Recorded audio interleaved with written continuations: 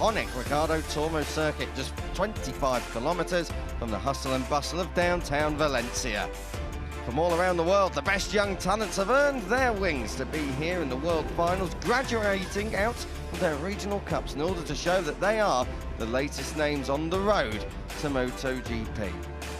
You join myself, Kiko Giles, Neil Morrison alongside me, and of course Elliot York down there in the MotoMini pit lane. We've got 2 classes of races to bring you, a total of 6 races coming up. But in case you need a lowdown of exactly what to expect today, here's how the FIM MotoMini World Series final format looks like. Take it away. The FIM MotoMini World Series final is all set for 2025, and here's everything you need to know. Once again, there'll be 2 classes, with the O'Valley GP0 160 being used in the 160cc class and the GP2 190 for the bigger class. 44 riders will compete in the 160 class, coming from 22 different series. And for the 190 class, 26 riders will take to the world final from 13 different series. Let's take a look at how this world final is going to be structured. At the heart of the format is the group lottery, which will split riders from the 160 class into 3 different groups, and then there'll be 2 groups for the bigger class.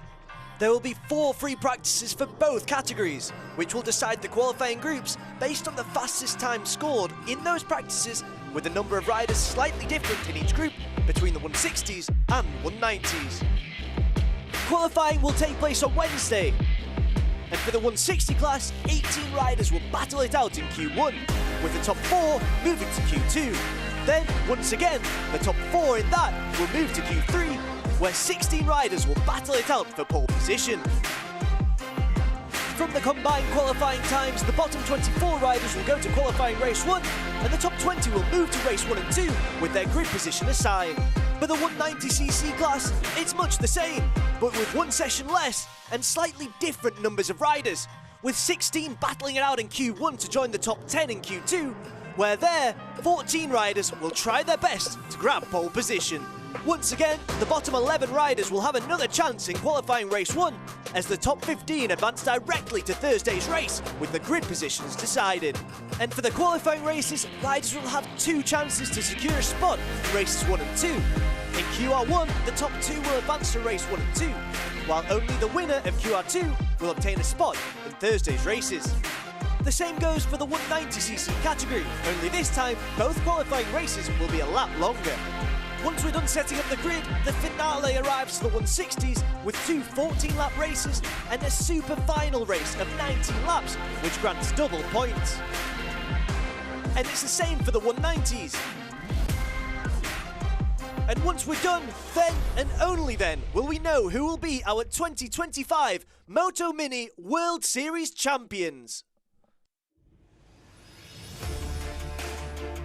A busy day ahead then here at the Ricardo Tormo circuit. Of course, we are on the kart circuit here, and what a great layout it is. Neil up here in comms next to myself, Kiko Giles. Looking forward to this one, getting stuck in and seeing who has got what it takes to get themselves on the road to MotoGP. Yeah, before we get into that, Kiko, just want to say how fantastic it is to be back in Valencia after we missed coming to this city last year. Obviously, the tragic flooding that surrounded this area prevented us from coming to Valencia in 2024, and coming back to see the circuit in such good shape, expecting a sellout crowd here throughout the weekend. It is fantastic to be back in this part of the world. Great to see the ambassadors already flooded in. That's Alvaro Carpe, of course.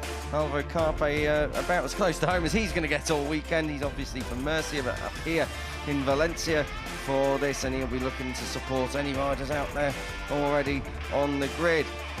We are looking down on the grid now. The number 51 of Witold Dariusz Kupczynski, and he'll be looking to try and get this first race done and out the way, and we'll be part of that, going straight out from the grid. It's they're short laps around here, around 12 kilometres in length the entire race will be, so keep an eye on your pole sitter today. Yeah, he was looking really strong yesterday and must go into this race as the pre-race favourite. Certainly one to look out for, the young Czech rider. Indeed he is. Next to him is Jan Barbiage, the Polish rider on the Vale, and he'll be looking to try and get that one converted as well from the front row. Front row so important in this kind of racing because it can be a bit wild going into the opening couple of corners. Yeah, it certainly can, and great to see a whole number of fans here out to watch this MotoMini FIM World Series final today. We are watching the stars of tomorrow. One of them could well be Daniele Putorti, who is a young Italian, number 31. Obviously, so many famous Italians have come through this series in previous years. Maybe he could be the next one, starting from the inside of the front row. He's completing that front row and really looking to try and make that work for him. Of course, the number 31 on the inside of that front row. Inside, maybe a bit of an advantage on these smaller bikes. If you can get a good start, steal track position down in towards turn 1, and of course, that is exactly what you'll be needing. The number 58 of Jay Still from America. He's obviously graduated, of course, from the North American selection. Good to see him here in Valencia. He heads up the second one. Yeah, we've got a selection of riders from all the way around the world. It really is an international selection here today at Valencia, which is fantastic to see. Great to see the United States represented so high up the grid. And Mattia Gabrielli is the second Italian on the grid, the number 32. You can see there on his crash helmet, fully in the zone as he looks down toward turn 1. Exactly, 2 Italians up inside the top 5, so both looking to try and get that one working. Good to see a lot of fans in already as well, Neil. Of course, this is where the stars of the future are born, and this is exactly what they'll be looking to try and spot, is who is the next star in MotoMini.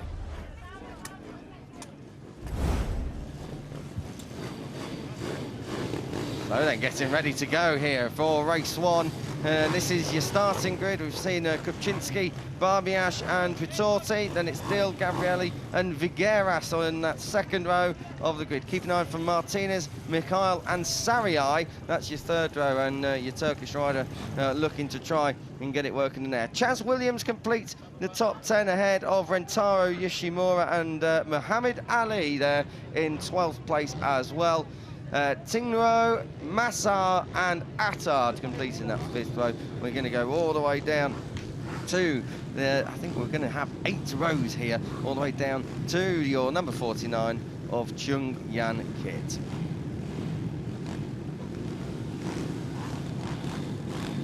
Close then for lights out, and you can see the Portuguese fans are already in the house. And we will be going very soon. The green flag at the back, and we are underway then. The FIM MotoMini World Series final is already go, and down towards turn 1, I believe we are actually on the warm-up lap. So the green flag perhaps just catching me off guard there. There's a warm-up lap here at a rather smaller Ricardo Tormo circuit in Valencia, but still the track mirroring the bigger version that MotoGP goes on today, Neil. Yeah, not quite the same length, but the same spirit, the same layout, more or less. And I don't blame you there, Kiko, for getting a little bit too excited. It is a big weekend ahead of us. Obviously, we've got lots of stuff going on across each of the 3 Grand Prix categories. Moto2 World Championship is to be decided here on Sunday. And today, we're going to see which of these stars of tomorrow could well be set for a career in the Grand Prix series sometime in the future. Indeed, the warm-up lap column on my running order just a bit too small for my rather failing eyesight. Neil, obviously the front row looking very good indeed. You've got Kupczynski on your pole. Is he your favourite going into this? I think he has to be after his performances and the times that he set yesterday. Yep, certainly excited to see the young Czech rider and how he gets on here. So then, ready and under starters' orders. We are going to be going here for the FIM MotoMini World Series final. Now we get the real green flag. We are going to be lights out in just a moment. Can Kupczynski convert pole? Go! And we are already off and running down towards turn 1. Kupczynski is going to get it indeed. Comes right across, down in towards turn 1 and gets that job done. So good stuff clean start all the way through turns 1, and I think turns 2. It is bunching up a little bit in the back, but Kupczynski, great start, Neil. Yeah, absolutely superb start. Super confident going into turn 1 there, taking a long, wide, arcing line, confident that no one's going to be in his inside, and it looks as though we've got the first 3 on the grid.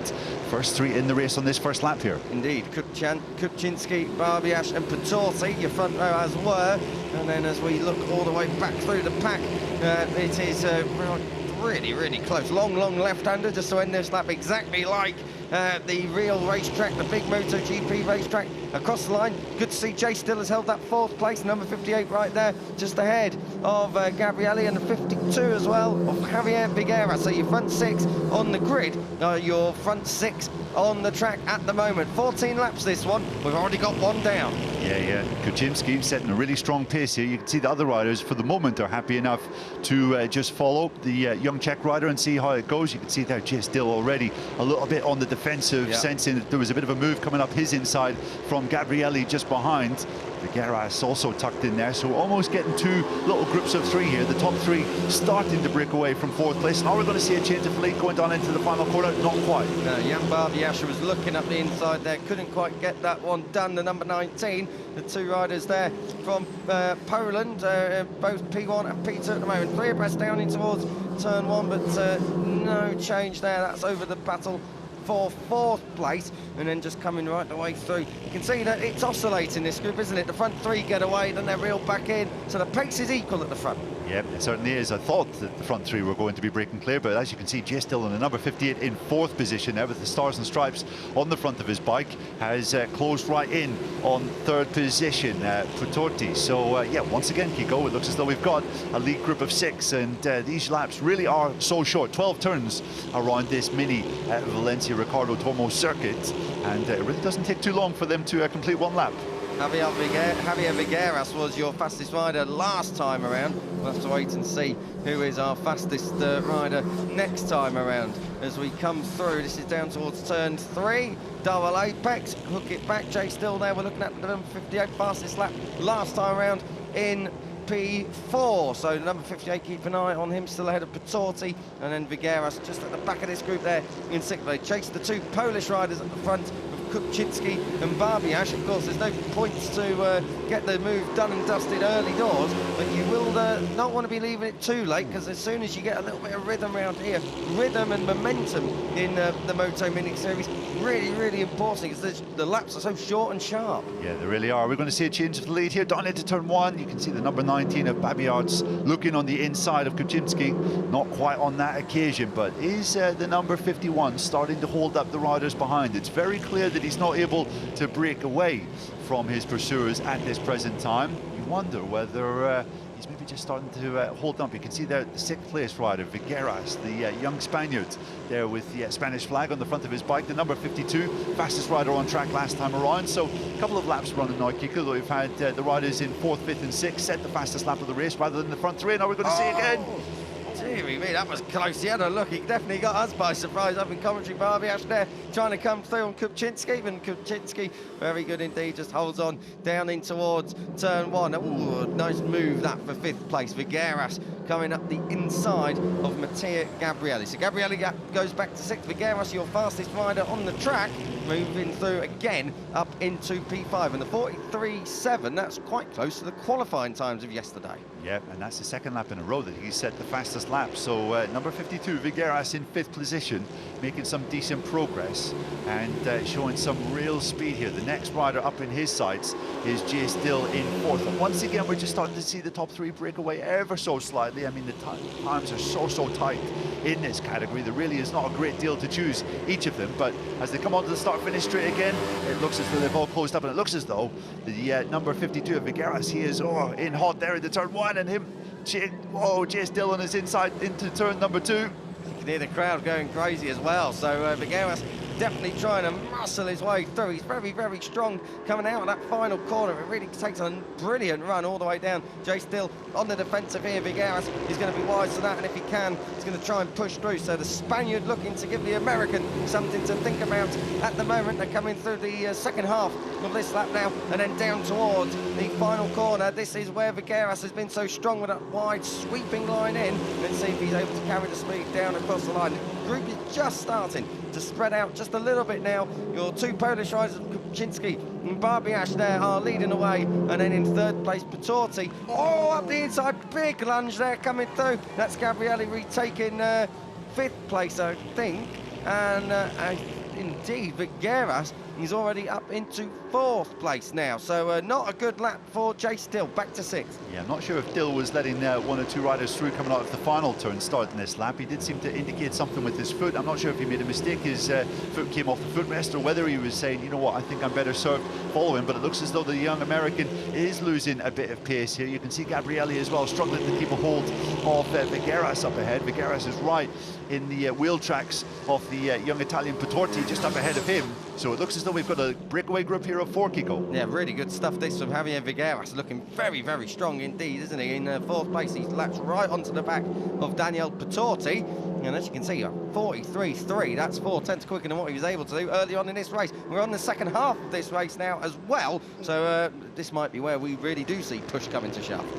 Yeah, absolutely, and you can see there Vigueras in fourth, a full half-second quicker than Kuczynski up in first position. Really impressive stuff from the young Spaniard, who's made decent progress in this race, and now let's see if he has anything left in the tank to impact this top three, who have stayed wheels in line so far. We've seen a couple of looks from the number 19, Babiart's in second place. Normally down into turn one, he's going to have a go this time around, but once again, Kuczynski has that wide arcing line through turn one. Yeah, I've got to say, Kuczynski looking very good, doesn't he?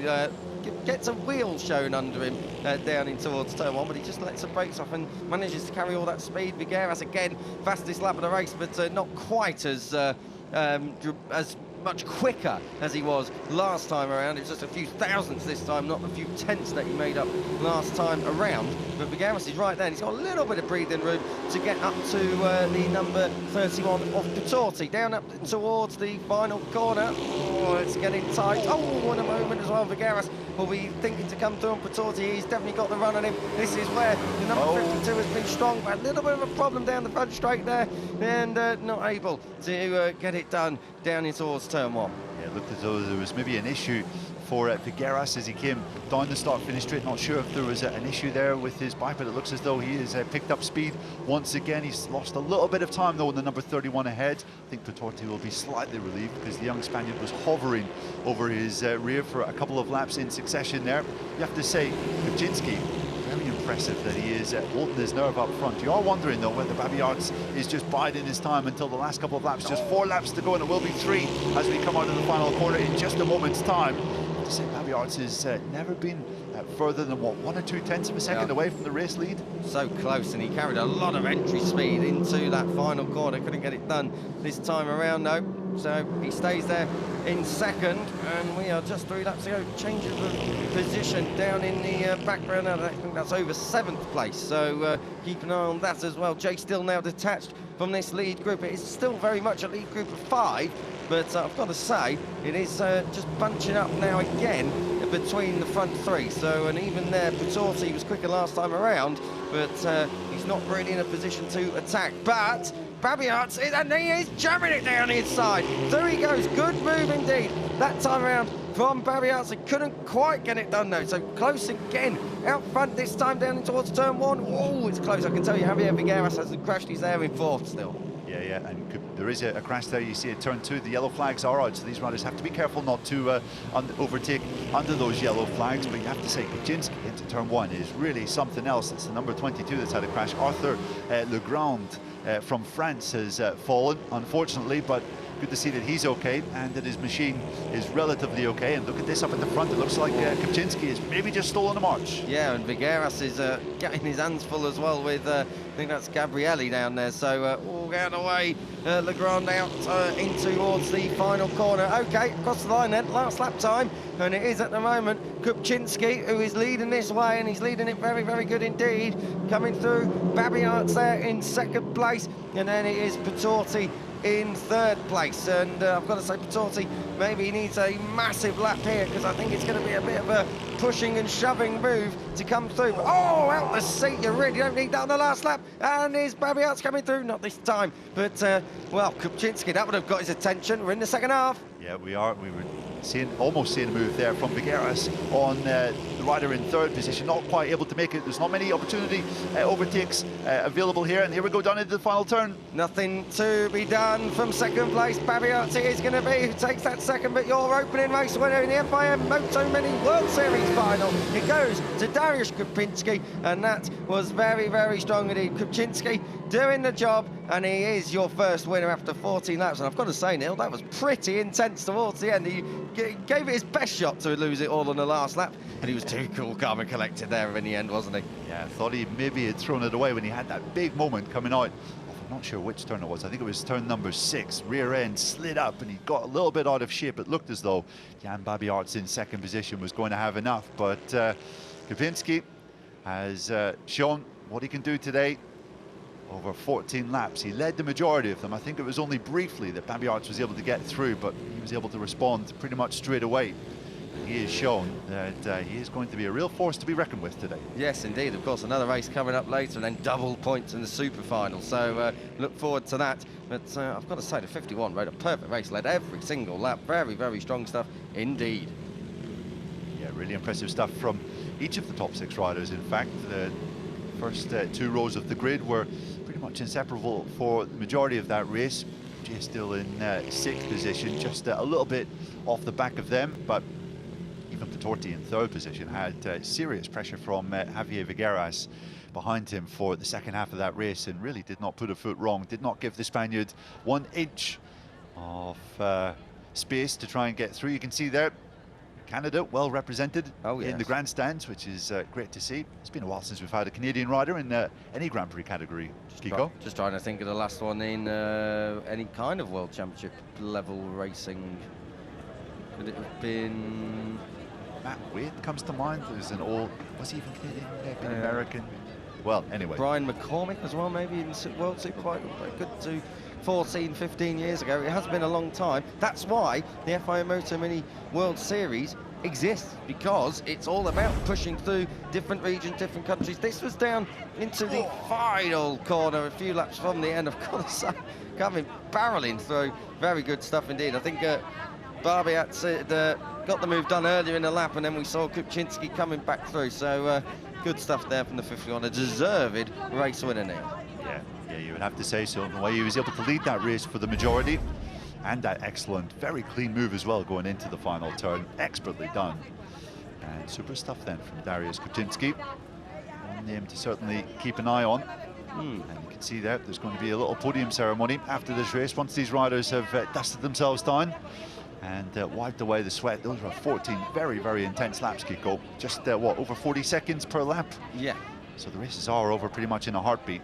And, yeah, plenty of excitement around this little track. A heartbeat which, with a heart rate, would have gone up after 14 laps of that. You can see everyone just coming back down into pit lane. Of course, this isn't the only ride they have today. They do go out again a little bit later on, and that is where we'll be looking forward to seeing the likes of Tiago Tomé, the number 44 from Portugal. He'll be looking to try and get the job done. Likewise, keep an eye, as I said, coming through from Berkay Sarıay, the Turkish rider. He's completing that 3rd row for later on. So, yeah, plenty to look forward to coming right the way up later on in the 160 class. We've got the 190 class coming up in a short while, around 9:35 local time. So we repeat that order, because we've got race 2s coming up before lunch, and then it is the super finales later on, and they are slightly longer, and they do have double points on offer.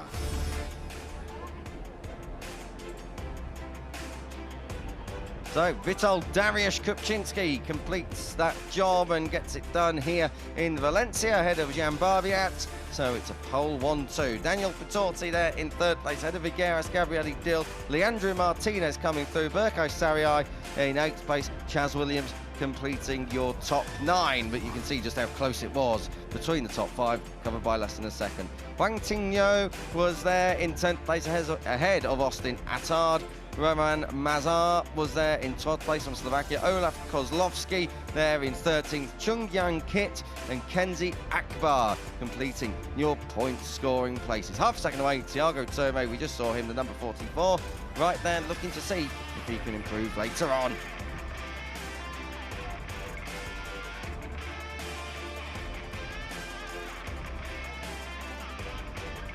And of course, because of the race 1 standings, the championship standings are exactly the same. Kupczynski with a 5-point advantage over his fellow countrymen.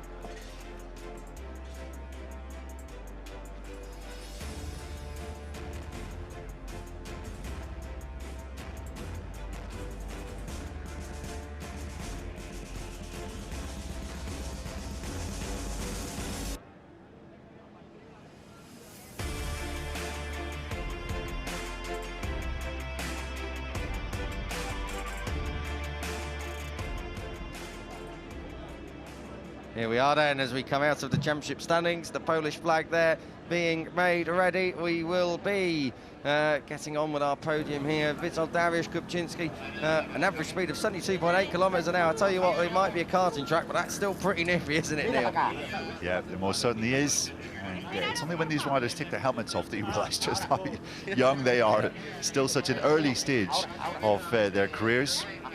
But great to see the Polish flag well represented here in Parc Fermé after a really exciting and epic race 1. Got to say, Neil, as well, we're talking about the last Canadian. There haven't been many Polish riders at all coming through the motorcycle racing ranks. I think even in motorsport generally, a few drivers in rally. We've had Robert Kubica over in Formula 1. The Poles love their speedway. That is certain. You go over to an event down in Poland and it really is. It's a real atmosphere. So great to see a couple of Polish names coming through. There in P3, that was a very, very good ride indeed from Pitorti, and he'll be looking to go 1 or even 2 better later on. Solid stuff indeed. Yeah, really impressive stuff. As I said previously, he was under serious pressure the whole time. It looked as though there was a couple of occasions he may have been able to attack the 2 Polish riders ahead of him, but in the end just didn't quite manage it. But still, 3rd position in race 1 today, a really super start to the day. And another name we're going to have to figure in the running for the overall champion later on.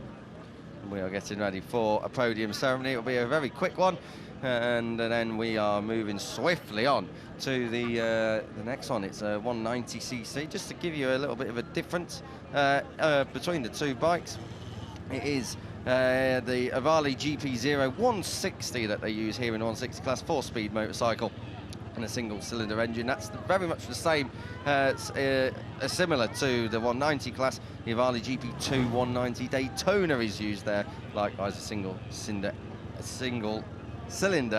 engine. Not so easy for me to say. Can you tell there's been 21 races so far this season? Well, and don't worry, we've got 5 more to come up with this one as well to warm up our final weekend of MotoGP in 2025. What a weekend it's going to be. Maybe as well for a few young stars here in MotoMini. I almost gave it its old name there, Mini GP. Of course, everything being rebranded and aligned just to make it all that little bit easier. The MotoMini FIM World Series here this weekend, getting ready to decide to see who is the next champion rising through the ranks.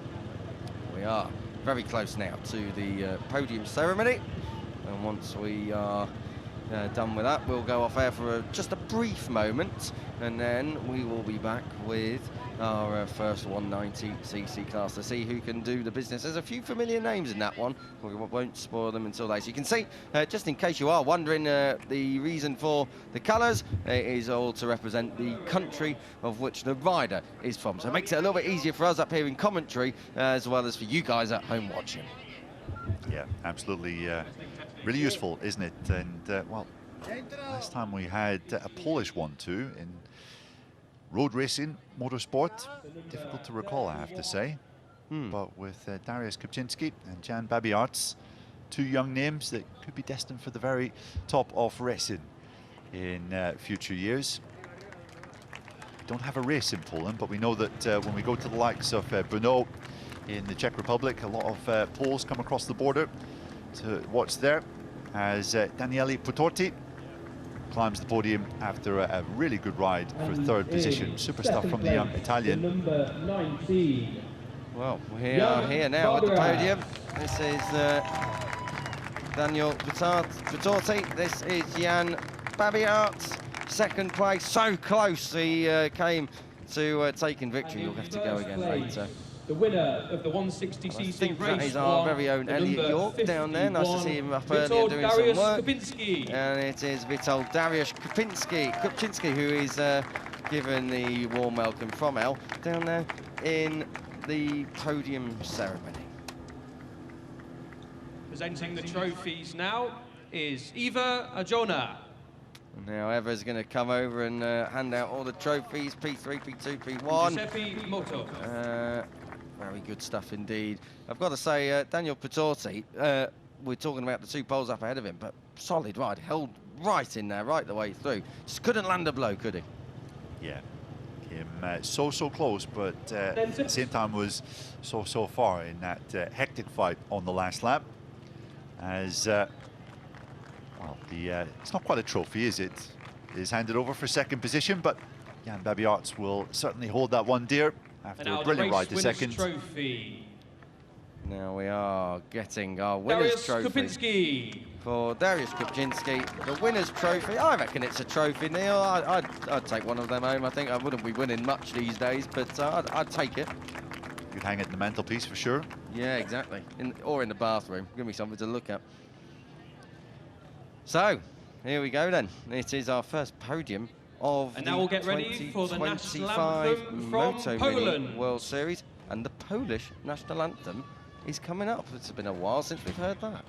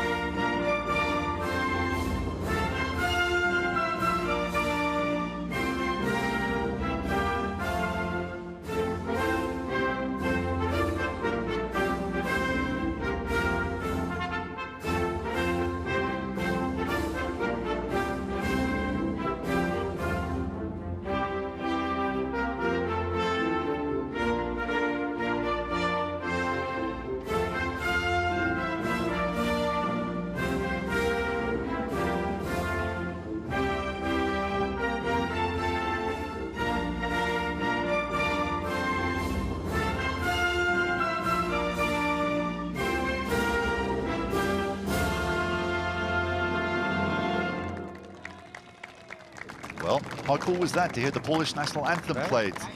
What a fantastic national anthem it is, Kiko. Very uplifting. It's a very uplifting national anthem. I could get used to hearing a bit more of that, and I think we may well do later on because, of course, with a Polish 1-2, they are your favourites going in to race 2 later on today. And it's not just a Polish 1-2 in the race, of course. It is a Polish 1-2 in the championship standings. We're going to leave you with the highlights. Myself, Kiko Giles and Neil Morrison are going to just check out for a few moments. We will be coming back on air, I can tell you. Hold the line. At 9:35, and that is for the first 190cc race. But after a Polish 1-2, it's a brilliant way to start the FIM MotoMini World Final Series day.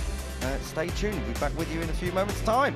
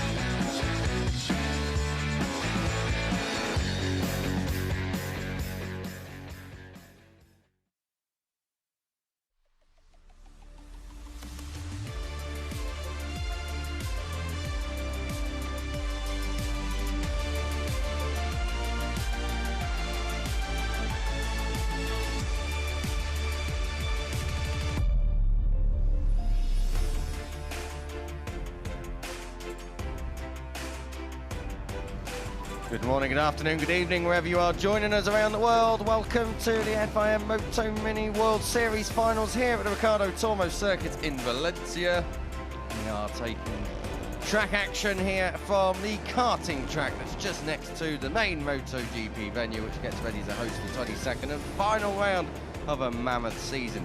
You join us for the FIM MotoMini World Finals. Of course, that means that we are very much on the road to MotoGP for the next few hours, and that means the next stars of the future are ready to be born. We are going to be getting underway with the 190cc race coming up in just a few moments' time. You're in the company of myself, Kiko Giles. Neil Morrison is next to me. Down in pit lane somewhere is Elliot York, and I'm sure he'll be chirping in very, very soon indeed. Neil, we've had one race done. Let's not give any spoilers away, but if that's anything to go by, we are in for an absolute treat today, aren't we? Good morning to you, mate.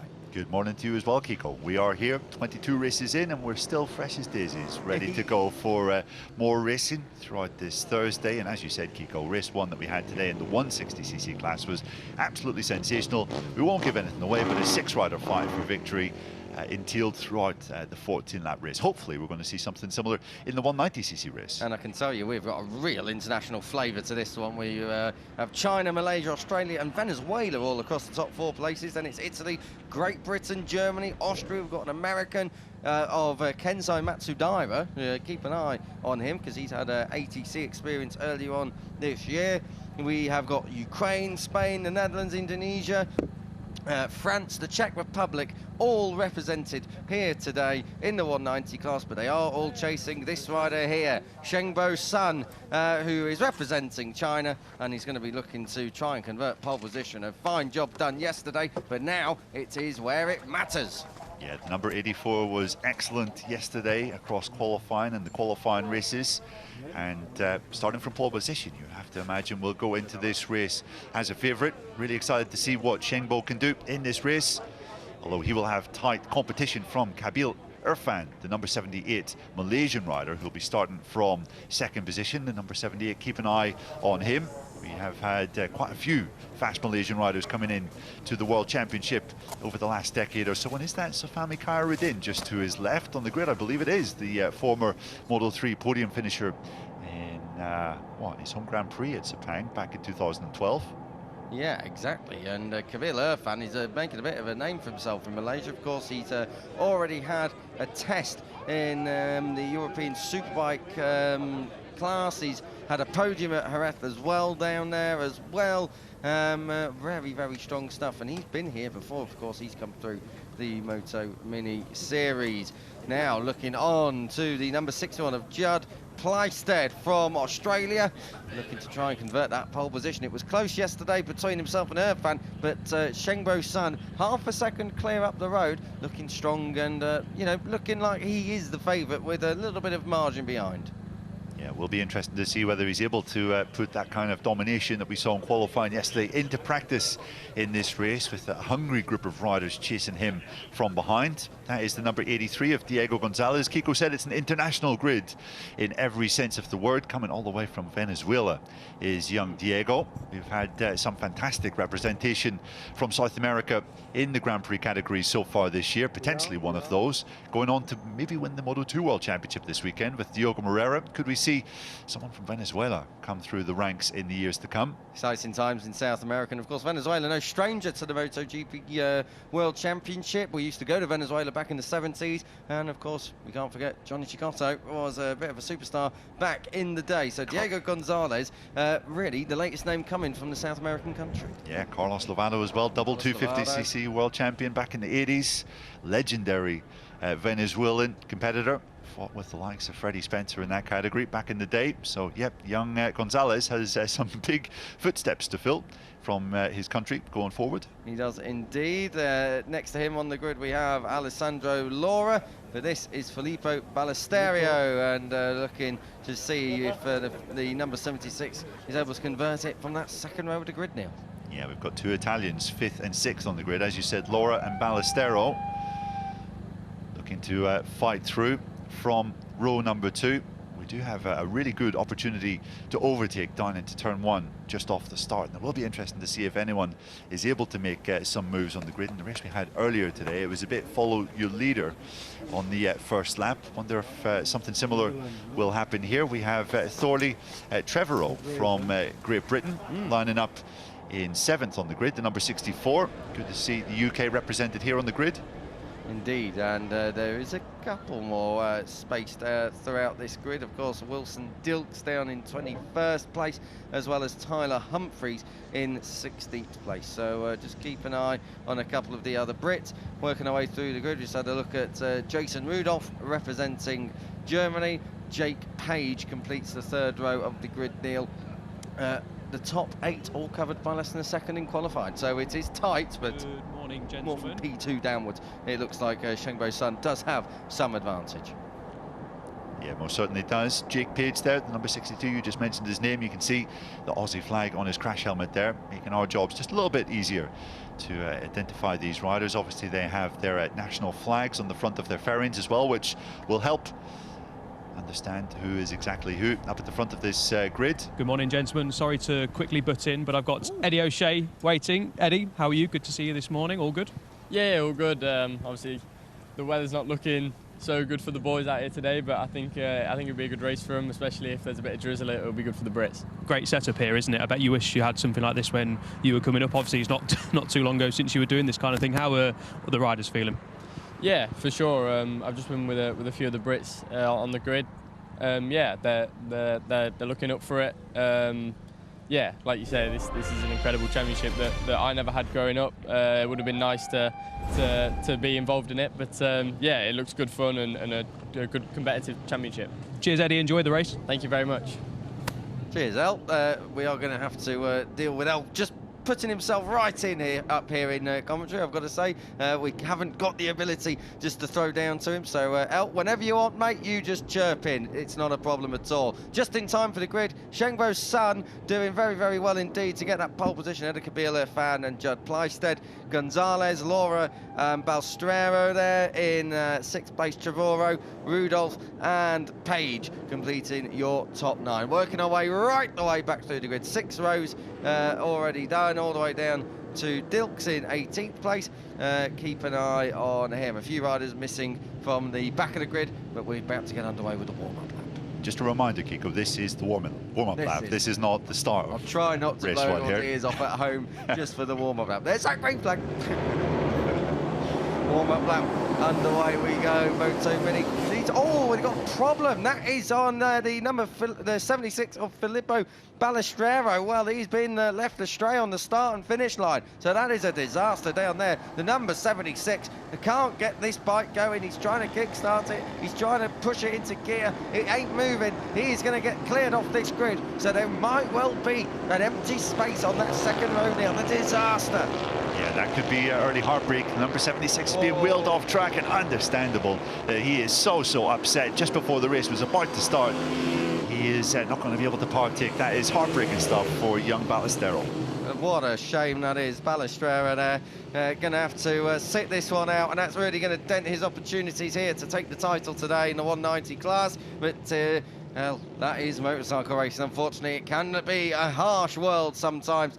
But the number 76 is going to be out of this one. Neil, prediction. Shengbo Sun has looked very good this weekend. Is he going to be able to convert it already here on Thursday morning? Yeah, you have to imagine he'll be the favourite, starting from pole position, looking so strong in qualifying yesterday. Let's see if he can get the whole shot coming up.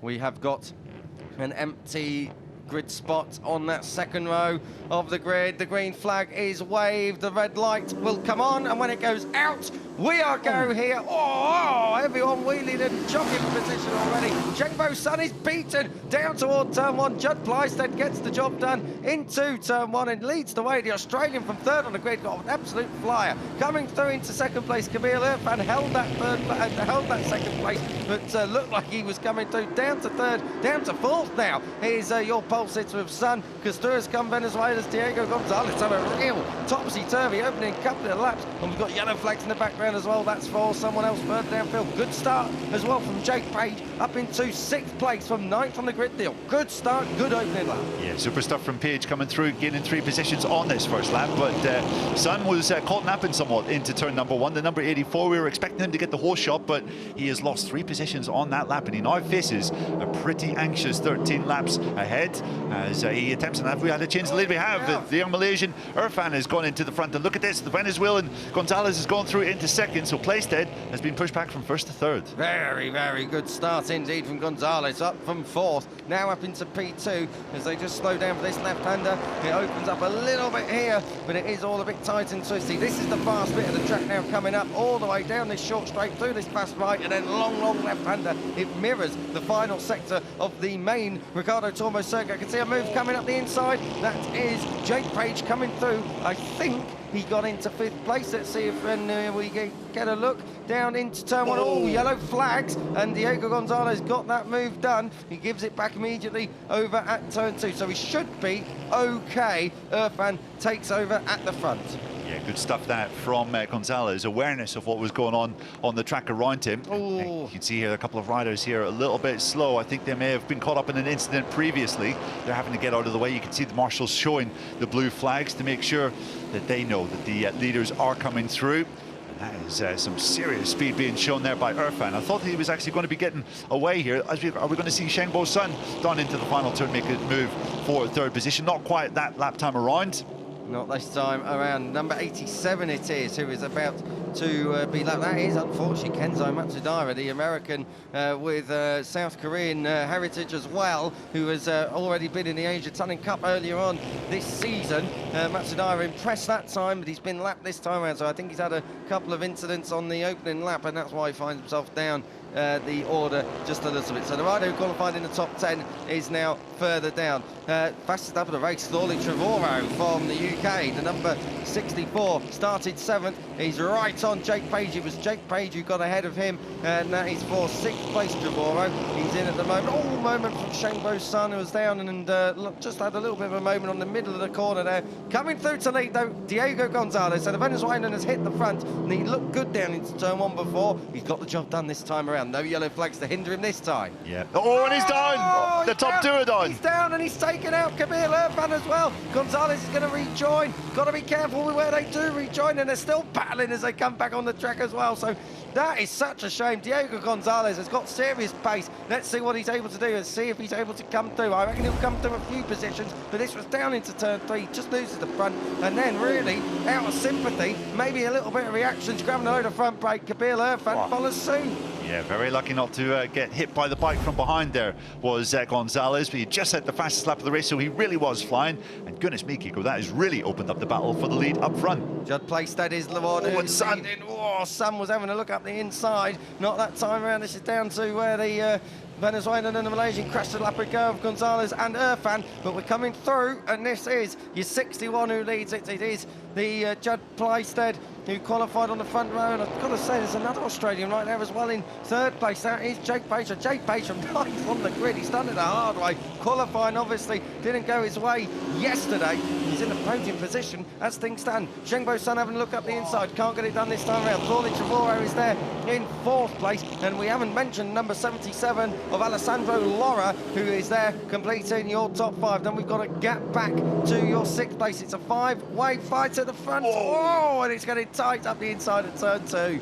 Goodness me, Sun was on the defensive there, and Laura dives underneath for 4th position there at turn number 4. Brilliant stuff from the young Italian rider. He's made real quiet progress there, and you can see that Sun is making all kinds of movements. He is really keen to get past Plaisted up at the front of this pack, but the young Australian is doing a fine job of defensive riding at the moment. Indeed he is. Plaisted, who qualified 3rd and has got to the front. Here he comes. Here comes Sun now. He's looking up the inside, and now he's going to be a job done. Runs wide though, through the middle of the corner. They're neck and neck down towards the start and finish strike, but he kept it going really fast through that final corner. Now, I've got to say, Shengbo Sun carried some big corner speed and got the job done indeed. So he leads the way now ahead of Plaisted. Then in 3rd place, it's the 2nd of the Australians. It is indeed Jake Page.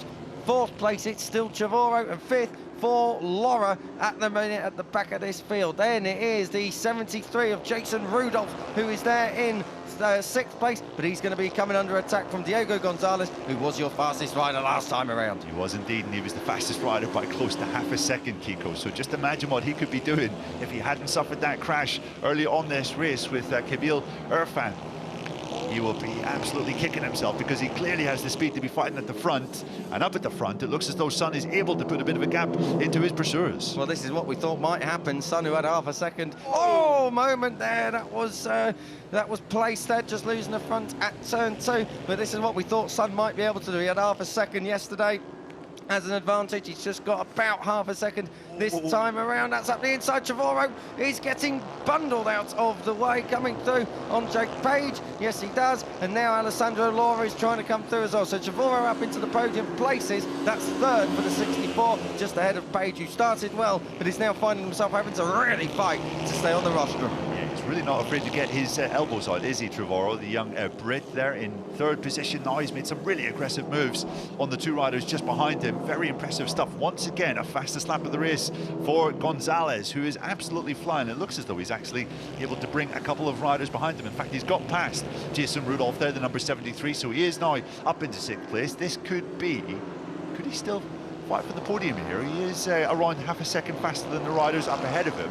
And with 6 laps still to go, Kiko, I'm not ruling them out of nabbing a podium come towards the end of this race. Well, he's half a second a lap quick, and he's 1.5 seconds behind Alessandro Laura. So I reckon he is going to get there. Whether or not he makes the pass, not going to make him pass it. That's Trevorrow trying to come through again, this time on the 61 of Judd Plaisted, but he couldn't quite get it done that time. The Brit, who's hustling his way through into the podium places, having a quick look up the inside. That was Laura, can't quite get it done that time around. Gonzalez, the gap now still at 1.5 seconds, but now with a bit of clean track in front of him, expect that to come down. He's right there, he's honing in. He really is, yep, he is absolutely flying. The only rider on track that is able to run a similar pace is the rider that is out front, nearly 2 seconds ahead now, Shengbo Sun, the young Chinese rider, doing an absolute masterclass up at the front of this race. He bided his time early on, made his moves nice and cleanly, and look at the pace that he is able to set when he has clear track up ahead of him.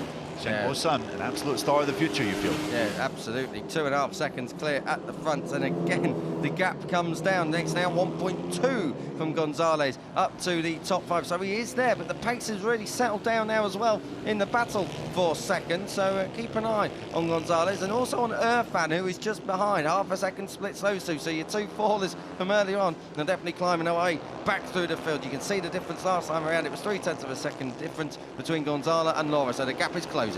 Gap is closing, but is it closing at a fast enough rate? I think Gonzalez needs the riders up ahead to start fighting amongst themselves, to maybe hold themselves up a little bit somewhat, but that's not quite happening at the moment. Plaisted is setting a pretty good rhythm and has got his head down. Everyone else is following in line. The gap has come down a little bit more, 0.8 of a second now between Gonzalez and Laura. You can see it on your screen just how tight it is. They're coming through turns 3. It's still a great ride, this from Plaisted, who's got Trevorrow climbing all over him. There's going to be a lunge somewhere. They're not going to be able to get up towards Shengbo Sun, though, who leads by 2.5 seconds. Laura having a look up the inside. Well, that's only going to make Diego Gonzalez think about that 5th place a little bit more, because again, he's right there, the number 83 Venezuelan, riding very well indeed. This has been a heroic comeback from the young Venezuelan. Gonzalez there, currently in 6th position. Irfan as well has done a good job just tagging on to the back of him behind. And you can see there one of the riders in the fight for second. Was that Laura, just looking over his shoulder, knowing now that the young Venezuelan is right there. Very good stuff indeed. Makes you think what would happen if Gonzalez hadn't crashed. He would have been probably right with Shengbo Sun at the front, so that whets the appetite for later on. Race 2 coming up very soon indeed. Of course, here across the FIO MotoMini World Final Series Day, coming through. Oh, it's tight. Trevorrow is on the defensive, having a look up the inside is Laura, but he's got to be careful here not to leave himself vulnerable to Gonzalez, who's now going to build in speed. We're on the penultimate lap. Gonzalez is definitely going to think about making a lunge here. I don't think he's going to get to the podium, but well, Laura just checks out the way there, doesn't he, and loses 2 places. Kabil comes through as well. We're on the last lap. This is your battle for second place. I remind you, Shengbo Sun has already cleared off into the distance. Yes, indeed. Yeah, the winner is in no doubt here, but who is going to finish second? You can see here that we've got a 6-rider fight for second position, and at the moment Jake Plaisted is doing a very fine job. Sorry, Judd Plaisted is doing a very fine job. You can see there that the young British rider, the number 64, Trevorrow, is pulling to the inside, not quite managing to make a move just there. through up into this final sector. This is going to get really tight and busy. You get the feeling Shengbo Sun is going to get it done. Coming through into the final corner. The inside comes. Oh, out the front door. Big one there for Jake Page, who came from 9th on the grid. It is Shengbo Sun who takes victory. Second for Judd Plaisted. Trevorrow takes third, fourth for Diego Gonzalez. But Jake Page, what a shame that was. A fantastic ride from the third row of the grid. In the end, he comes home in 10th, but that was a big old high side. He had to go for the move, but it just wasn't going to get it done in time. Goodness me. Well, you have to admire his bravery for at least trying to make the move, but the execution just wasn't quite on point. That was a big old egg beater of a crash, wasn't it? Fair play for him to getting straight back up and to collecting his bike to come across the line. As you said, Kiko, in 10th position. Real drama then, and that, as you said, promoted Gonzalez up into 4th, which is a brilliant comeback. Irfan into 5th, another fine ride after his crash. But no one could lay a glove on the number 84 of Shengbo Sun from pole position. Didn't quite get the whole shot, but once he got out front, no one was touching him. No, not at all. And Shengbo Sun won it in the end by a couple of seconds. Plaisted had 0.8 of a second over Trevorrow, but really that was all down because of the shenanigans at the final corner. And then Diego Gonzalez, got to say, fine comeback ride, just 27 thousandths away from the podium, Neil. So I tell you what, that is going to be very, very interesting later on, isn't it? You can see Eddie O'Shea there on the right-hand side of the shot, just waiting to welcome back the British riders. But fantastic stuff from Shengbo Sun. We had a very different national anthem earlier on today. We're going to get a second different national anthem that we're not always used to hearing, Neil. The Chinese one, going to be great. Yeah, absolutely. And great stuff that from Judd Plaisted in 2nd position as well. He had some serious pressure on his shoulders throughout the race. You can see there that Sun got a massive wheelie coming off the line, and that really hampered him going down into turn number 1. He got eaten up through turns 1 and 2. The number 84 needs to work on his start ahead of race 2 later on today. But then this was the race-winning overtake. And from there, nice clean move down into the final turn. From that moment, the number 84 had it all in control, and there was the bit of chaos just behind him with Page crashing out at the final turn. Thankfully, it looks as though he's pretty much okay, able to remount, finish in 10th. So full drama here in the first race of the 190cc category. Better to remount and bag the points than perhaps lose them. You never know what might happen later on. Shengbo Sun, yeah, fantastic job indeed from the Chinese rider. Very, very strong indeed. Once he hit the front, he just broke away, set his own pace, and came through in the end with a couple of seconds in his back pocket. Very, very solid ride indeed. Then you look right the way back through the pack. And yeah, it's got to be said, very, very impressive from Judd Plaisted. He put himself in a position to bag a podium. Here he is. He'll be really happy with that. Front row qualified, P2 in race 1. Will he be able to go one better later, Neil, in race 2, or maybe even the super finale? Yeah, we've obviously had Jack Miller competing in MotoGP for quite some time, but Aussies have been very well represented in the junior Grand Prix categories. Moto2, St. Aegis winning 2 races this year. Joel Kelso getting a whole host of podiums. So I thought if I could just keep there because I didn't want to crash. You did the right thing. Brilliant. Yeah, great to hear that Thorley Trevorrow was thinking when he was on the bike there. And good to hear some feedback from one of his engineers there. He did the right thing and brought it home in 3rd position. What an array of nationalities, as you can see. I reckon by my very, very fast count, that is 8 different nationalities in the top 8. The Chinese winner, Shengbo Sun, ahead of Australia's Judd Plaisted. Britain's Thorley Trevorrow completing the front row. Venezuela's Diego Gonzalez crashed from the lead, along with Malaysia's Kabil Fan. And then all the way down, Alessandro Laura for Italy in 6th, ahead of Germany's Jason Rudolph. And then it is Pennings as well from the Netherlands. They're in 8th place. Dilks and Page 9th and 10th. What a shame it was for Page, who just crashed out that podium fight late on. Unlucky for Filippo Balestrero. He had a problem on the start line, and he'll look to make amends later on. As was earlier, your race 1 results are your championship standings. They all chase China's Shengbo Sun.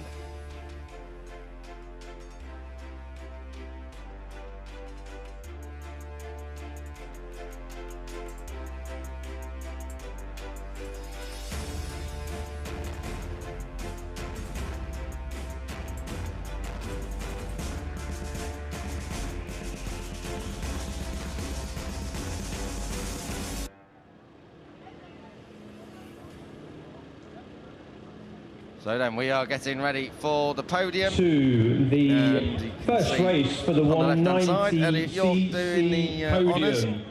Down there, starting with the your third MotoMini place FIM rider, the World number Series. 64. Solid race that from everyone, MotoMini and three very different nationalities from on the the United podium, Neil. Kingdom, Thorley Trevorrow. Yeah, absolutely. Great ride there from Thorley Trevorrow. You just see Joel Kelso, Eddie O'Shea down watching on. And in second just place, outside the park number for me. 61, riding for MotoMini Australia, from Australia, Judd Plaisted.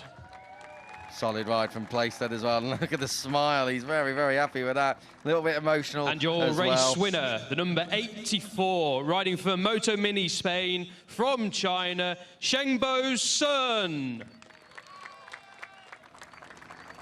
You rather fancy this is going to be a face and a name And now that we'll presenting hear a lot more the of in the trophies future, for Kiko, third, after that second performance. and first, Miss Marcia Indeed it is. Barbiero from Avale. And we will have, yes, the Avali representative, Marcia Barbiero. She's going to come to the podium. There she is, handing out the third place trophy. That is a very hard job indeed done by Thorley Trevorrow, and he'll be very deserving of that. You can see a bit of a conflab going on between P2 and P1 about how the race went, but it's time for the podium trophies now. Second place, very, very solid stuff for your Australian Judd Plaisted, and a real smile on his face as well. But the winner, Shengbo Sun, got the job done and did it very well indeed. And that means that very, very soon we are going to have the Chinese national anthem. Will it be the only time today? Okay, and now we are ready to celebrate the race winner. winner. Now. The national anthem from China. Next.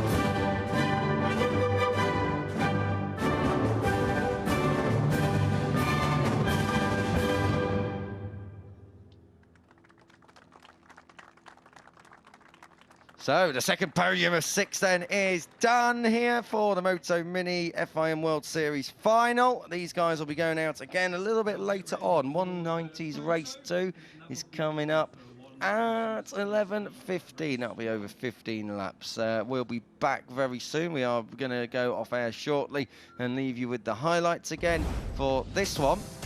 And here they are now. So we'll be back at 10:20 for race 2 from the 160s. It was dramatic earlier on in race 1. We'll be having more of the same later on. But for myself, Kiko Giles, Neil Morrison and Elliot York down in pit lane, back with you in just over a quarter of an hour. See you then.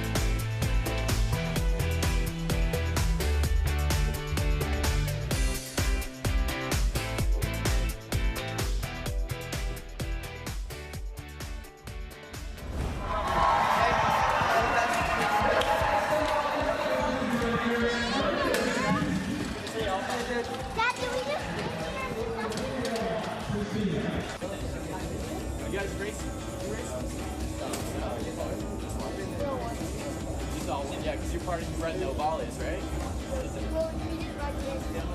Oh, okay. Oh, yeah, you're supposed to ride the go-kart track, right?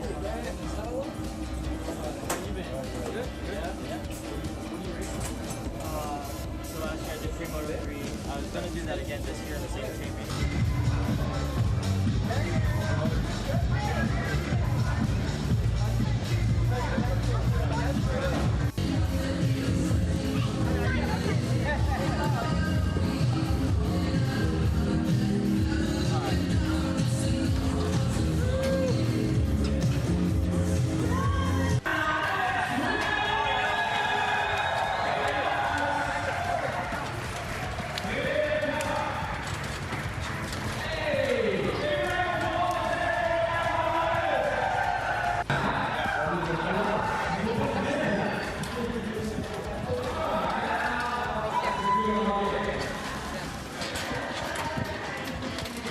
¡Qué de vivo, madre mía!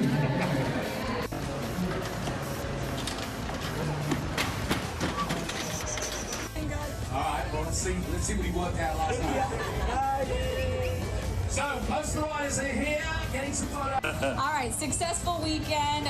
What are we eating this morning to get us in the zone, ready to go on the bike?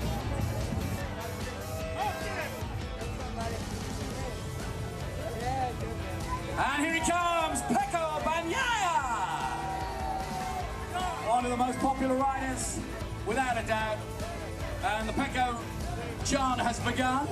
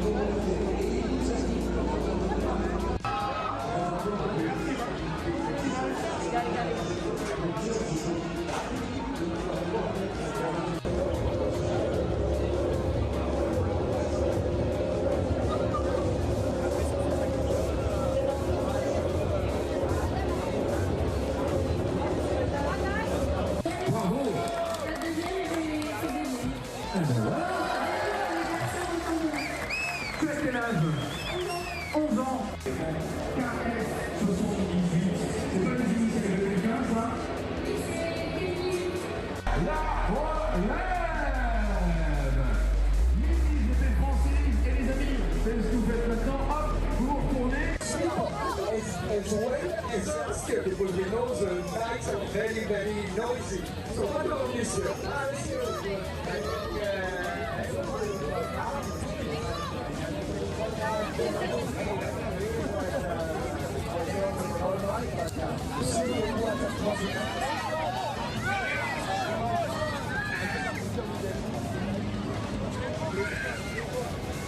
Et gamin de la mini-GP, on a avec Johan Sarkos, le moment où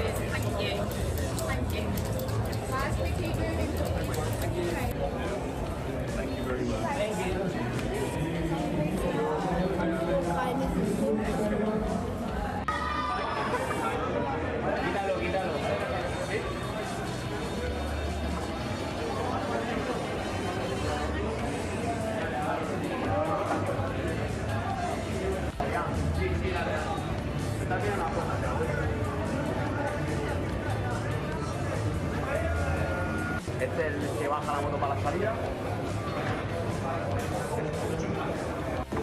Se bloquea la barra para adelante, entonces le tenemos que dar y entonces cae. Y ahí es donde yo me siento, que están los chavales trabajando. Esto yo creo que es lo más diferente al vuelto, que al final nosotros tenemos pues un técnico que hace la moto, que hay Paul. Lo que queremos. Ahí, París, ok. Ya. Luego tengo un.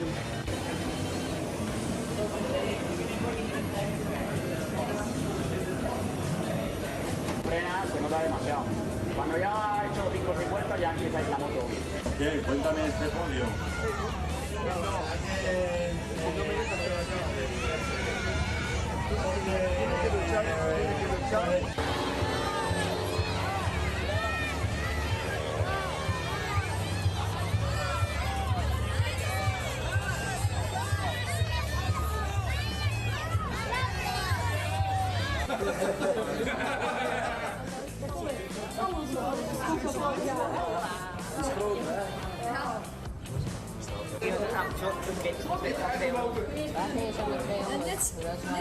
Ik ging 220 joh. Ja. Dat haalde jij net niet. Ik ging 180. Echt. En dan... Dashboard zie je positie. Bij deze is dat zo. En bij deze staat er 1B, 3. En bij deze staat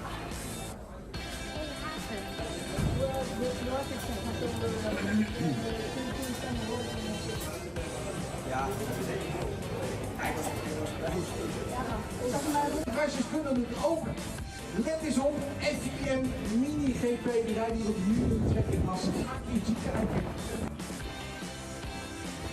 Oké, go, go, go, go!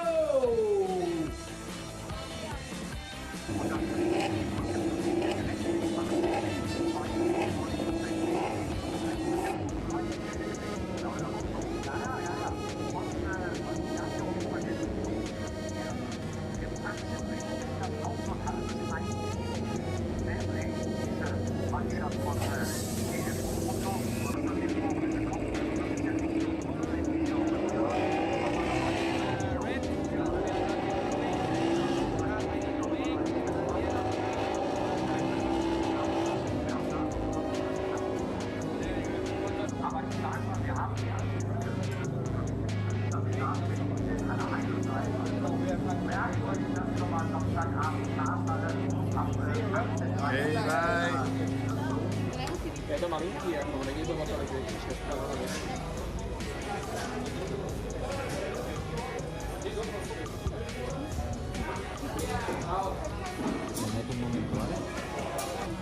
Iba a decir antes, digo, no habéis hecho fotos.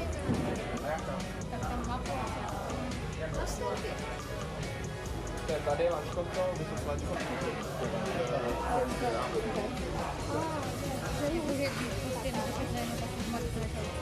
Ne, ona vlastně byla.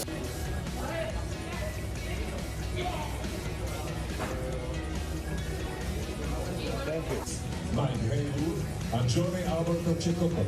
Tito tři závodníci motocykloví skončili za devítku, šli za volant a stali se špičkovými automobily.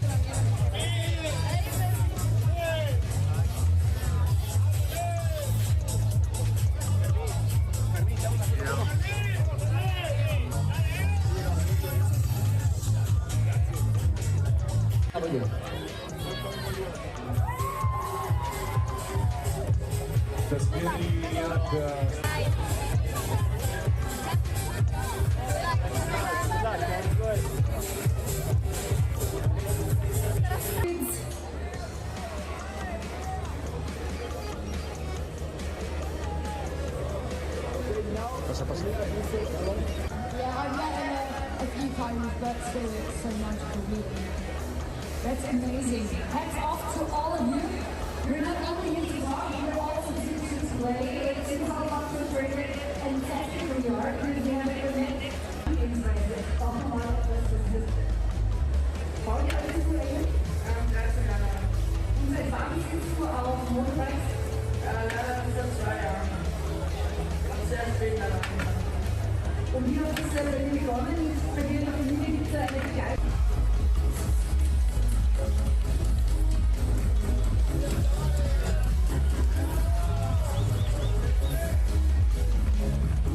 Super,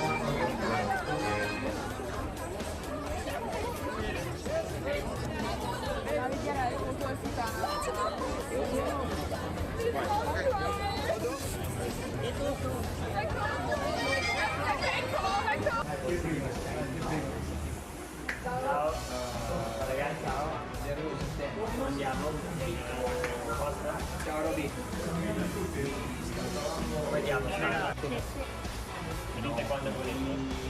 Quella anche a Valencia, no? Ci vediamo o no?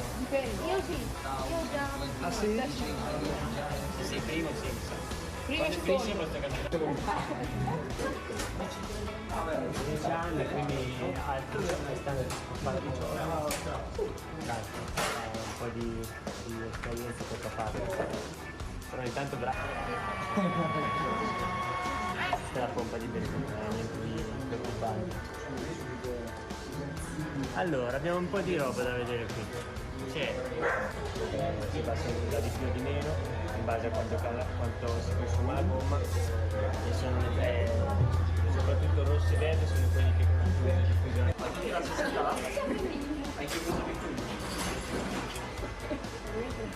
Potresti provare, forse non tocchi per terra,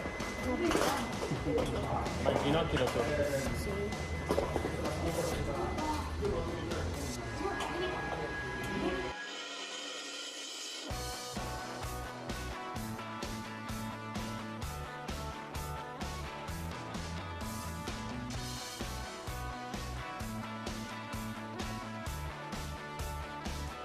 Per voi una parentesi bellissima, molto attesa,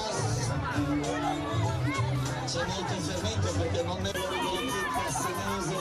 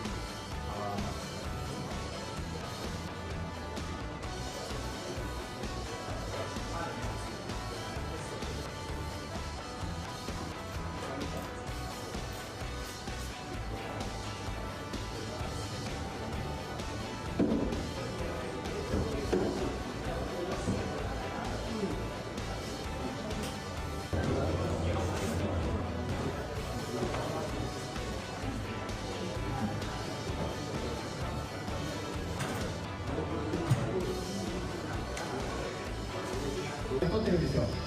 なので、今年もね、この2人のどちらかがチャンピオン取れるように、自分も一生懸命バックアップしながら、長島さんにも来ていただきましたので、もう今後が非常に楽しみな3人ということですよね。そうですね、ミニ GP っていうのが各国で。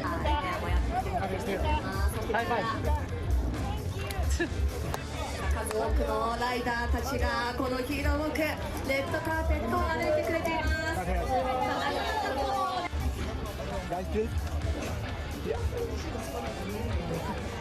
Entró, ¿eh?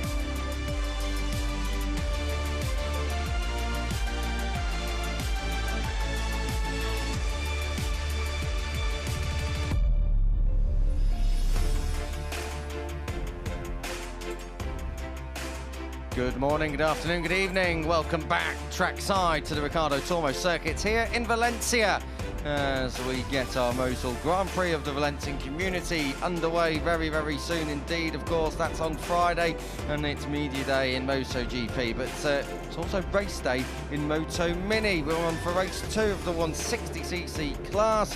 And you're in the company of myself, Kiko Giles, next to me, Neil Morrison, down in the pit lane, guessing all the stories. Eddie at York, and we'll be hearing from him very, very soon. Neil, without giving too many spoilers away, what a race it was in race 1. It really wasn't decided until very late on indeed. But, well, if that's anything to go off, I think we're in for a treat here today. Yeah, it was a perfect little starter for today's action. We had 6 riders up in the victory fight in the first race for the 160cc capacity. of these little ovale machines.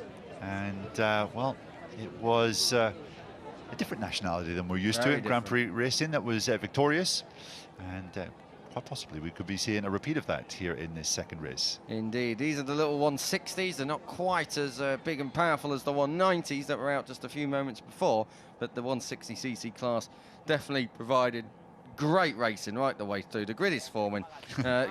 Look who is down there. Pedro Acosta from the Red Bull KTM Factory Racing Team. Well, he knows all the way how to come through in motorcycle racing, and good to see him down there on the grid. Of course, not that long ago, he was coming through the likes of all of the Junior GP paddocks through the European Talent Cup. Now he finds himself in MotoGP and as a double world champion. This is Witold Dariusz Kupczynski, who was in fine form and looking very, very good indeed to try and convert pole position again, Neil. Yeah, he showed he had nerves of steel in race one. He was under constant pressure throughout, yet he held his nerve to take a very, very impressive result. And there is young Pedro Acosta down with our very own Elliot York. Maybe we'll hear from him soon. Guys. Yeah, just put in there. I've got Pedro with us. Pedro, great to see you down here. I mean, exciting for all of the guys and girls down here to have such an amazing setup.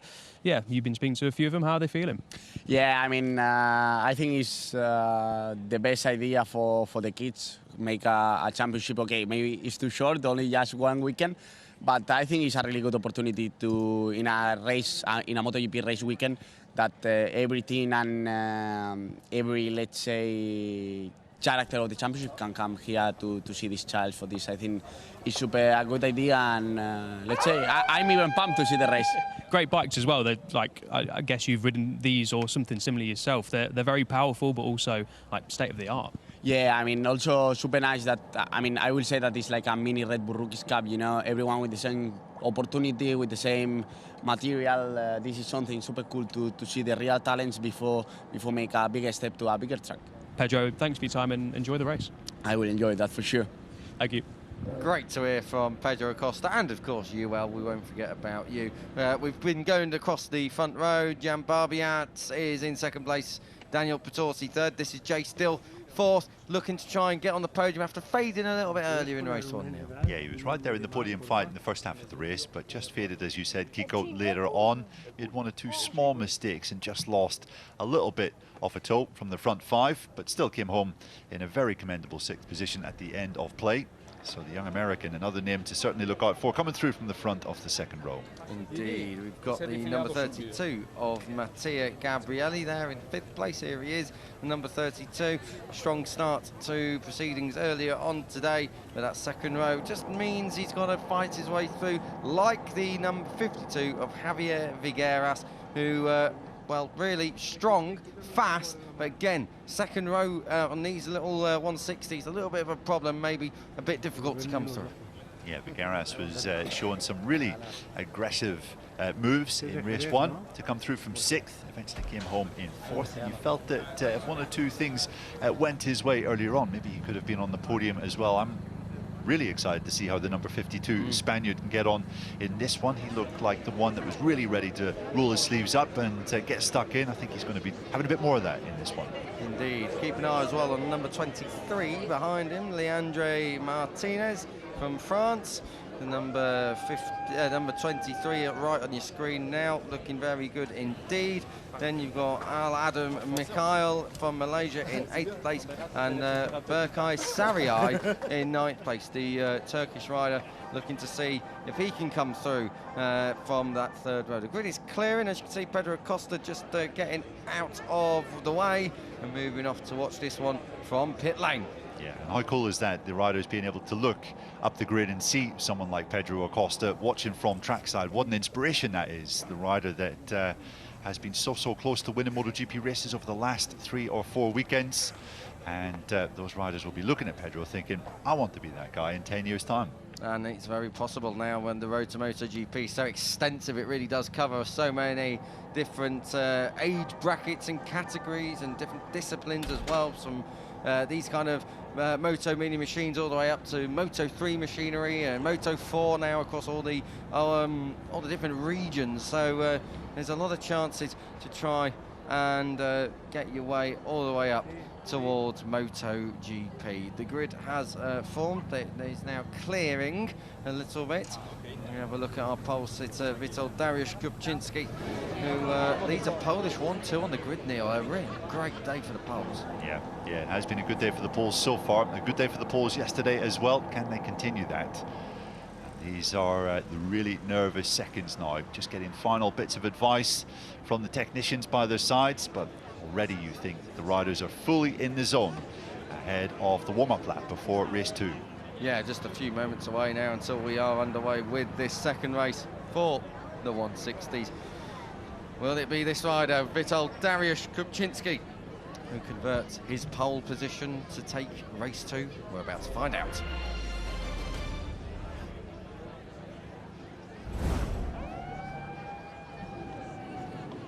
The 1 minute board is risen and we will be very shortly on our warm-up lap. As you can see, it is a pole on pole. It is Witold Dariusz Kupczynski and it's his countryman Barbiat's there in second. Patorti was right in contention earlier on today. Keep an eye on him. We've already gone through most of your front 3 rows. Chaz Williams going from 10th place to number 11, Australian, ahead of Yoshimura and Muhammad Ali. Then it is China's Tung Yo, Slovakia's Masha, and it is then Attard who complete your top 15. All the way down to Chung Yang Kit, the number 49 and 23rd in the middle of that 8th row. Enjoying Kiko Giles, Neil Morrison up here in commentary. Elliot York is down there in pit lane, and Pedro Acosta is watching on, along with the likes of Alvaro Carpe, to see who the next star on the road to MotoGP will be. We're about to get underway with the warm-up lap, Neil, and really this is going to be a very, very exciting 14 laps of action. And race 1 was a blockbuster. I reckon we're in for more of the same here in race 2. Good afternoon to you. Yeah, good afternoon to you as well, Morning, Kiko. even as it is here. Good morning. Yeah, we're getting a bit ahead of ourselves. It's only coming up to 10:30 local time. Thankfully, the temperatures are picking up here on a rather overcast day just outside the city of Valencia, the Ricardo Tormo circuit. And if you weren't joining us for the earlier races, this is obviously a mini version of the Ricardo Tormo circuit. It's pretty much the same layout, 12 turns, very, very tight, with a couple of very clear overtaking opportunities. And they will be utilised to the full in this race coming up. Down into turn 1 could well be one of them. Kupczynski got the jump in race 1 and was able to lead from the front and dictate things at his own pace. Let's see if the likes of Babiarts is able to get ahead of him at the start of this second race. We saw your championship standings just there. It is Kupczynski who is leading away ahead of his fellow countryman Babiarts. Let's see if it's more of the same in this one. Neil, predictions? I think it's going to be another pole on the front of this one. I think it's going to be Kupczynski once again. I'm going to go Babiarts for this one because I just think he is going to get this one sorted. I think he's got that race of experience under his belt now earlier on, and he'll be looking to try and outdo his fellow countryman. The grid clears pretty quick. Green flag, red lights. Start! And it is underway again. A very bright start for pole position from Kupczynski, who's going to sweep across down into towards turn 1. Good start.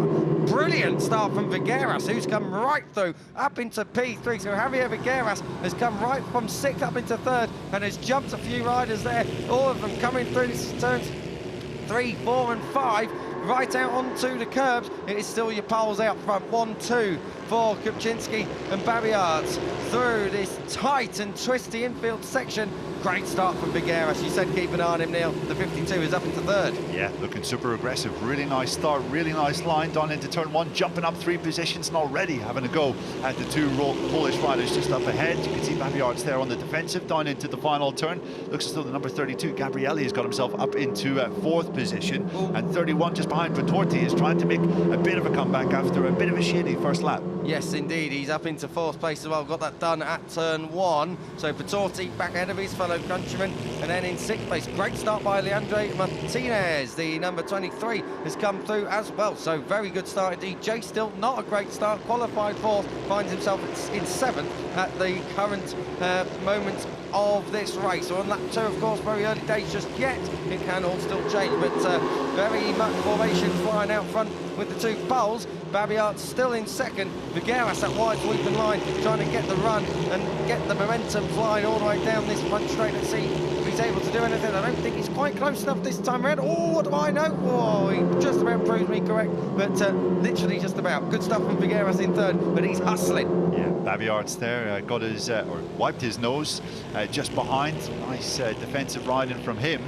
You can see that Kupczynski once again is setting the pace, but Patorti is the rider we need to keep our eyes on. The number 31 in 4th position. He's jumped up from 5th to 4th on that last lap. He was the fastest lap around, and there's Vigueras making a very nice move on second. Vigueras coming through there, moving his way into P2. Babiarts finds himself pushed out, down to third. So the poles have been split, and it is the Spaniard who is the meat in a Polish sandwich right at the moment. Down across the line, not for much longer. He's leading already by turn 1. So Vigueras in 3 laps, 6th up to P1, and gets the job done as well. Great stuff from the number 52, who is absolutely flying out front. Yeah, 6th to 1st in just a handful of laps. Really impressive stuff. Kupczynski there was going to have another reaction into turn number 2, but thought the better of it. He may well have taken both of them down, but do not bet against the number 51 Pole, who currently sits in second. He was overtaken briefly in race 1 and managed to get the lead back almost straight away. Let's see if he's able to have a similar kind of reaction here. And I've got to say, Kupczynski would be leading the championship, as you can see, by 7 points. Vigueras with double points on offer later on. A win there, and it would propel him to the 160 MotoMini FIM World Series Championship. But, of course, there is a lot of racing still to be had just yet. So I've got to say, Kupczynski's very, very quick through turn 1, isn't he, nearly? He's really very fast indeed. But then through the rest of the lap, Vigueras, you can see, just pulling clear just a little bit and out of the immediate danger zone behind him. Yeah, once he's got clear track, he is able to put some serious lap times together. You can see 43.5 was his last lap. He was 0.3 of a second faster than Kupczynski in second. So can the Spanish rider manage to break clear here in the 10 laps to come? And there's still a bit of time left in this track, because I reckon he was down in the 43.3s earlier. So Vigueras, keep an eye on the 52. Might just be putting the hammer down once again. We'll have to wait and see. Down across the line. This time around, it is still Vigueras who leads the way ahead of Kupczynski, and then it is another 10th or so back to Babiarts. They're coming through. This is down at turn 3. 2 Italians, 31 and 32. Patorti and Gabrielli completing the top 5. Great stuff from Martinez, though. He's still in this lead group, and he's trying to come through up into P5. Can't quite get it done that time around. He stays 6th. Just like race 1, we've got a lead group of 6. You can see Jay Steele just struggling to keep a hold of this breakaway group up at the front. The young American just back in 7th position, around 1 or 2 of a second per lap slower than the leaders as it stands. But you have to say, Vigueras is doing a very fine job, and it looks as though he's opened up just a little gap, an advantage of 0.4 of a second as they come across the line. Down in towards turn 1, Vigueras is still out front and clear at the moment. Kupczynski there in second, just a bit wide at the exit turn 2, but gathers it up nicely. Babiarts wasn't in a position to try and come through, and really it is all just bubbling away very nicely indeed. We are at half race distance, lap 7 of 14. Vigueras doing a great job out front. Yeah, Martinez is looking a little impatient there in 6th. He's really keen to get past Gabrielli, the young Italian, just in front of him. There's a couple of times he's moved to the Italians inside to try and get past, but not been able to do it. You can see there Babiarts darts towards the inside of his compatriot just up ahead, not quite able to get the job done into the final turn. They come across the line once again, and it looks as though Kupczynski has responded. That 0.4 advantage that Vigueras had has all been but eradicated. Fastest lap of the race for your race 1 winner as well. So 51, Kupczynski is starting to sink his teeth into the rear end of that number 52. Oh, out wide, that's the number 31 of Patorti, who finds himself out of the car park, gets back just in time to hold on to that 4th place just ahead of Mattia Gabrielli. Leandro Martinez is still there into 6th place. Vigueras looks like he's responded a little bit in the middle of this lap, but you just know that Kupczynski is just trying to see if he can make his way through to the lead. Babiarts was coming alongside Laos that time round, but can't get it done. Vigueras still your race leader. Babiarts was the fastest rider of the lot of them last time out, though. He's into the 43.3s, 43.398, the fastest lap of the race. Yeah, and that's when he's behind two other riders, he's not quite able to run exactly the lines that he wants. You can see they're having to go to the inside as he looks to make a move underneath Kupczynski, but not quite able to get it done this time around. And 51 is in a very difficult position, isn't he? Because one hand he's... oh, Vigueras has crashed! Oh, your race leader's gone down! That is a disaster. Javier Vigueras, he'd done all the hard work. He'd come through from the second round of the grid. He'd come through from sixth. He was leading, but he finds himself out at the side of the track. He lost the front, down in towards the penultimate corner. He didn't lose the front. His rear wheel, it was on the white line. He lost it on the angle. Yeah, I think he was maybe a little bit over the white line, and that meant that the grip was just not what it should be. And the number 52, it looks as though his race, his chances of scoring a good result are all but done. Vigueras is going to be absolutely heartbroken. A brilliant ride coming through from sixth to first, but he has crashed out, and it looks as though it is nil point.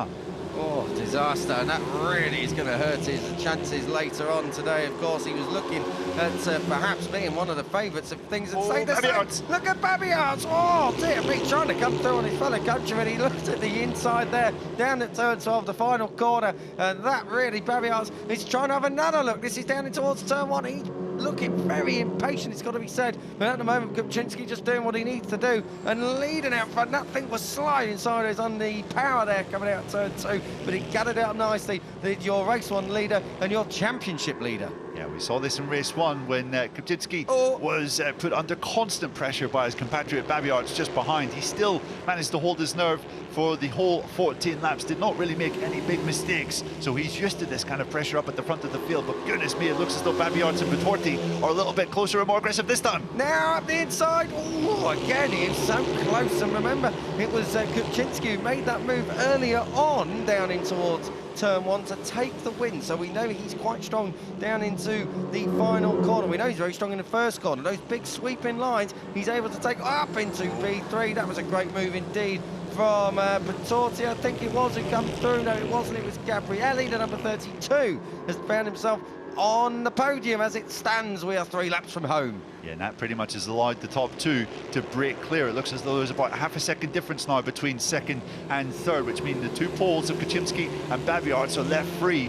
to fight it out at the front. Could that play into Babiarts' hands? Because he's no longer looking over his shoulder, expecting a move to come from behind. Yeah, Babiarts had a little bit of a milder look that time around, and this time just takes the run. Look at Kupczynski trying to defend. He's coming. Babiarts has gone through, so it's a change for P1. It's a change at P3 as well, I think, as Vitorti was leading it across the line. Gabrielli finds himself back in P4 now to 32. So it's swapping paint and trading places all the way. Babiarts, brief look over his shoulder just to see where Kupczynski is, but now he will know it is a battle between those 2 for victory.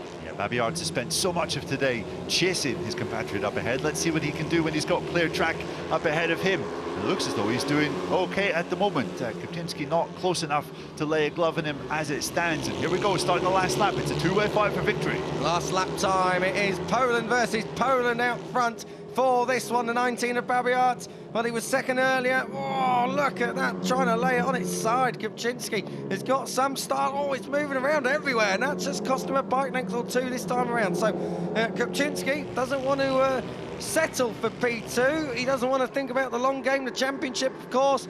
The super finale coming up later on today. It's close, but Babiarts at the moment is just doing enough coming through into this final sector. I tell you what, that is some middle sector from Kupczynski. He's right there. This is it. It's going to come down to the last corner. We're on the last lap. Kupczynski's going to let the brakes off, but he can't get it done. It is going to be Babiarts who's going to take honours here in race 2. A fantastic job by the 19.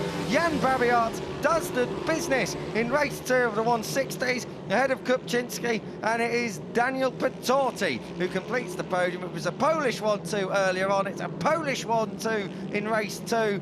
This time around, the order has changed, and those 2 guys now are level at the top, and it's all to play for with double points on offer later on in the super finale. Yeah, it really is. Jan Babiarts does a fantastic job to take his first win off the date, his second podium as well, and he just managed to put in a faster lap on that final circuit ahead of Kupczynski just behind. Impressive stuff into that final turn.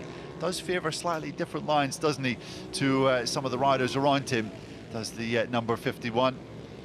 And there'll be a little bit of disappointment there for Witold Kupczynski after leading for the majority of that race to get mugged late on.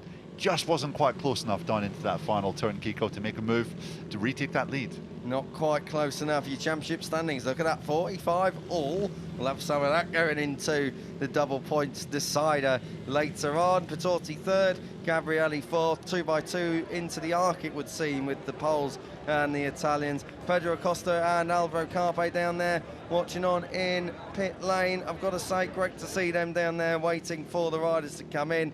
But once again, we're going to get that Polish national anthem, Neil. It's a good one, it's an uplifting one, and it has lifted Babiarts into being your joint championship leader. Yeah, all to play for going into the final. You could just see next to Pedro Acosta and Alvaro Carpe was Albert Valera, Pedro Acosta's manager, no doubt running his eye over the talent of the future and thinking which riders might be worth talking to, who could well make it to the World Championship in years to come.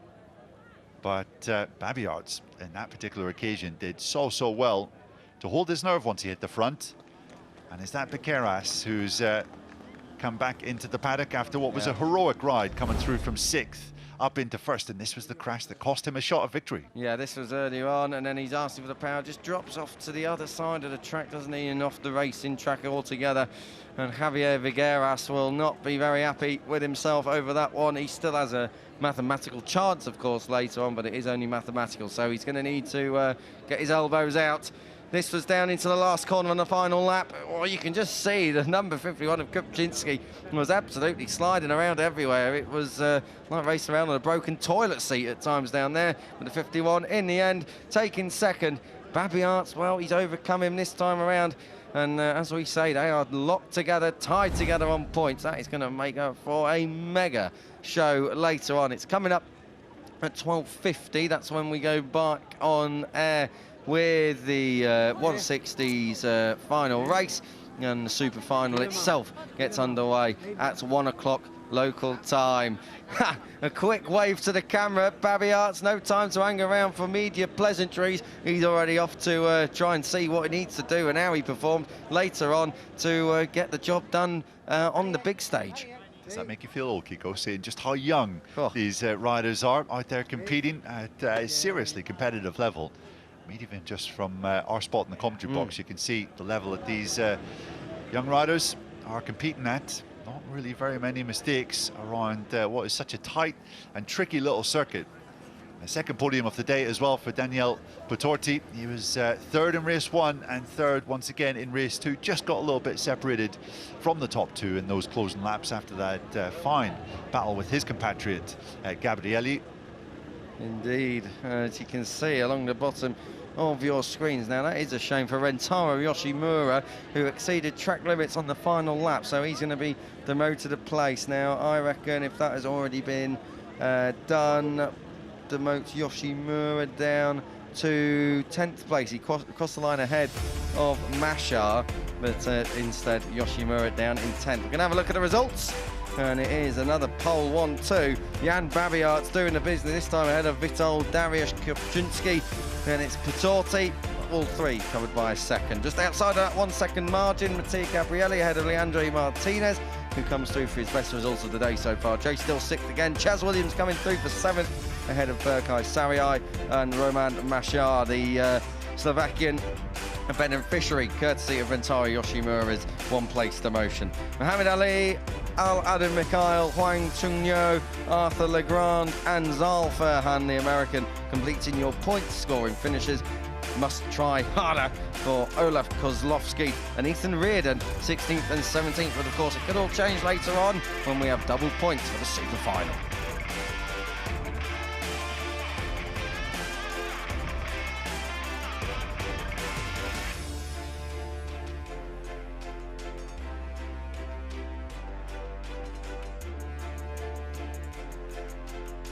Your championship, well, it's 45 each at the top for Jan Babiarts and Witold Kupczynski. Let's see who it is who gets the job done later on. I say 1 o'clock, and we'll have our championship decider in the 160 class. But you can see 45 points, there's 50 up for grabs. This is still wide open. Hello everyone and welcome to race 2 of the 160cc Podium Ceremony. We'll start with your third place rider, the number 31, riding for MotoMini Italia from Italy, Daniel Pittori. The podium ceremony underway. Daniel Pittori, the first one to get to the podium. And now your P3 for second him. place rider, the number 51, riding for MotoMini Spain from Poland, Witold Kopinski. Second podium of the day for Kopinski. He won race 1, second in and race your 2. race winner, the number 19, riding for MotoMini Czech Republic from Poland, Jan Babiarz. Great job from Jan Babiarz. Second earlier on, race 1 was so close and yet so far.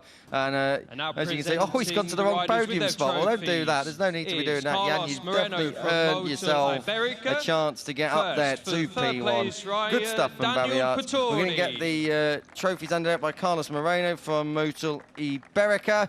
And it is P3 for Pittori, gets his trophy. And these two, the next two, your Kopinski and Babiarz, well, they're going to be very, very happy. They're going to have to make room in the bags for this extra trophy they're getting, and we're not done yet. Yeah, still the grand final to come up this afternoon. You have to imagine the two Polish riders your race winner, will be up at the front of that one as well. Babiarz lifts his trophy high above his head after a brilliant performance in race 2. And now it's time for the national anthem of Poland. For the national anthem of Poland.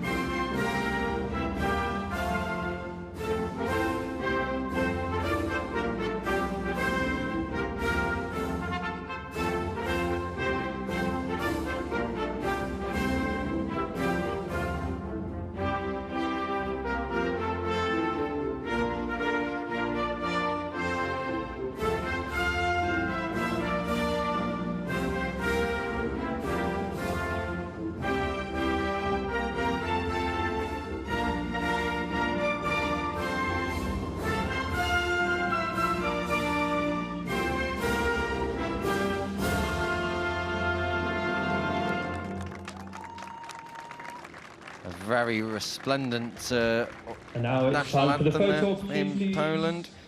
And that is all for your We're going to get the official photo. Got to say, the Polish national anthem, it's a long one, isn't it, Neil? It definitely keeps you interested for a good amount of time. Yeah, and it's not one that we've heard so much in motorcycle racing at Grand Prix level over previous years, but it could be one that we'll hear a lot in the future. Pedro Acosta was on hand on the grid to offer up a few words of advice to these competitors. Not that they needed it, though. Race 2, done and dusted. We'll leave you with the highlights. Myself, Kiko, Neil, and Elle will be back with it in just a short amount of time. The 192nd outing is coming before the lunch break at 11:05. Stay tuned. See you in a moment.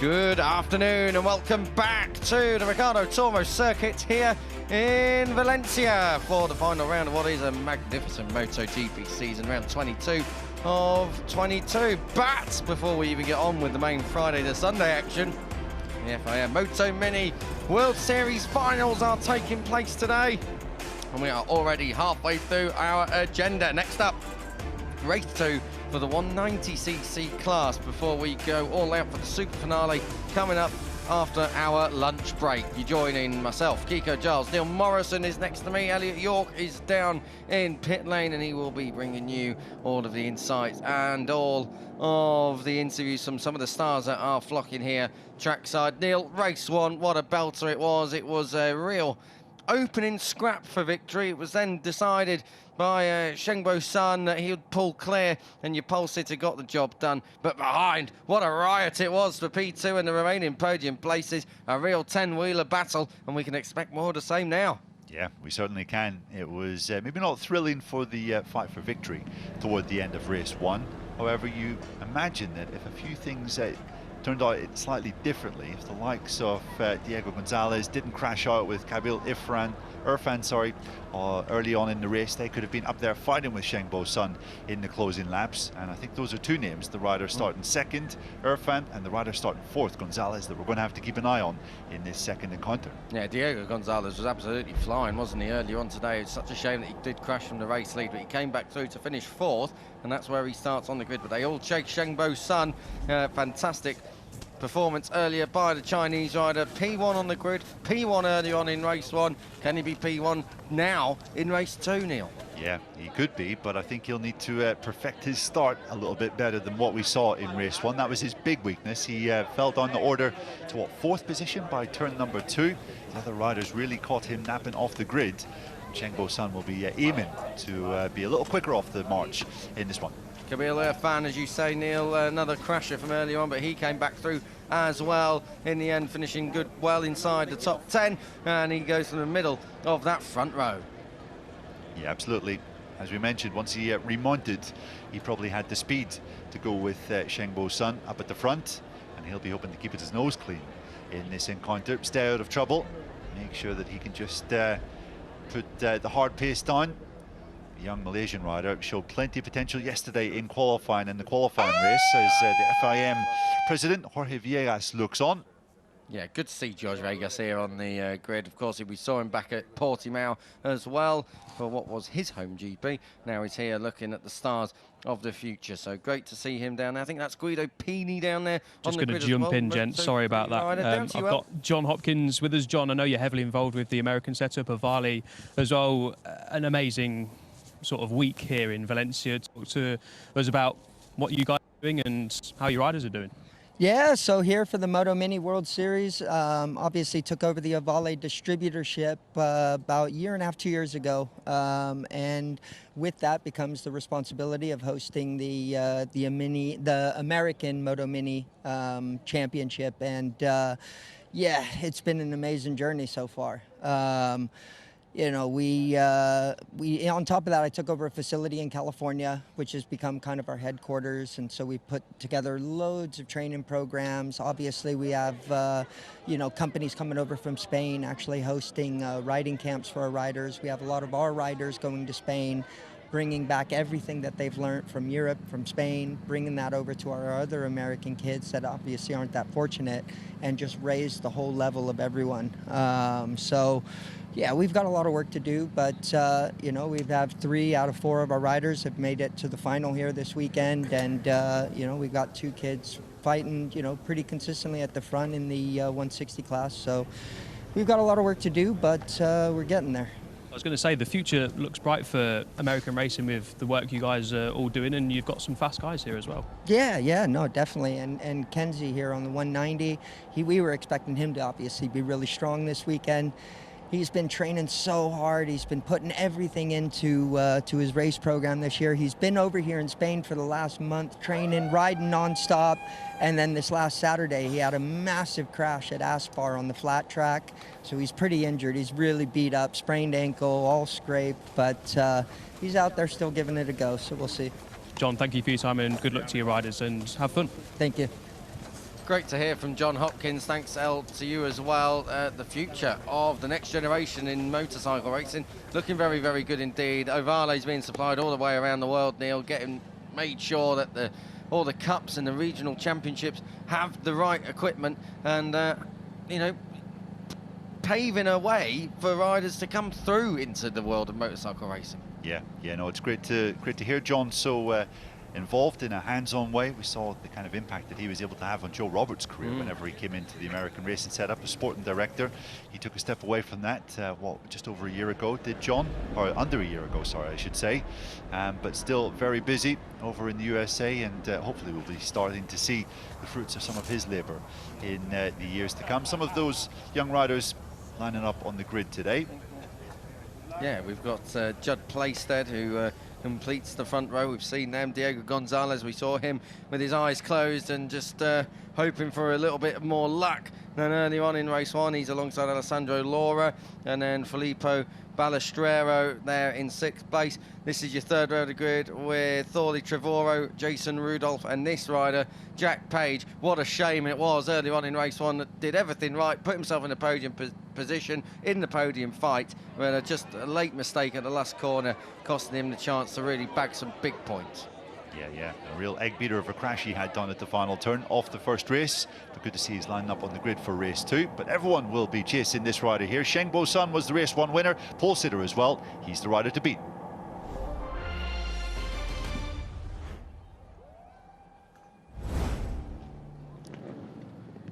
You join us live and trackside for the second of 3 races here today. Of course, the first 2 are normal point scoring races, as you would normally expect in any kind of MotoMini championship, in any kind of MotoGP championship, but then later double points, so keep an eye on that. We've taken you through the first 3 rows. Kenzie Matsudaira, who we heard about from John Hopkins, down there in 10th place on the grid, a little bit beaten up. He's just ahead of Kovalov and Gutierrez, who complete that 4th row. But the grid is set. We are ready to rock and roll here with 190cc's race 2 of 3. And Neil, this one's going to be a belter. Getting ready for the warm-up lap, and the likes of Diego Gonzalez and Erbil Kafan were going to be Kabil Irfan, sorry, we're going to be right there looking to try and make sure they don't make the same mistakes. That's what they're looking out for on this first lap. It's on this warm-up lap. It's just to make sure that the track is pretty much how it was when they last saw it about 45 minutes ago. Yeah, temperatures will have gone up ever so slightly. You can see it's a nice overcast day here in Valencia, not too warm but not too cold, same token.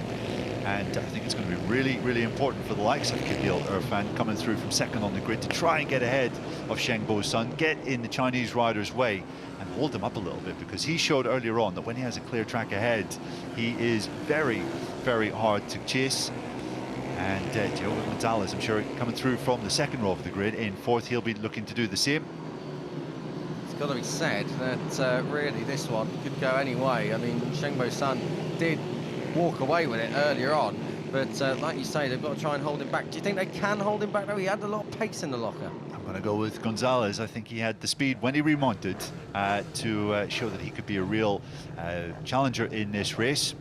So watch out for the Venezuelan, number 83, coming through from 4th on the grid. Yeah, I'm going to go that way as well. I think Diego Gonzalez has got a little bit left in the locker, and he's going to be angry of his mistake earlier on. He rode very well when he remounted. Keep an eye on the 83. We're ready for a start. Now they go lights out, and it is a better start from your pole sitter, but not the best start, because Judd Plaisted has come straight through into P1, P2 as well for Kabil Irfan, back to 3rd place. It is for your pole sitter Shengbo Sun, who's got Diego Gonzalez right behind him. Gonzalez 4th on the grid, 4th so far on this first lap, but what a start from Judd Plaisted, who comes through to lead. Oh, he gets shoved out the way there by Kabil Irfan. Well, Kabil Irfan moved him out of the way there at the left-hander and leads through the final sector. Good stuff. Yeah, job done for the Malaysian rider on this first lap, able to get through into the lead, and most importantly, the rider that he has to beat is back there in 3rd. Will he be able to put a little bit of a gap between himself and the riders behind? It looks as though he's already doing that with Judd Plaisted there in second. Jack Page was making a big move as well. That was for 6th place, and he just about muscled his way through. I think it was past Thorley Trevorrow. That was back there in 5th place as we come through. I know Trevorrow's up there in 5th place, so that could have been Balestrero perhaps, but more on that in a bit. Leading out the way, out the front. Fantastic start by Kabir Irfan. He pounced when he knew he had to. He got the job done into turn 1 to get P2, and then it was P1 halfway around the opening lap. So good stuff from Irfan. It looks very good indeed. He's had plenty of experience. Oh, big moment under braking and coming through. The race 1 winner, Shengbo Sun. Well, got it done just about ahead of Judd Plaisted. Plaisted will be looking to try and come back, crash in the background with marshals running. Let's hope everyone's okay. Yeah, Sun knew he had to get through into second place there. You could see Irfan escaping out front. The young Malaysian had half a second of an advantage coming across the line, but it looks as though Sun has already torn into that. You can see it's probably come down to about 1 or 2/10 of a second as they break down into this long left-hander. And you can just see the top 2 now are starting to break clear of Plaisted in 3rd. Gonzalez will be keen to get through the number 83 into 3rd position, because you can see the top 2 escaping. Yeah, Diego Gonzalez probably thinks he's got a bit of pace here. Yellow flags at the final corner, so there'll be no passing this time around. And Diego Gonzalez there in 4th place, but he's very, very close indeed to Judd Plaisted. He's alongside him, under braking down in towards turn 1. Had to think about it, couldn't quite get it done. Shengbo Sun is right there now with Irfan as well, who's leading this one. This is through turn 3 and 4. This is where Gonzalez crashed earlier. Oh, I thought we had a crash. That is down at the final corner for Gutierrez and Balestrero, both hopefully okay. Balestrero just has not had luck go his way today, had he? He had to have his bike wheeled off the grid before race 1, so real heartbreak for the young Italian. You can see their fastest lap of the race for Shengbo Sun. Last time around he was around 3/10 of a second quicker than Irfan up ahead. He's pretty much eradicated that half a second advantage that the Malaysian rider had, and they are almost neck and neck as they cross the line. Yeah, down towards turn 1. Sun's having a look up the inside. Gonzalez is having a look up the inside, gets the job done. That's for P3, so the Venezuelan rider now into the podium positions. Now I've got to say, I think these might be your 3 fastest riders on the track at the moment. So your fastest 3 from earlier, your top 3 now in race 2, and you got the feeling that Shengbo Sun is going to have to make the move very quickly on Kabir Irfan if he's not to be bothered by Diego Gonzalez. Gonzalez is going to be right there in a couple of corners' time. Yeah, he hasn't done anything crazy yet, has Gonzalez. He's just taken his time and been nice and patient up there, and you can see Sun having a look down into that final turn. He is very, very strong at that particular point on the track, but Irfan manages to defend pretty well. The Malaysian leads, the Chinese rider in 2nd place, the Venezuelan rider up there in 3rd place, so 3 very, very different nationalities right at the front and the pointy end of this 190cc race 2. The super finale is coming up a little bit later on to see who moves through and takes the crown, but that is coming up later on after lunch. And it is double Trevorrow. points then. Trevorrow coming through up into P4. That's to try and get through on Page. Oh, the 77 has gone down. Laura. Alessandro Laura, who was up in the top 6 earlier on. We're going to get a replay. He was trying to overtake the rider just ahead. That was Jake Page. So Page has had a bruising day here at Valencia so far. A crasher at the end of race 1 and taken out by Laura there in race 2. Not much luck for the Aussie. Big shame for Jake Page. Oh, coming through. Shengbo Sun got the job done at turn 1. Oh, and just about holds on at turn 2. So Kabir Irfan has been passed. Now you get the feeling that if Shengbo Sun's got pace like he did have earlier on, Irfan is going to have to come through and really try and ruffle the feathers of the Chinese rider. The number 84 leads ahead of the 78 and the 83 there in 3rd, Diego Gonzalez. He'll be desperate to try and launch an attack now and hope that Shengbo Sun doesn't pull away. But these are your 3 fastest riders. The 2 in 2nd and 3rd were your race leaders when they crashed earlier on today in race 1. Yep, and Gonzalez was the fastest rider, has been the fastest rider on each of the last 2 laps, and the fastest rider once again. So the Venezuelan there in 3rd position, very much the 4-man in this race. Let's see if he's able to make an impact on Irfan up ahead. Obviously they tangled in race 1, so he needs to be nice and clean, nice and careful with his overtakes. Does the number 83 in 3rd, but the same token, he needs to be aggressive as well, because he does not want Sun to get away.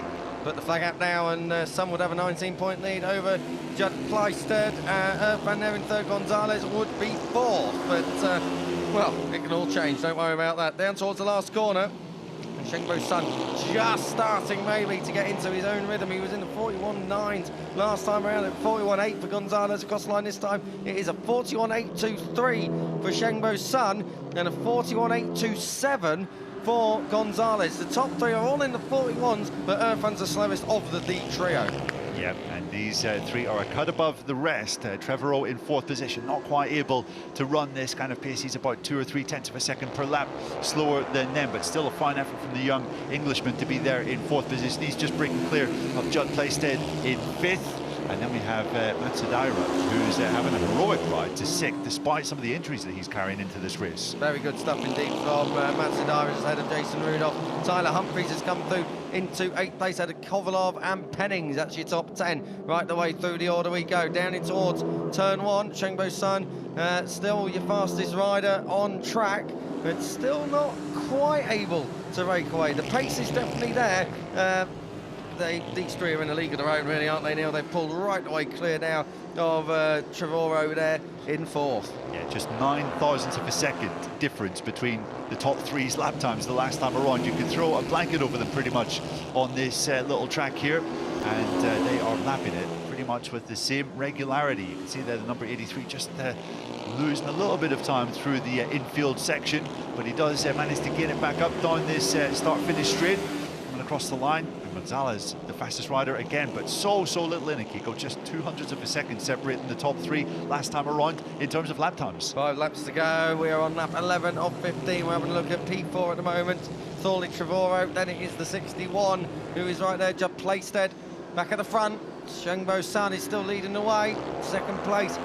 Still going the way at the moment of Kabil Irfan, and then it is Diego Gonzalez, who looks like he is right there now, fastest lap of the race last time around, and about half a tenth quicker. Gonzalez is trying to line up Irfan here. I've got to say, Irfan, I don't know if it's Gonzalez is still going quicker or Irfan is just slowly coming back towards Gonzalez. He's going to get it done this time, though. Down towards turn 1, yeah, Gonzalez got that done. Brilliant move. So now you get the feeling of your two fastest riders are in P1 and P2. Is there anything Gonzalez can do to launch an attack on Sun?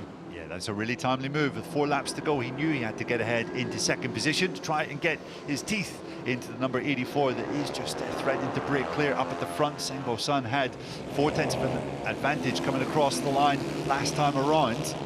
Now it is down. You feel between the Chinese rider and the Venezuelan to see who can take victory in this race too. Through the final corner and down across the line. Let's see what they're able to do this time around. What's the gap? It is half a second, and no personal best that time around for anyone in the inside the top 3. So just keep an eye then on that half a second gap that Shengbo Sun currently has. Good to see Valentin Peroni watching on. He'll definitely prefer to be that side of the fence than out there on track with all these guys trying to prove their point, that's for sure. Valentin Peroni, Moto3 star, already nearly finishing his rookie season. Yeah, there's so much to admire in this performance from Shengbo Sun, the Chinese rider up at the front of this field, still lapping in the 41s on this particular circuit. The rest are struggling to stay within a tenth of a second off those lap times. The yellow flag's coming down into turn number 1. And Gonzalez was marginally quicker last time around, so this is not quite over yet. That doesn't look like a very happy rider at all. That is the number 75 of Rakan Beamer. That's a double DNF then on Thursday morning for the Indonesian, who's got previous Asia Talent Cup experience. Now looking to see if he can move through the ranks of the MotoMini series, but that's a disaster for him. I tell you what, Neil, Gonzalez is really starting to be a believer here. He has got a lot of clear space in front of him to run his own lines, and as we come through the final corner, we are going to start the final lap, and Diego Gonzalez is not out of this yet. This is the closest it's been for quite some time, and it's perfectly timed, down to 2 tenths of a second. Shengbo Sun's advantage as he comes down into turn 2. You can see Trail breaking all the way into the apex of the corner. You can see less than 2 tenths with just 1 lap to go. And Shengbo Sun, of course, was very fast in the first part of this race earlier on today, but did fade towards the end, and that's not something Diego Gonzalez did. He's right with him. Tell you what, Gonzalez going to ride pillion with him in a minute. The Venezuelan is absolutely hustling all over the back of Shengbo Sun. This is it. Through the final corner we come. Oh, Shengbo Sun, very defensive. Gonzalez is going to have a sweep through the final corner moment for Sun, and Gonzalez is going to do it. The Venezuelan has picked his pocket on the run to the line, and the number 83, who made history to come through the Latin Series and move through to the World Finals, takes victory in a dramatic final few yards of this one. Diego Gonzalez, fantastic stuff from the number 83. Shengbo Sun is denied at the very final moment, and Kabil Irfan, with the box office best seat in the house, takes third. It is Venezuela from China, and then the Malaysian in third. A very international flavour ahead of Thorley Trevorrow from Great Britain and Judd Placed, the Australian. That's your top 5. What a finish that was from Diego Gonzalez. Super stuff. He must have led about, what, 50 metres of that race, but they were the most important 50 metres of the entire outing. Impressive stuff how he timed that attack, and, well, Shengbo Sun showing that maybe there is just a little crack in the armour, that he can be beaten, and that mistake out of the final corner will offer up some of his competitors a little bit of hope ahead of the grand final this afternoon. And that is going to make it very interesting, isn't it, later going into the super final. But fantastic job from Diego Gonzalez. I mean, it looked like Shengbo Sun had gone a bit too defensive, but the corner speed, he was so cute down in towards that final corner. He carried too much corner speed, couldn't get it turned, asked for the power, big moment, and through came Gonzalez. This was earlier on. This is when Shengbo Sun took over at the front. This is in P1 and ahead of Kabil Irfan, and I get the feeling what we're about to see is going to be the final few moments of the number 84's last lap. This is it, coming out of the final corner, big asking for the power, Neil. Diego Gonzalez just needed to keep the power down and then hold it to the line. He was celebrating, but it was close all the way to the line. Yeah, it really was. Just 0.052 of a second in it across the line after 14 laps of racing. Another really impressive and entertaining encounter here in this MotoMini World Series. And Diego Gonzalez, I think we can say we have another future star in the making after that performance, after what we saw in race 1 as well, when he crashed out, remounted, and still managed to put it inside the top 6. Showing that he is a special talent that never ever gives in, Kiko. Rides with fire in his belly right up until the checkered flag. Absolutely. Great ride that from Diego Gonzalez to bounce back from earlier on's fall. Shengbo Sun will be a little bit angry, you get the feeling of, down there in Parc Ferme, but second still, Neil. Pretty solid day, isn't it, so far? Yeah, first and second is not a bad haul to come away from the first 2 races of the day and carrying the championship advantage into the grand finale later. You can see taking on the plaudits of Jorge Villegas. Looks like Hakim Danish is down there in pit lane to offer up some congratulations to Kabil Irfan after a strong performance. Just didn't have enough in those final laps, did he, the young Malaysian? Was just missing a little bit, and that'll be something he'll want to work on a little bit later on. Kabil Irfan was right there, though, all the way until the checkered flag, so he hasn't got to find a lot. He just perhaps needs to work on that pace coming right towards the end. George Vegas there laughing and joking down there with Shengbo Sun. Good to see that Shengbo Sun getting the plaudits of George Vegas, as we say, and Vegas will be looking and seeing exactly who's coming up through the ranks of motorcycle racing. That is for certain, and you never know, it might not be that long until these riders are up in the major heights of the World Championship. Yeah, and we need a bit more Chinese representation, don't we, in the World Championship? We obviously have CF Moto, who are closely involved with the Aspar team, and rumours about them having an interest in stepping into Grand Prix category as a proper manufacturer sometime in the future. We have a massive motorcycling market over in China as well. So we have been looking out for the next rising star coming from China. Shengbo Sun could well be that rider. And of course, over in the World Superbike paddock, they're everywhere. QJ Motor are there, Covey are right there as well. CF Moto, they're coming in for 2026.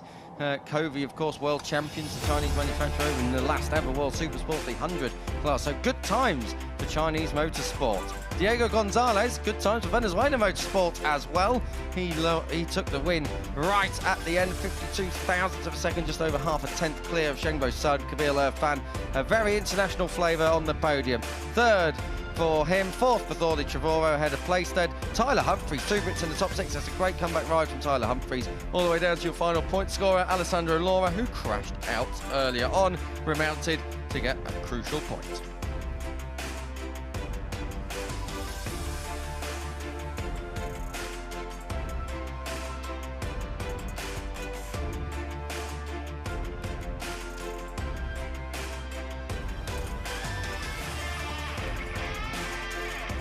I can tell you the championship standings on your screen are not quite correct, but Shengbo Sun is your championship leader. He will be on 45 points.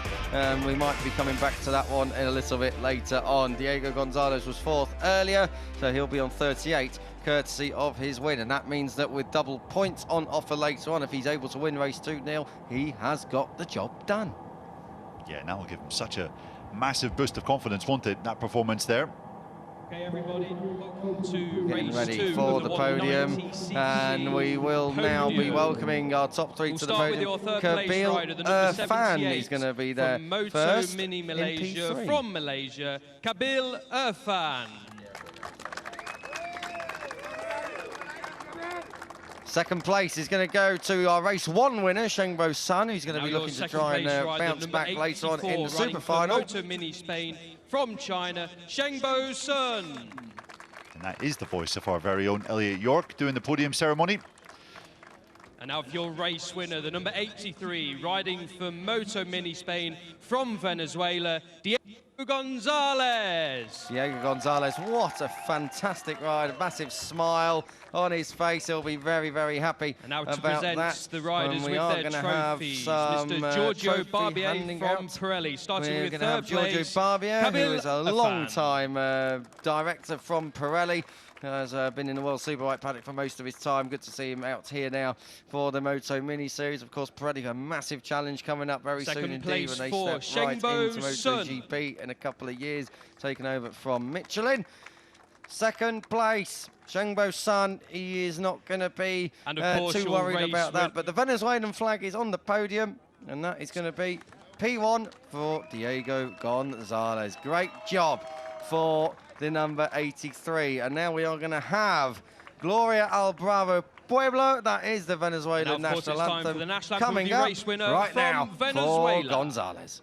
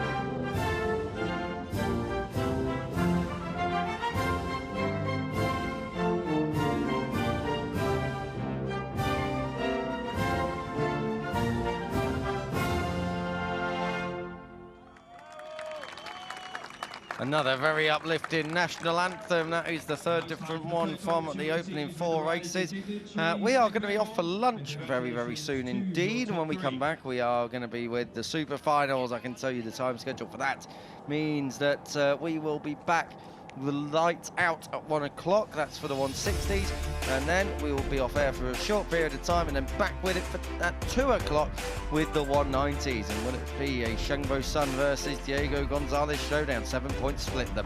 Judd Plaisted still in play in third, ahead of Thorley Trevorrow. Kabil Irfan rounding out your top 5. Casper Pennings, great stuff from the Dutch rider there in 6th, ahead of Sauberlich in 7th and Tyler Humphries in 8th place. 16-point scorers so far, but Brian Gutierrez, shame for him earlier on today, crashing out here in race 2.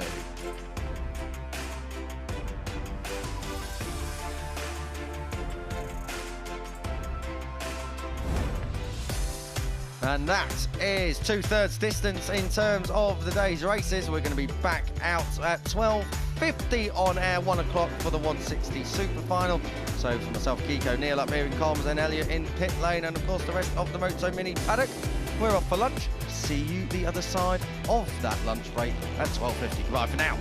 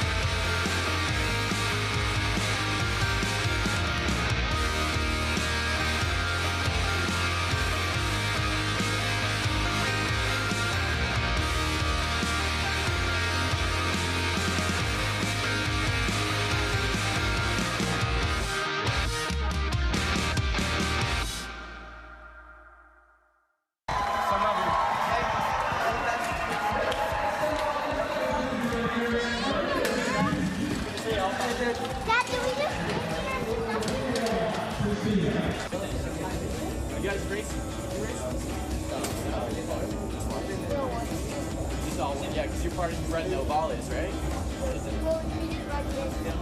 Oh, okay. Oh, yeah, you're supposed to ride at the go-kart track, right?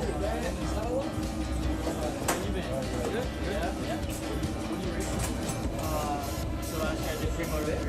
I was going to do that again this year in the same championship.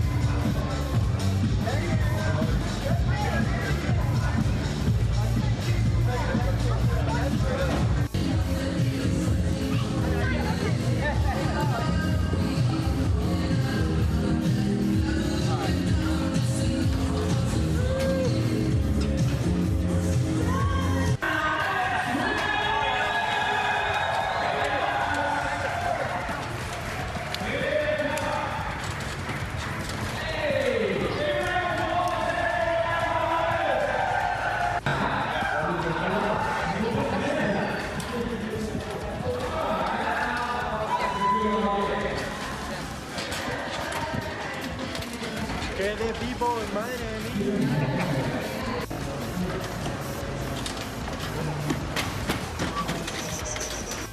All right, well, let's see what he worked out last night. So, most of the riders are here, getting some photos. All right, successful weekend. What are we eating this morning to get us in the zone, ready to go on the bike?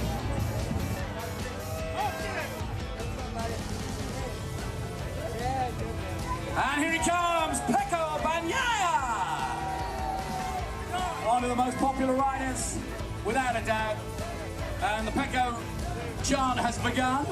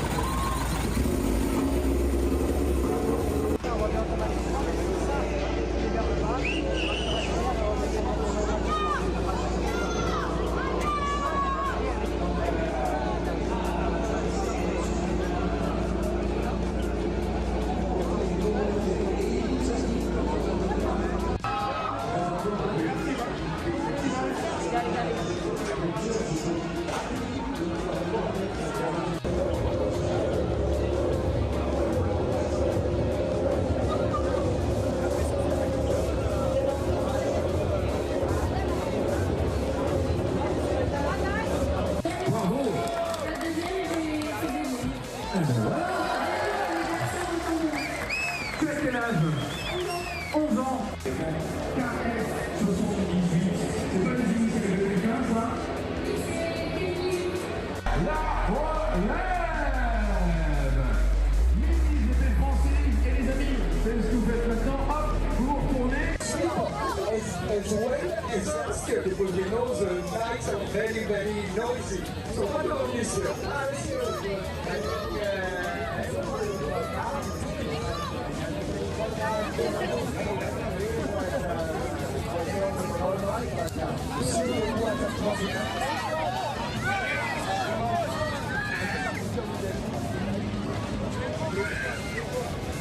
Les gamins de la Mini GP. On a avec Johan Sarkos. Le moment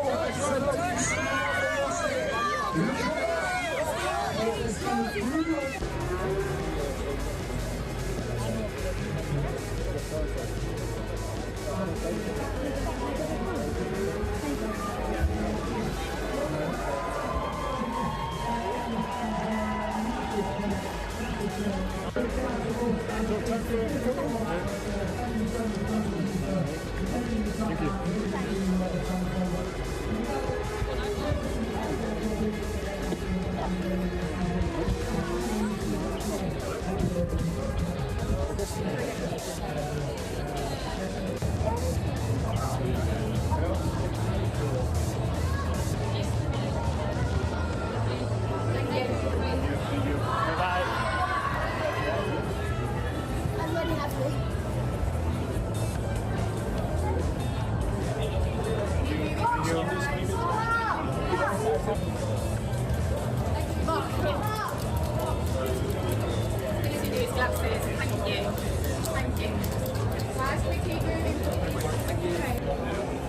Thank you very much. Thank you.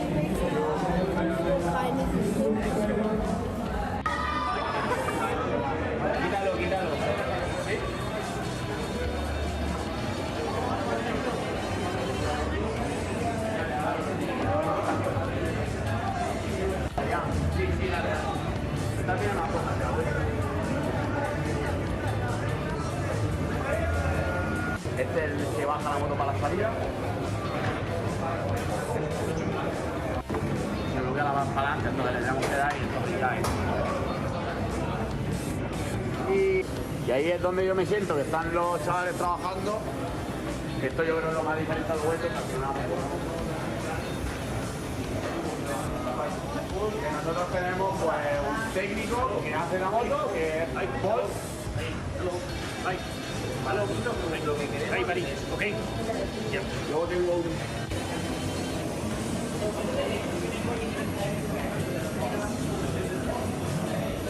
Frena, se nota demasiado. Cuando ya ha hecho 550 ya empieza a ir la moto bien. Bien, cuéntame este podio.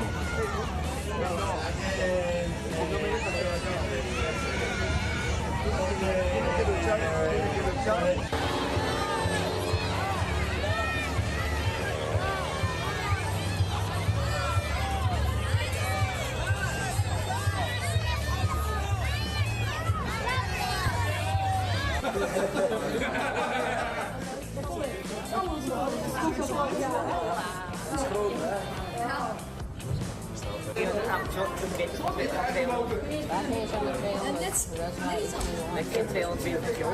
Ja, dat haalde jij net niet. Ik ging 180. Echt. En wij dashboard zie je positie. En bij deze is dat hetzelfde. En bij deze staat er 1, B, 3 en bij deze staat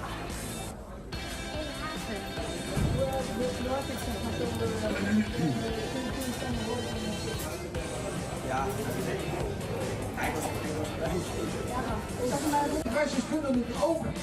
Let eens op, FIM Mini GP, die rijden hier op de trekken als actief kijken.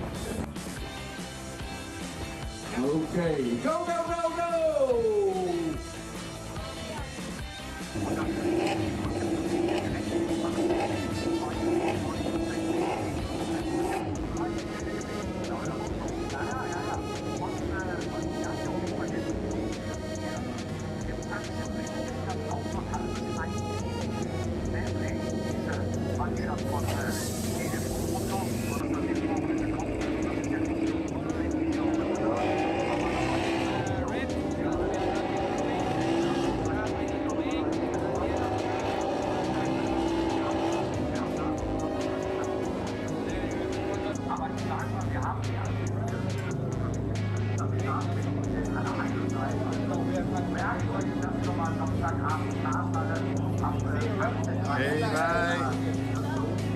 Ja, domani hier, maar ik doe wat ik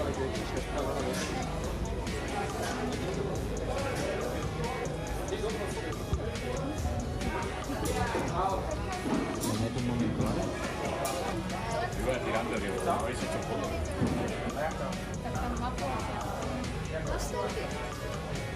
Aspetta, leva il controllo, mi fa il controllo.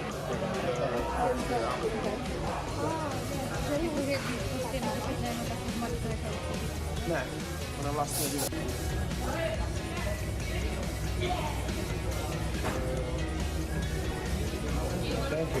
Mike Haywood a Johnny Alberto Čekopek. Tito tři závodníci motocyklu vyskočili za řidítku, šli za volant a stali se špičkovými automobily.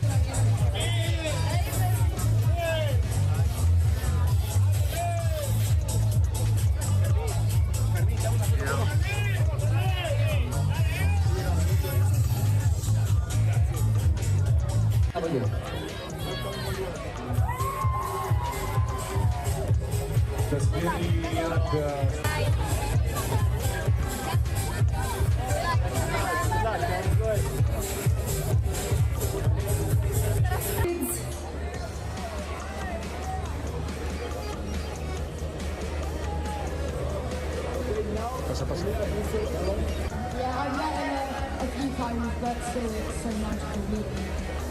That's amazing. Hats off to all of you. You're not only here to talk, you're also here to play. It's all about the training and testing where you are. You're here to connect.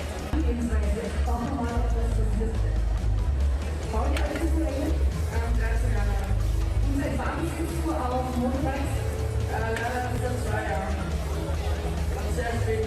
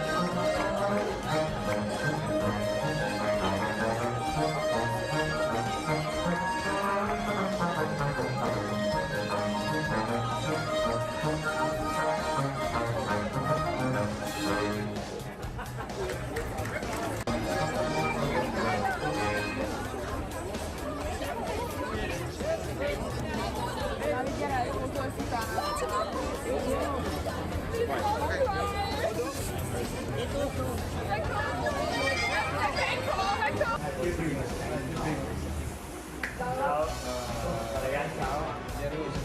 Andiamo. Ciao Roby. Vediamo, venite quando volete. Quella la Valencia, no? Ci vediamo o no? Io sì, io già. Ah sì? Sì, primo sì, mi sa. Prima e Quando secondo. questo candidato. 10 anni, quindi quest'anno parla di ciò. Un po' di esperienza per papà. Però intanto bravo. Se la pompa di benzina, niente di preoccupante. Allora, abbiamo un po' di roba da vedere qui. C'è, si va sempre di più o di meno, in base a quanto si consuma la gomma. E sono le tre, soprattutto rosse e verdi, sono quelli che diffusiono.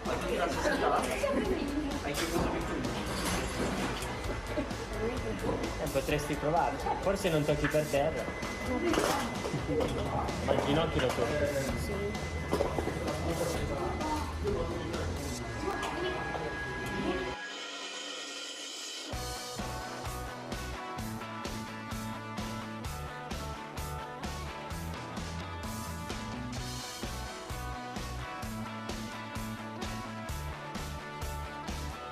Per voi è una parentesi bellissima, molto attesa,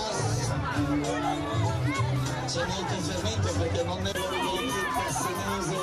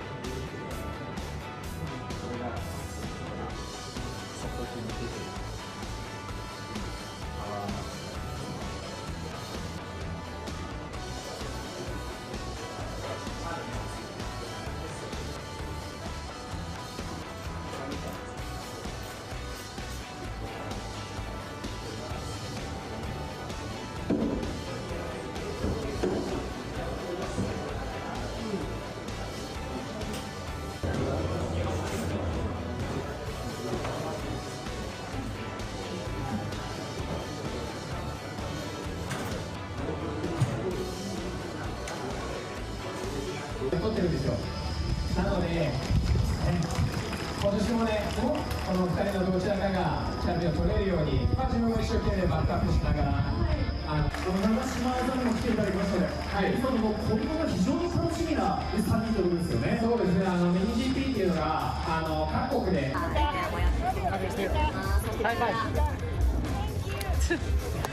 数多くのライダーたちがこのヒーローウォーク、レッドカーペットを歩いてくれています。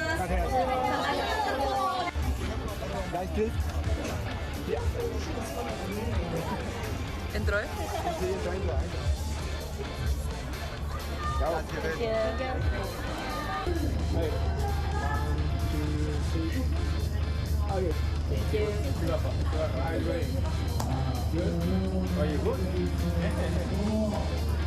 Good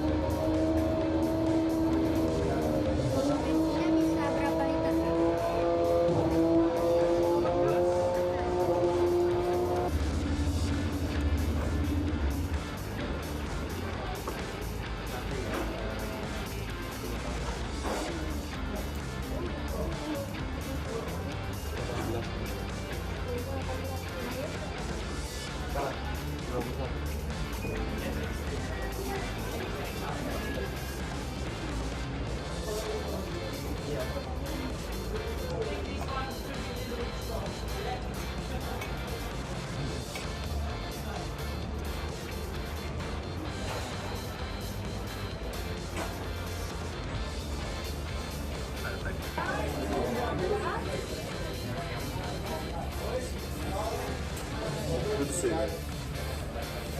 What's going on? How are you? Good?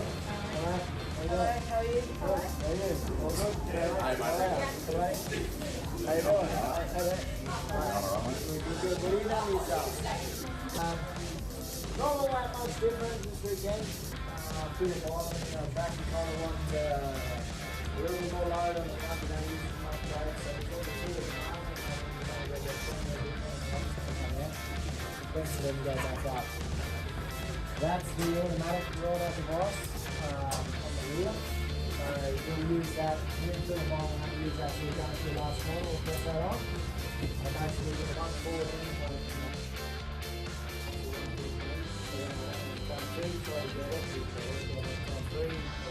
accelerating now. I tried to go wheelie and smash it.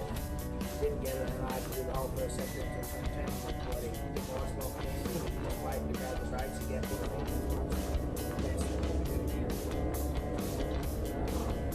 See how crazy thin these houses are through the paper. The whole block. I also gave it to the legend over there. I love that. So cool. This is what I love about Rosie. Yeah, put your hands up before we go on. Yeah!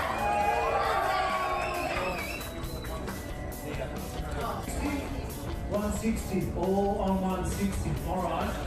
And how did you go been today? What have you been doing? Well, obviously yours has not been. So what's going on with your...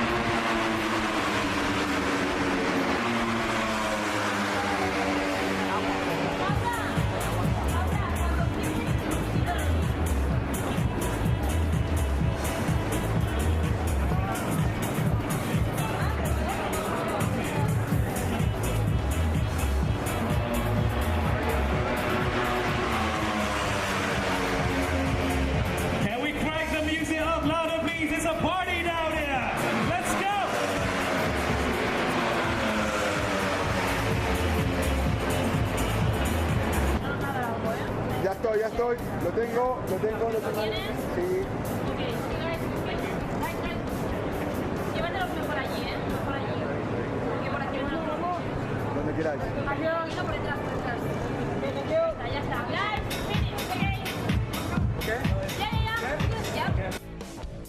Let's go? Venga, let's go. Okay. First bike. If the bike is not good, it's your fault, eh? No? Yeah. Sorry in case. Okay. This one. 10:27. Okay.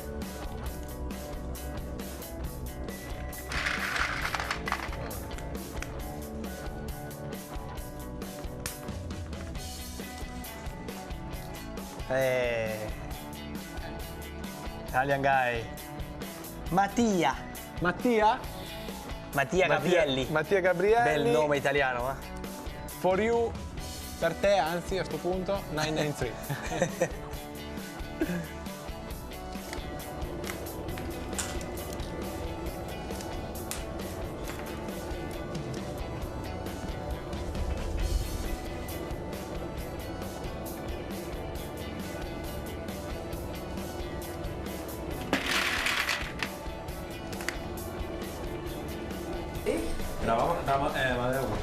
¿Qué? Corta el nicho. Vale, me voy a meter. Me meto ahí en este momento. Me meto, ¿vale? Chicos.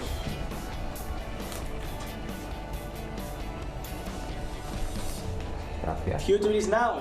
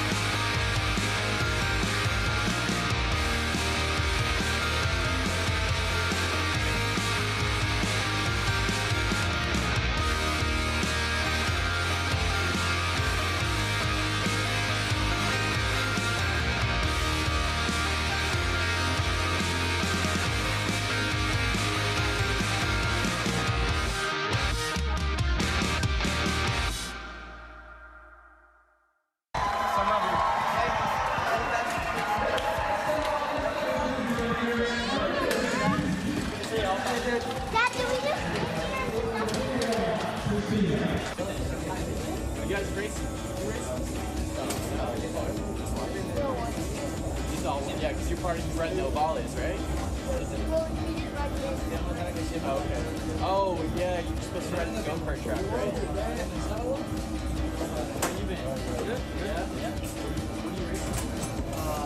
So last year I did pre-moto 3. I was going to do that again this year in the same championship.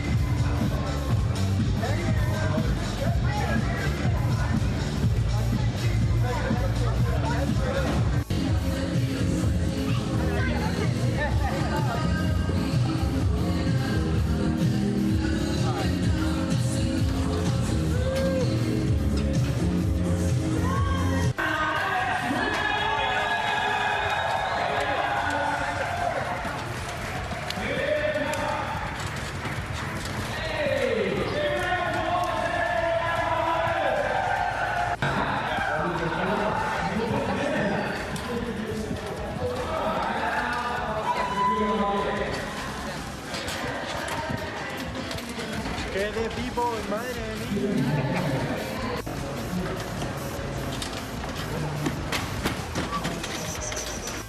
All right, well, let's see what he worked out last night. So, most riders are here, getting some photos. All right, successful weekend. What are we eating this morning to get us in the zone, ready to go on the bike?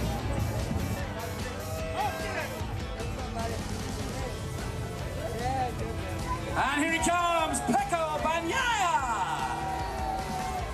One of the most popular riders, without a doubt. And the Pecco chant has begun.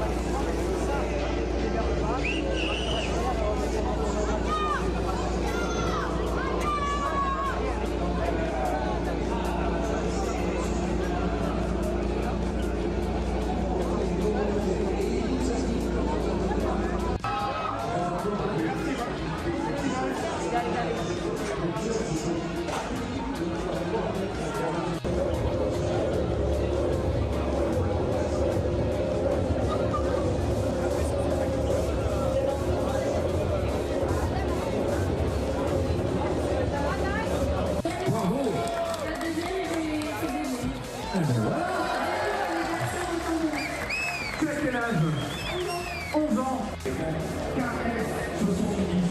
C'est pas les initiales de quelqu'un, ça? La relève.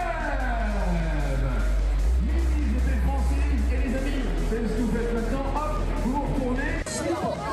As well as Saskia, because we know the nights are very, very noisy. So what about this year?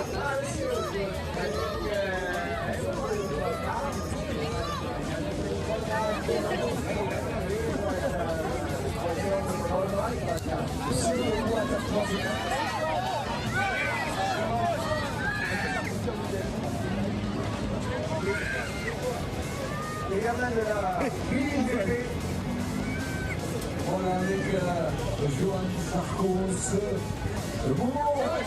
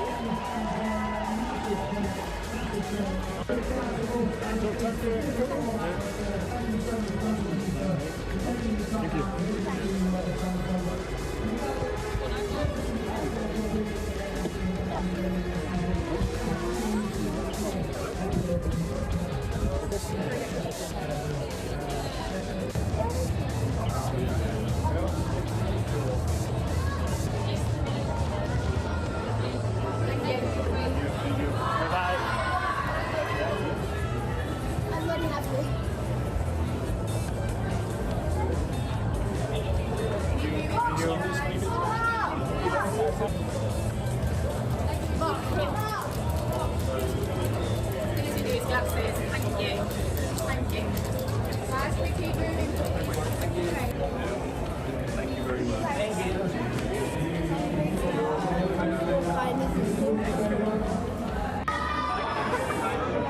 Quítalo, quítalo.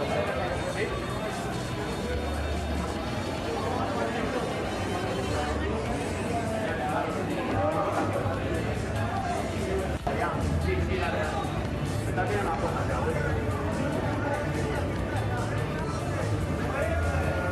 Este es el que baja la moto para la salida.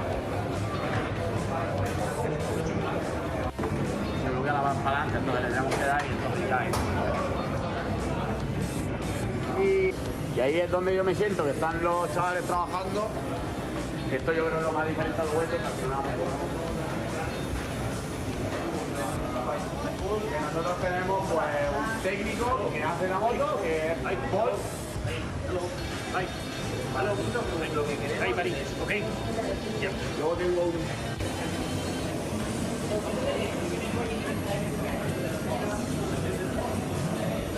Frena, se nota demasiado. Cuando ya ha hecho 5 o 6 vueltas ya empieza a ir la moto bien. Bien, cuéntame este podio.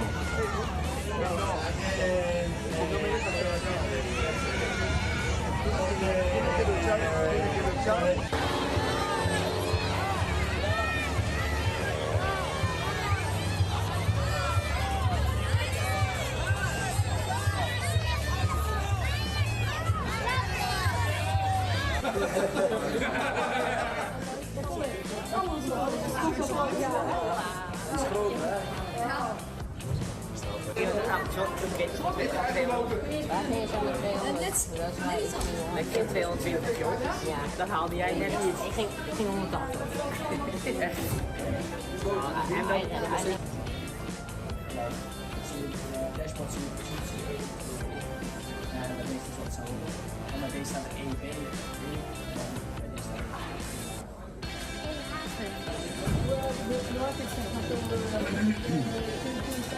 staat Ja.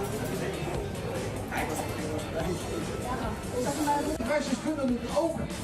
Let eens op, FIM Mini GP, die rijden hier op jullie trekkenlas. Ga ietsje kijken. Oké, go, go, go, go!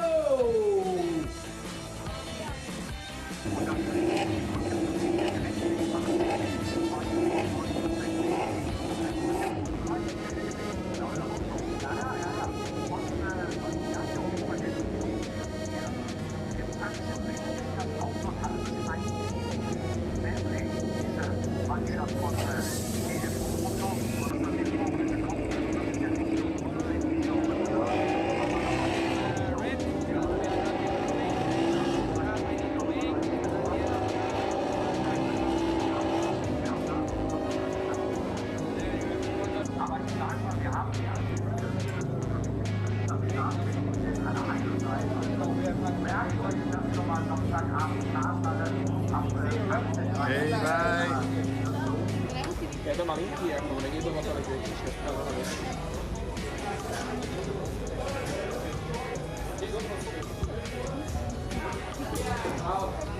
Me meto un momento, ¿vale?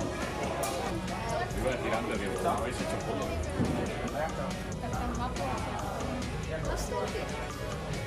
Aspetta, arriva, ascolto, questo qua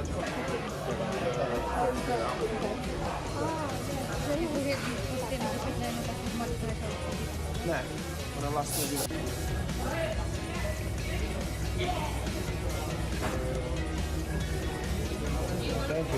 Mike Haywood a Johnny Alberto Čekoko.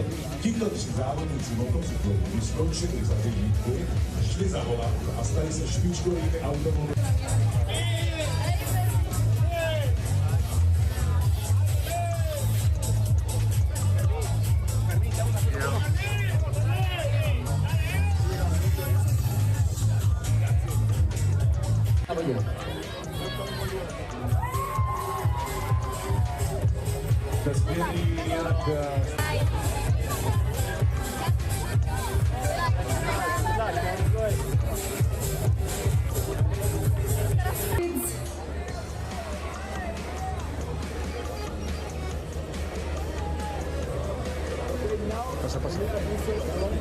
Ja, a few times, but still it's so magical, really. That's amazing. Hats off to all of you. We're not only here to talk, we're also here to play. It's all about the favorite and second we are. Here we have a minute.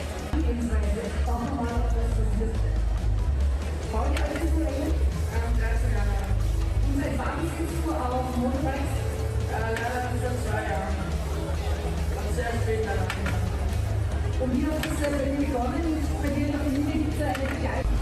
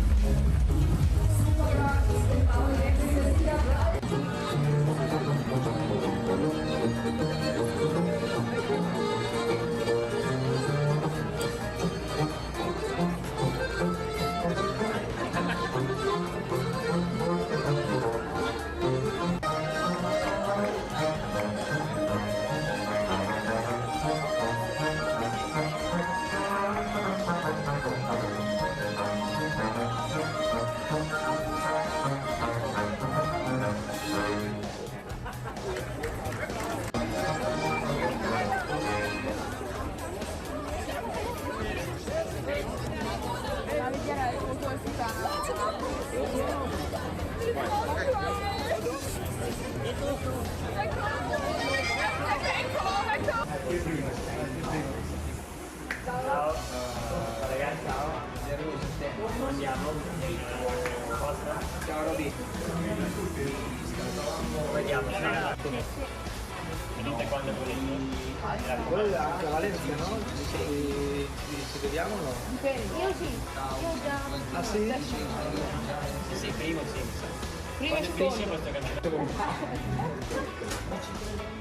10 anni, quindi altri stanno fare 18. Dai, un po' di esperienza tocca fare. Però intanto bravo. Questa è la pompa di bene, niente di preoccupante. Allora, abbiamo un po' di roba da vedere qui. C'è, si va sempre da di più o di meno, in base a quanto si consuma la gomma, e sono le tre, soprattutto rossi e verdi, sono quelli che diffusiono.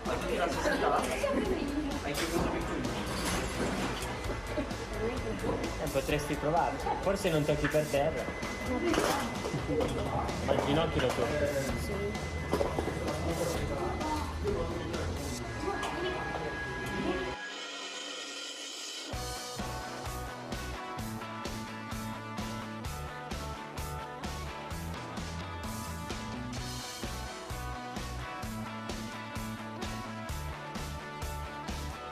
Per voi, una parentesi bellissima, molto attesa, c'è molto fermento perché non è l'orgoglio cassinese.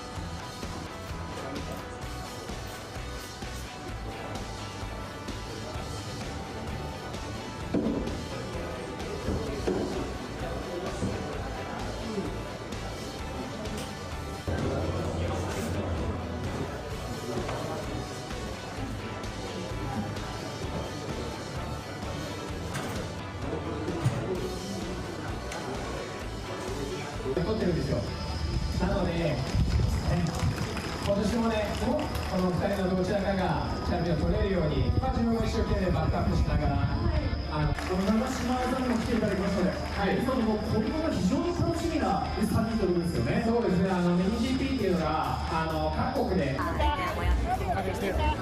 いはい。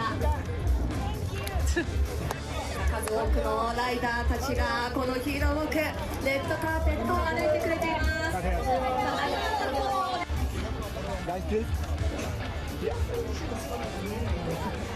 Entro, ¿eh?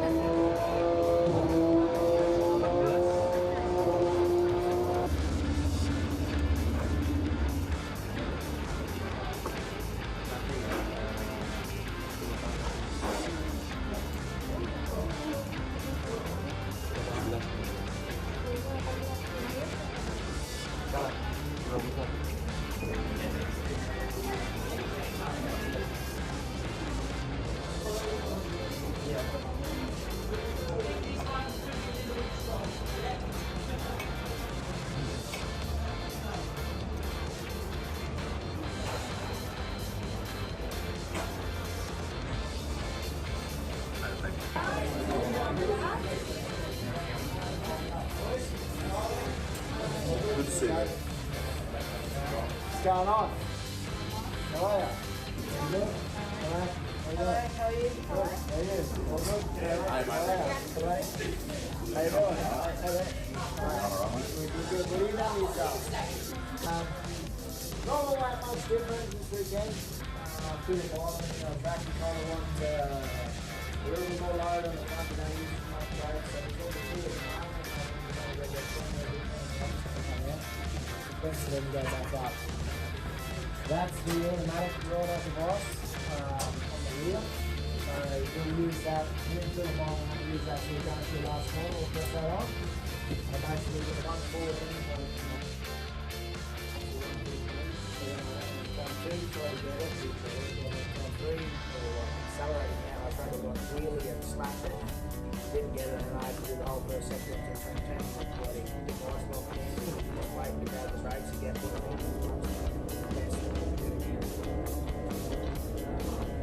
See how crazy thin the chassis are through the paper. And off we go, this is the legend over there. I love that. So cool. This is what I love about MotoMini. Yeah, put your hands up before we go high. Yeah!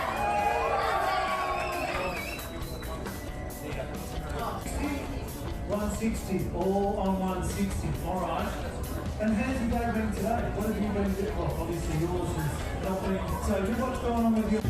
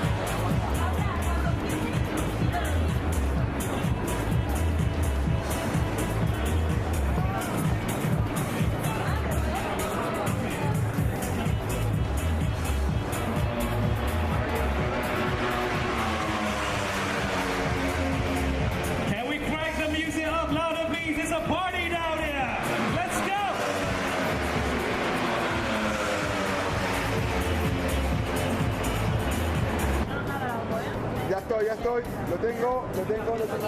Sí.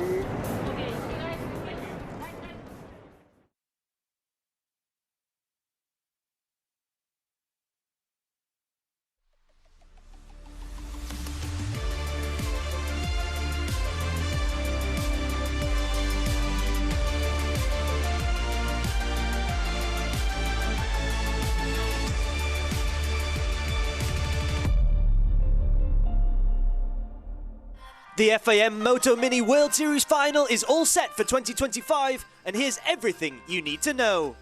Once again, there'll be two classes, with the O'Valley GP0 160 being used in the 160cc class and the GP2 190 for the bigger class.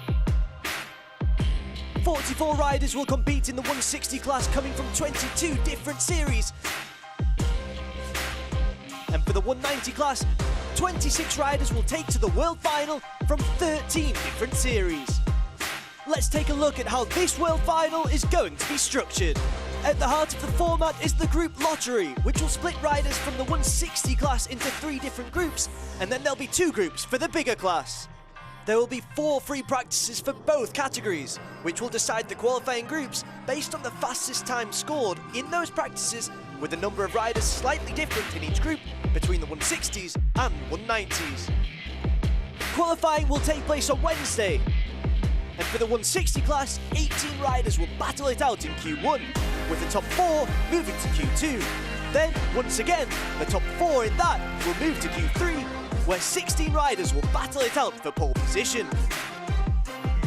From the combined qualifying times, the bottom 24 riders will go to qualifying race 1, and the top 20 will move to race 1 and 2 with their grid position assigned. For the 190cc class, it's much the same, but with 1 session less and slightly different numbers of riders, with 16 battling it out in Q1 to join the top 10 in Q2, where there, 14 riders will try their best to grab pole position. Once again, the bottom 11 riders will have another chance in qualifying race 1, as the top 15 advance directly to Thursday's race with the grid positions decided.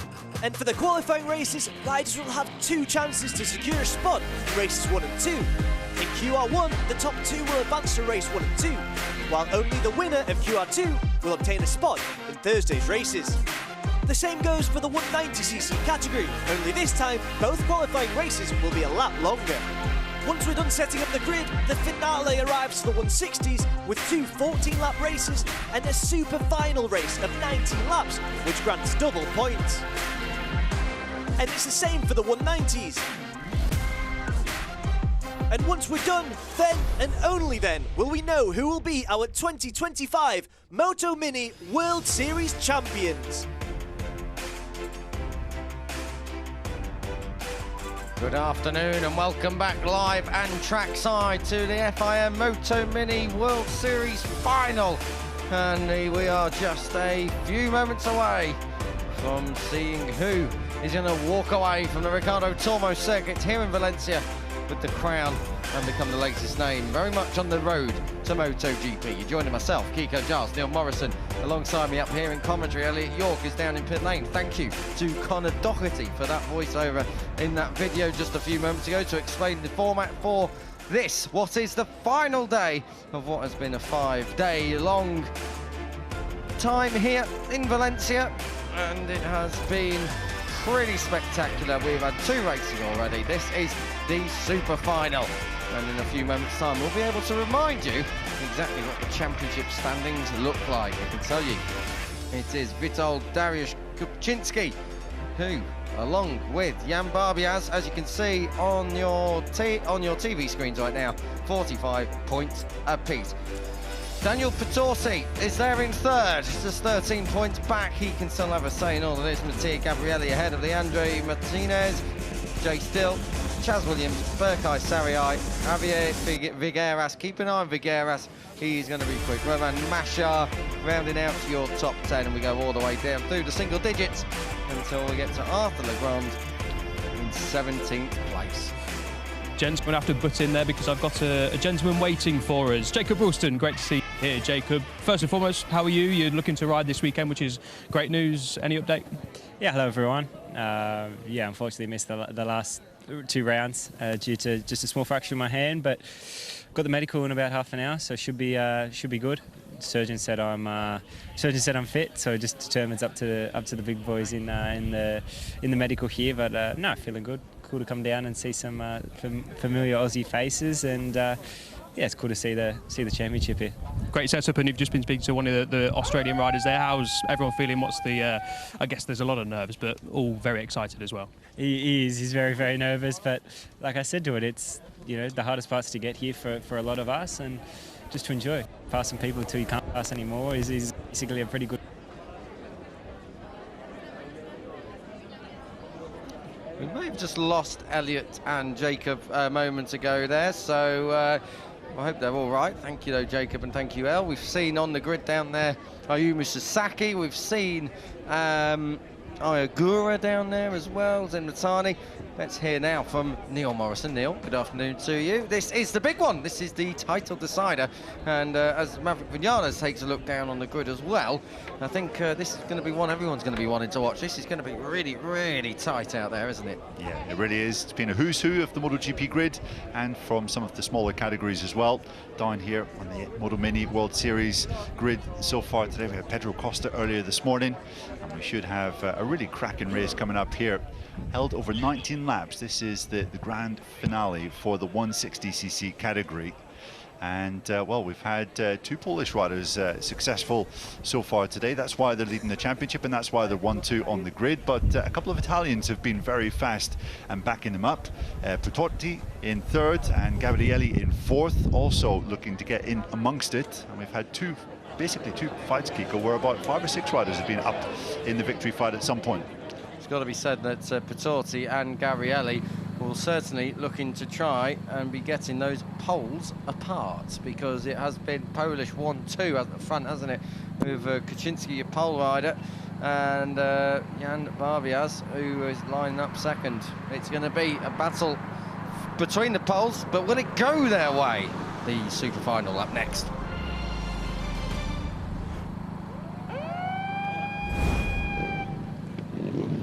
So then we are now just a few moments away from deciding who it will be who moves through from the 160cc MotoMini FIM World Series this year with the title. Kuczynski, Barbias, Putorti, your front row, Gabrielli, Martinez, and Dill, your second row. Keep an eye out all the way back, looking towards Yoshimura, Rentaro Yoshimura, Mohammed Ali there as well in 14th, looking to try and score points if they can. I mean, that's got to be the aim further back down the field, but all eyes on the front, the two guys who have looked so good. Your number 19 of Jan Barbiazu with that phenomenal win earlier on in race number 2 will be looking to try and make it stick again. Whilst this rider goes from pole, Kuczynski, can he do it? Yeah, and it's double points on offer for this race, right, Kiko? So essentially, one of the Polish riders wins this race, they will win their category outright here today and this week in Valencia. So all to play for, and obviously still plenty to play for the two Italians just behind, Daniel Putorti and Mattia Gabrielli, both riders to look out for. Jacob Rolston, we were speaking to him on the grid.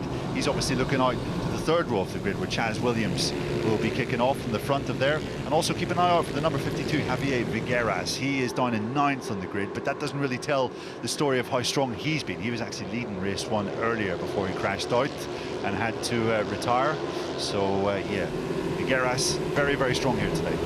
Vigueras came through from the second row of the grid earlier on and was up in into the top 3 pretty quickly, really, and then he crashed out from the lead, as you say, Neil. So Vigueras, keep an eye on him. You can't miss him. Spanish liveried, number 52. Keep an eye on him. Neil, who is it going to be for the final time in the 160cc class today? I think it's going to be one of the Polish riders, Kiko. Jan Babiarz, I think, is going to be the man. You? I'm going to go Jan Babiarz as well, but I think Kuczynski, who is weaving his way to pole position, is going to put on a very solid display. And we are just a few seconds now away from going green. 19 laps. It is a good old race, this one, a longer old race than we've had before. Should be around about 16 kilometres. Red lights on.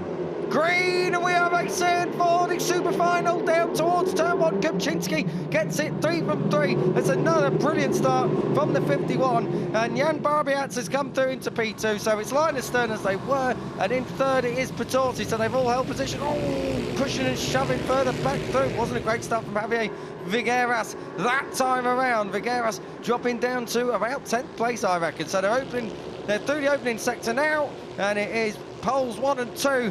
Championship on the line. They are tied on points, and whoever wins takes it all, Neil. Yeah, it looks like the two Italians are there in 3rd and 4th, Putorti and Gabrielli. You can see Putorti having a bit of an eye under the rider in second, Babiart's going through the final turn, but it's been a brilliant first lap for Kupinski as he comes across the line just ahead, narrowly ahead, 1/10 of a second clear of his compatriot, and you can see already we're having a bit of a four-rider breakaway. Figueras dropped down to 10th place. It's Roman Majar who's come through up into 8th place, and Taro Yoshimura as well up there in 9th place. Battles all the way through this field, but all eyes now on the front as we have a look all the way back to Figueras trying to come through on, I think that is Majar there, so he's just got a little bit more work to do. Through and over the curbs, up over the top of this hill, down towards turn 12. The final corner, you can see Babiartz is right there trying to come through if he can, and he can't this time around. Kupczynski it still is. Petorti there, the number 31, looking like he had a bit of a problem down there, down the front straight, and through came Gabrielli, and Leandro Martinez is there as well. Change at the front, is it? Oh, it's side by side, and Kupczynski was a bit wide, but just holds on. Yeah, Babiartz had a nibble into turn 1, but lost the position again into turn 2, so you can see that Kupczynski is really, really determined to keep the lead up at the front. He likes to have clear track ahead, but the rider we need to keep an eye on is the one in 5th. That is Leandro Martinez, the Frenchman, who has grabbed a hold of this lead group and is there or thereabouts. Oh, that's a shame. Austin Attard has gone down. We saw yellow flags in the background, and that's why. So Austin Attard, MotoMini Challenge in 2025 comes to an end. Not how he'd have liked it. Quick down across the line, 16 to go. Babiart's looking on the inside, can't quite get it done that time around, and it is still Kupczynski. The sun is starting to come out. That means the pace is going to start to drop. We're in the 43s last time, around 43.882. Leon Martinez, it was, who's there in 5th. Pecco Bagnaia, your 2022 and 2023 MotoGP World Champion, watching on trackside. He'll be supporting the Italians. Going well so far, 3rd and 4th. Yeah, absolutely. You need to keep an eye on a rider that's just a little bit behind. That is Figueras, who's currently in 8th position, but he was actually faster than the leaders last time around, but you can see he's already got a decent bit of a gap to try and make up after his dodgy start. He was down in 10th place, I think, on the early lap. Berkay Sarai is up there in 8th place as well, so good stuff from him. Up into turn 1, change over at the front, was it? I think it was. And yes, Babiartz goes through. Babiartz is now leading, so taken over. He's now in that championship winning position, but this is the longest race of the weekend yet, Neil. In the last 4 or 5 laps of this, it will be new territory for everyone. Yeah, it will indeed, and there is confirmation that Figueras is absolutely flying. Is that a change of lead up front? Not quite. They were side by side. And I think that is Babiartz, who's got himself into the lead finally after Kupczynski's heroic defensive riding earlier on into this race. But, well, Babiartz has hit the front a little bit earlier than in race 2 earlier today. Yeah, he got that done at the start of this lap. They're side by side, down the front straight. Babiartz just holds on. Kupczynski can't get there. Oh, it's all getting tight and through. That is Figueras. I think he's just picked off Sarai, and he does. So Sarai back now down to, I made that 8th place. Figueras up into 7th, so he's 2 places up from his grid spot. Coming out, using all the curb. Babiartz running out wide, but carrying some big speed. Kupczynski there in 2nd place, trying to get it turned on the power.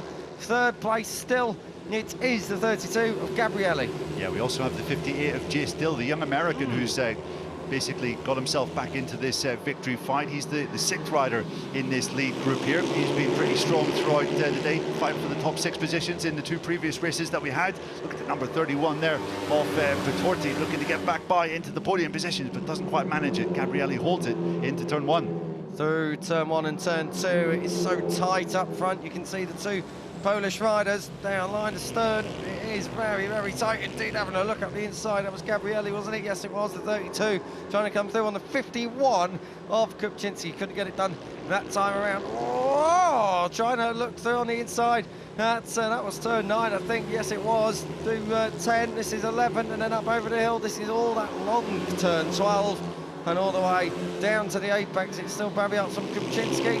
And then, take your pick. It is Gabrielli, then it is the 31 of Petorti. Martinez still in this group. Figueras needs to up the pace a little bit here if he's to go with them. It's fastest up in the race last time around. Martinez, 43.499. Oh, goodness me, and it looks as though Babiartz has lost the lead, and he's almost lost 2nd place as well. You can see there Kupczynski was very, very aggressive through that first sector of the track, and that has really packed them up behind. That will play nicely into the hands of Figueras, who's there in sixth position. We've had a bit of crashes. That's further down at the end of the top Williams. 10. It's Chaz Williams and Roman Massa, so they've gone down. They were 10th and 11th, so that's a disaster. That is going to put Mikhail up into the top 10 as things stand. Disaster down there.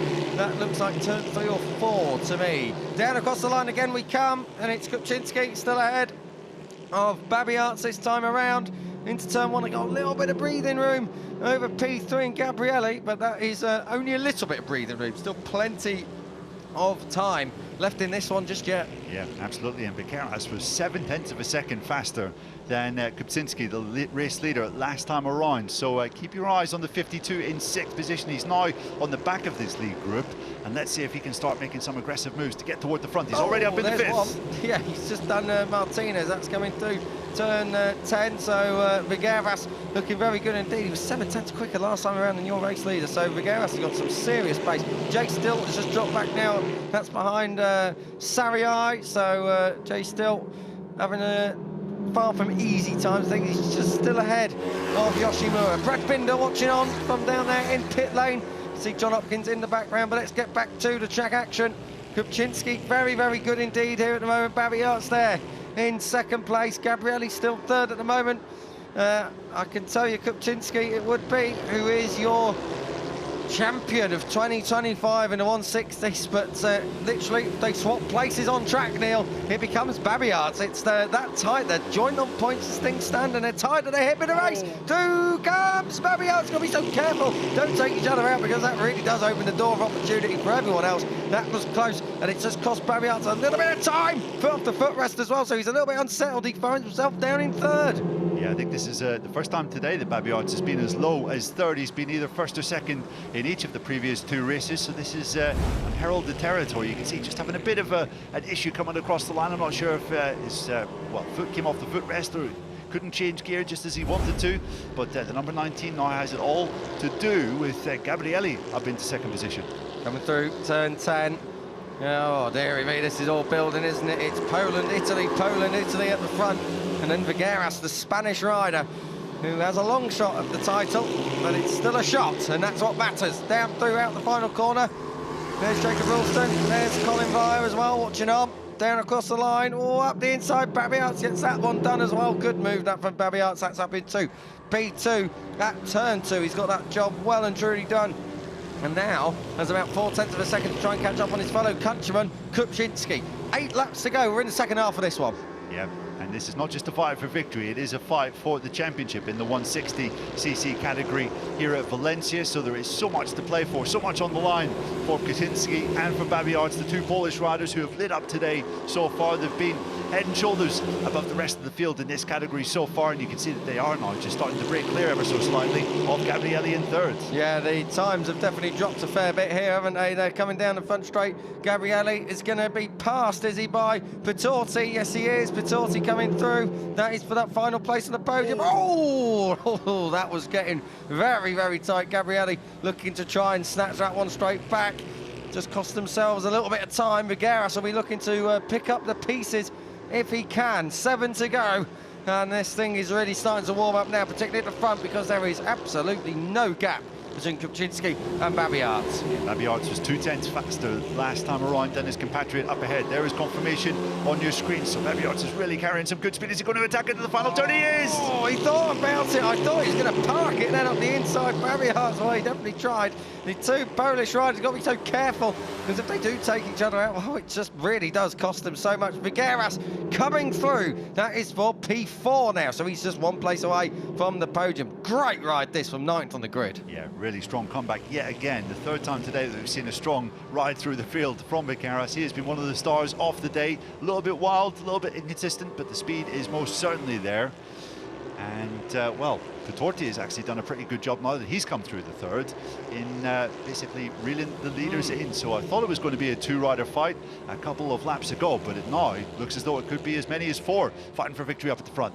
Yeah, just when you think that those 2 are escaping away, Kupczynski and Babiarts are reeled back in by Pitorti. Figueras is right there. Let's see the lap times this time around. Nothing to write home about. Oh dear, that is so tight through turn 1. There's no need for Babiart to be that extreme on the inside, but still, he wants to try and get through. 5 laps to go, Neil. This is bubbling up, isn't it? It is indeed, and as you said earlier, Kiko, this is kind of unheralded territory. We haven't seen how these riders fare after this number of laps. The 2 previous races we had today, 14 laps apiece. We're now on, oh, and there's a red, oh no, there's not actually, sorry, something errant on our timing screens. Yes. But yes, we are still going here. You can see the cream of the MotoGP field is down there in pit lane, watching Jack Miller, who's joined some of his compatriots down there on pit wall to cheer these riders on. Shinsky leads then, coming out the final corner. He's got a little bit of a gap over Babiarts this time. Is there going to be a move for second, perhaps? Bertorti thinking about it, can't get it done. Babiarts is quick into turn 1, and he's looking at turn 2. Can't quite get it done this time around. Through into turn 3, then 4, then flicking left. Turn 5, out on 2. Well, there's a very short back straight, but no moves this time. Kupczynski still in a title-winning position. Oh, and he's had a big rear slide there. Somehow he's managed to save it, goodness me. And that has caused Babiarts to slow ever so slightly. And now Bertorti is up into second position. Yeah. So the 31 is now the danger man in this lead group. Yeah, Babiarts just had to roll out of that then. I think he was a little bit concerned by what was going up ahead of him. But Kupczynski holds on to the lead. But it is Babiarts who finds himself down in P3. Is Bertorti coming down the inside? Oh, he had to think. Then he thought better of it. Turn 2. And it's still Kupczynski, Bertorti, Babiarts and Vigueras. Do not rule out Vigueras just yet. Yeah, Kupczynski is really sliding that little bike around. It looks like it's on ice in some corners. You wonder whether he's just suffering from a little bit of tire wear. Bertorti is right there behind him and looking very composed, and he's going to have a move into the lead. He is, for the first time this day. The number 31, the Italian Bertorti, leads the way. Oh, careful through there. You've got to be so careful when you make that move. Bertorti it is then who's taken over, and while we were talking about that, Vigueras has come through into P3, so it's all going off. This is new territory for everyone, of course. This is the longest race they've had all weekend. Oh, Bertorti out wide, and through comes Kupczynski back into a clear title-winning position now. Second for Bertorti, third Vigueras trying to come through if he can, but Kupczynski wants to lead this one from the front. I know that sounds a bit silly, but we're having a penultimate lap, and you really don't want to be finding yourself down where Babiarts is in fourth. That's really not useful at all. Yeah, this is a crucial lap and a half coming up from Babiarts. You can see the title slipping through his grasp here as the 3 riders just break clear up ahead. You have to admire Kupczynski, who has been so aggressive up at the front. Anytime he's been overtaken, he's gone straight back through again and starting the final lap. He's now 1 lap away from taking the title. Careful with track limits as well on the last lap. Okay, side by side then. Last lap of the 160s this year. Oh, Bertorti had to think about it. Couldn't quite get it done. Kupczynski it is, who is in a title-winning position, and he's sideways on absolutely everywhere on the last lap of these 19, and it is really ticking on by. Is Bertorti going to launch an attack, Neil? It looks as though he could do. Into the last corner is where I imagine, although he had to go coming up to this bend last time around. He's not close enough this time, though. Not close enough, and Vigueras is still in this as well. Okay, here we go then. Strap yourselves in. Through the penultimate corner we come. I tell you what, Bertorti is going to line him up, but he's not deep enough on the brakes. If he keeps it neat and tidy, I reckon it's going to be Kupczynski who is going to be your champion in 160s, and he is. What a finish, though, across the line. Kupczynski holds on by 0.003 of a second ahead of Daniel Bertorti. Poland has a champion in the FIM MotoMini World Final in the 160s. A 2025 season to remember it has been for Kupczynski, who's put himself here this weekend. He was one of the favourites after yesterday. He converted pole in race 1. He's done it again in the 3rd race in the Super Final. Kupczynski takes ahead of Bertorti. Vigueras less than a 10th from victory in 3rd. Babiarts, joint championship leader coming into it. He finished 4th. Leandro Martinez there in 5th. Eda Gabrielli, who dropped back. Sarai, Dill, Yoshimura and Mikhail completing the top 10. But Neil, what about it? Witold Dariusz Kupczynski has done the business. And, well, this is probably one of the biggest days, one of the biggest highlights of his career so far. And if he carries on riding like that, there's going to be plenty more to come. Yeah, absolutely. Sensational stuff from Witold Kupczynski. You can see there confirmation that he is the 160cc champion for the MotoMini World Series. And what a performance that was. A couple of occasions where someone overtook him from behind, but he insisted on coming straight back immediately and right away. to take the initiative, and he held his nerve on that final lap with Patorti and Vigueras breathing down his neck to come home and claim the crown. Well deserved, you would have to say, on what we've seen today, Kiko. Very good indeed. Right there, right the way through the weekend. Well, through the week, of course, we're only on Thursday at the moment, but a fantastic ride. He knew he had to lead onto that last lap. It's not a very long lap here.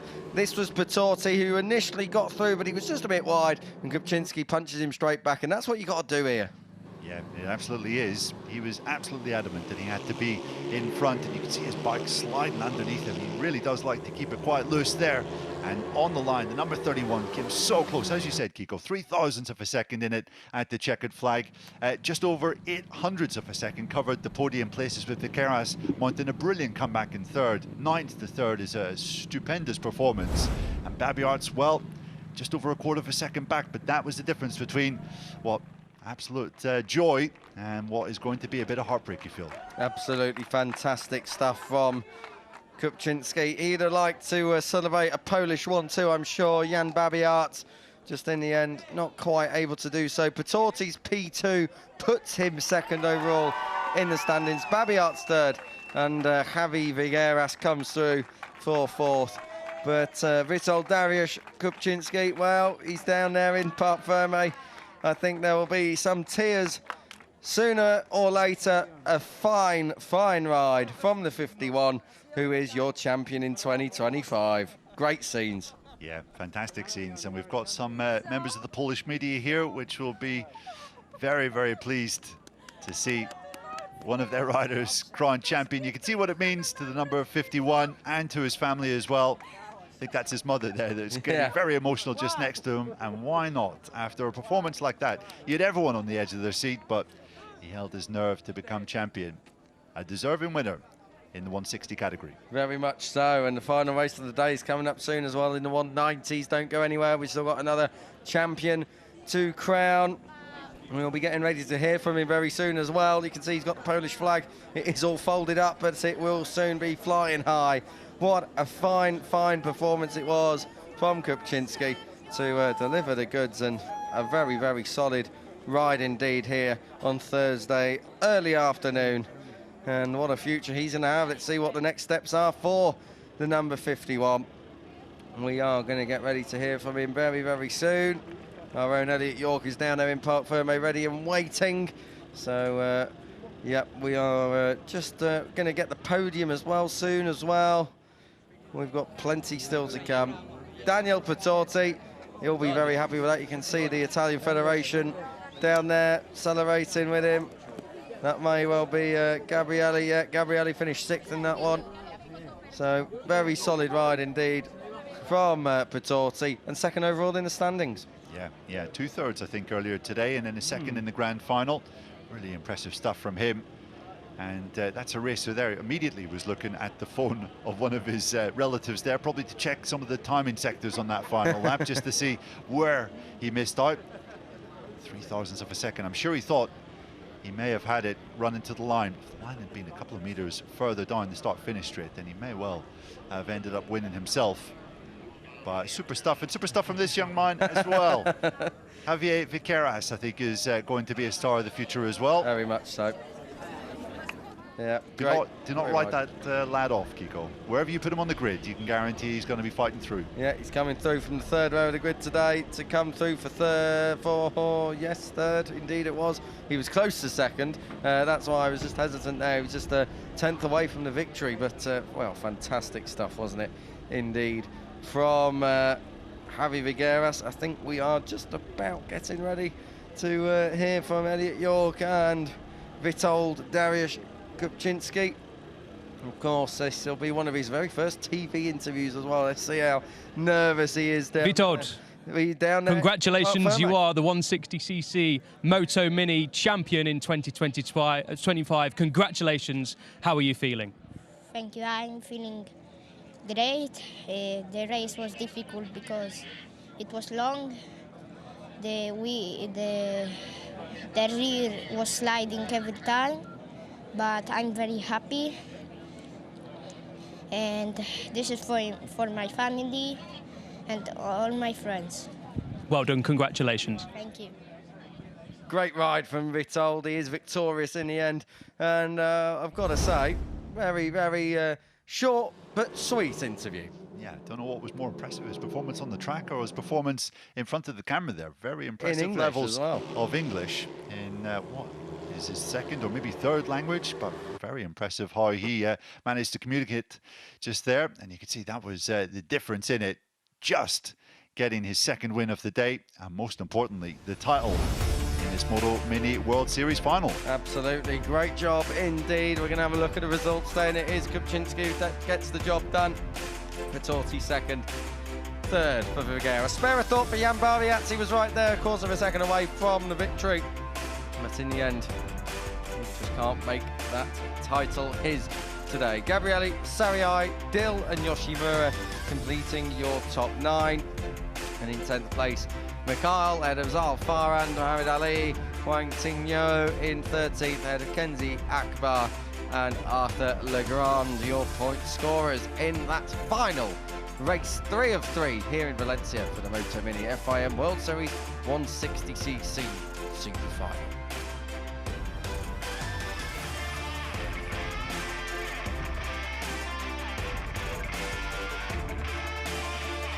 And here it is in black and white. Championship standings. Vitold Dariusz Kupczynski is the champion for 2025. 23 ahead of Vitorti. Barbiazzi 1 point further back in third. Figueras, what could have been really for him there in fourth, but for sure a very bright future nonetheless still for the 52. Gabriele completing your top 5.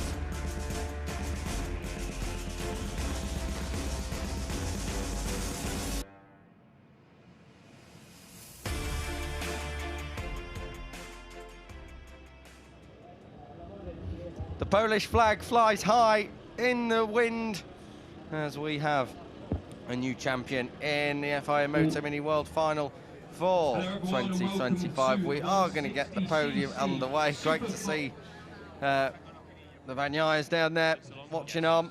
So we'll start with third place, the number 52, riding for P3 in this MotoMini race, Spain from Javier Spain, Figueras. Javier Villegas. I don't think George Villegas got a podium that time around, but it was Javier Figueras in P3. Next up, Daniel Vitorti in second. And in second place now, the number 31, riding for Italy, from Italy, Daniel Vitorti. And now we will have our winner and our champion, Vitold Dariusz Kupczynski. And now for your champion in the 160cc class for 2025, number 51, riding for Spain from Poland, Witold Kupczynski.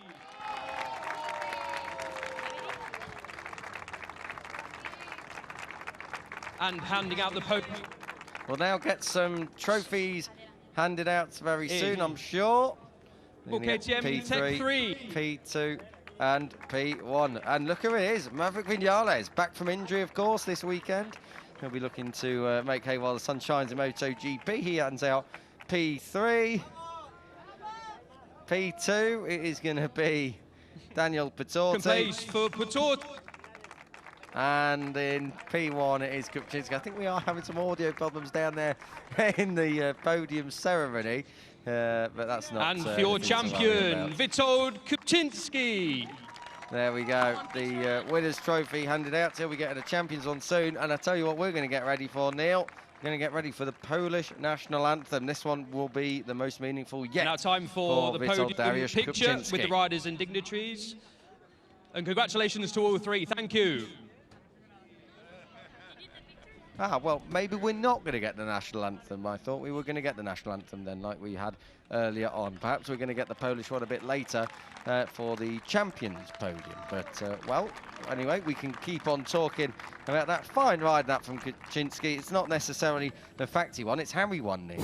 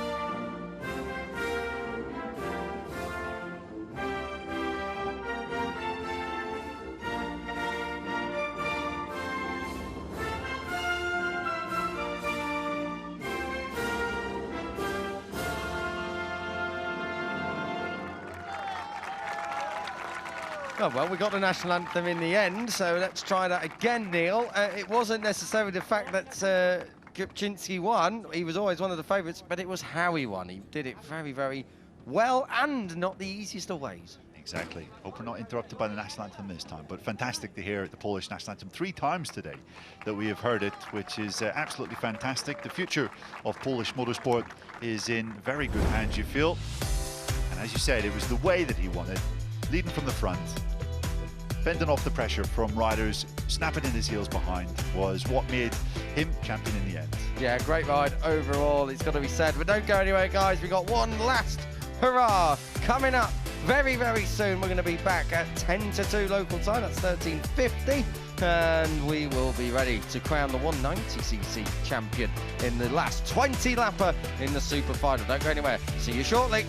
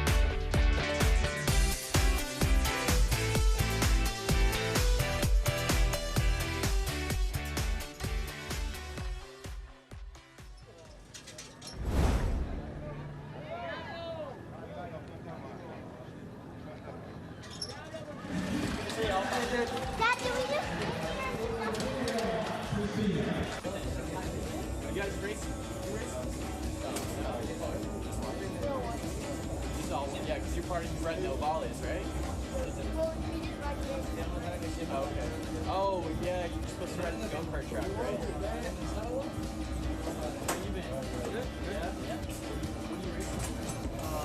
So last year I did Moto 3. I was going to do that again this year in the same championship.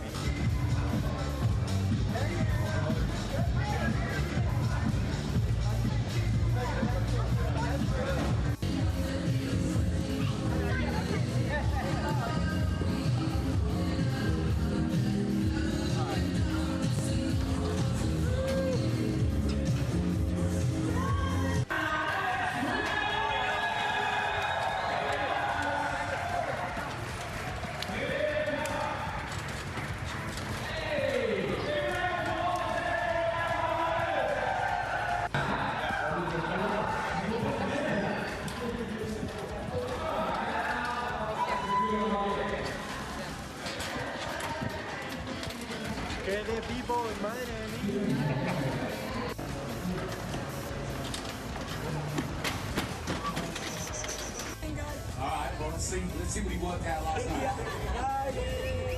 So, most riders are here, getting some photos. All right, successful weekend. What are we eating this morning to get us in the zone, ready to go on the bike?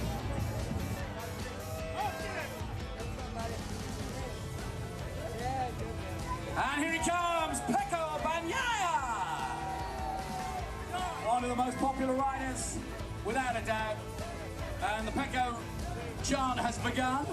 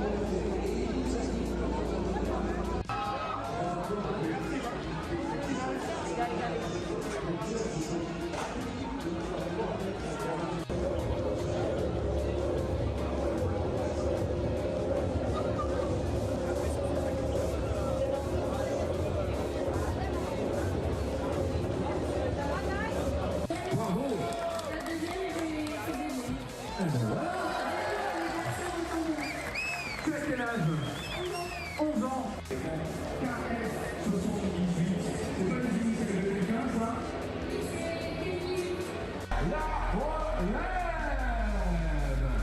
Mini GP Francis et les amis, c'est ce que vous faites maintenant. Hop, vous retournez. As well as scared because we know the nights are very, very noisy. So what about this year?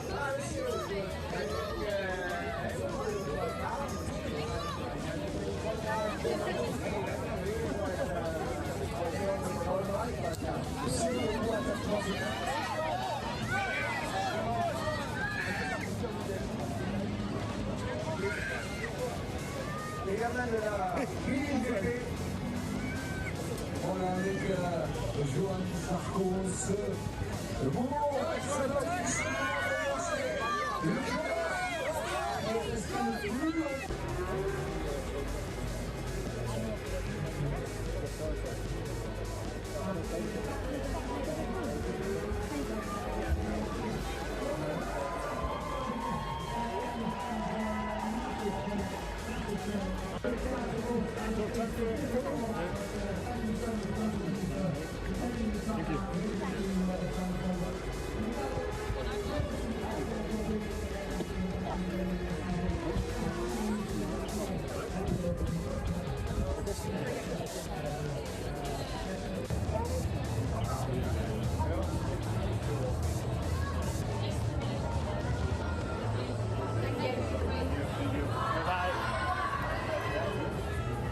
I'm very happy.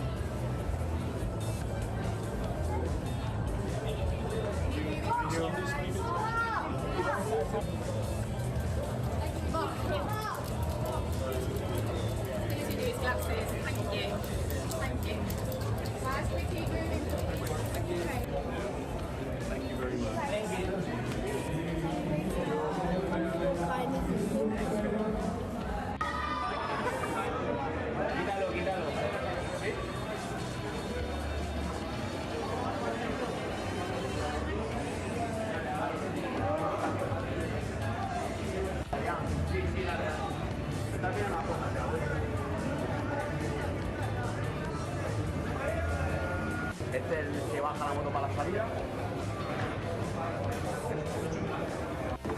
Se bloquea la más para adelante, entonces le tenemos que dar y entonces cae.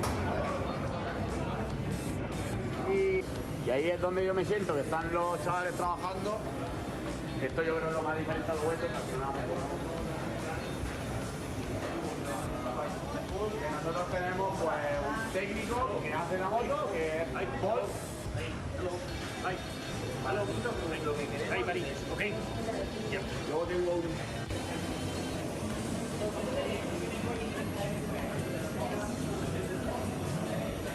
Frena, se nota demasiado. Cuando ya ha hecho 5.50 ya empieza a ir la moto bien. Bien, cuéntame este podio.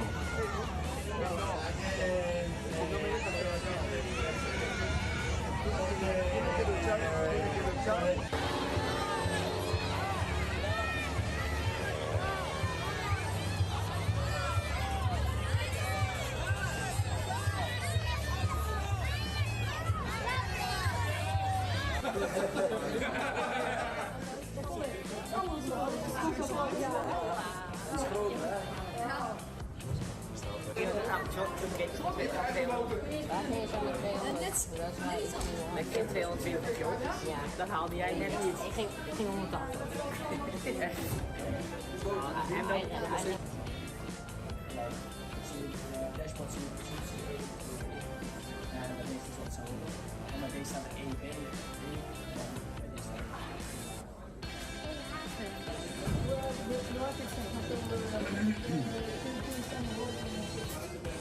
Ja. De meisjes kunnen het ook. Let eens op, FIM Mini GP, die rijden hier op Mini trekking als het gaat ietsje kijken. Oké, go, go, go, go!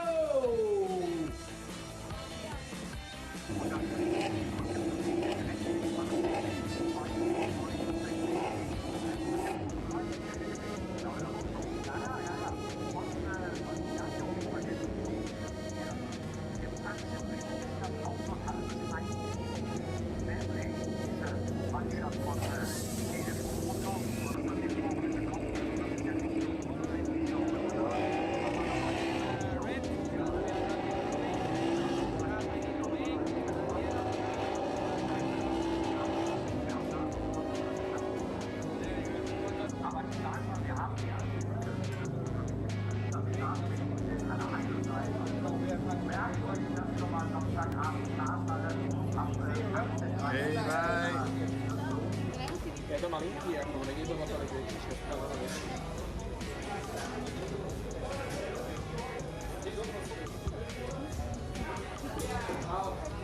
Non è un momento, tirando che poi si c'è un po'.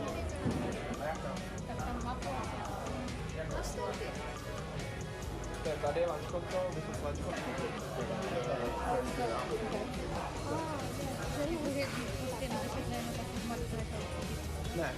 una lastina di...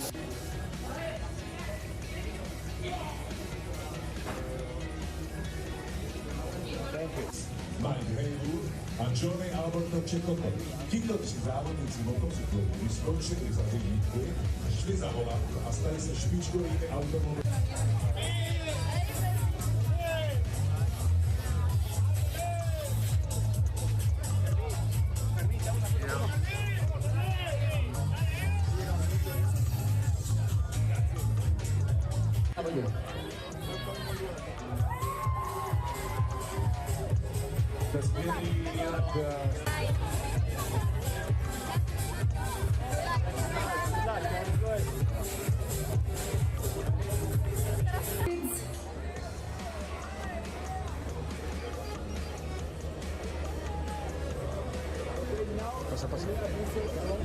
Yeah, I've met him a few times, but still, it's so magical, really. That's amazing. Hats off to all of you. We're not only here to talk, we're also here to play. It's all about your favorite and technically you are here to have a connect.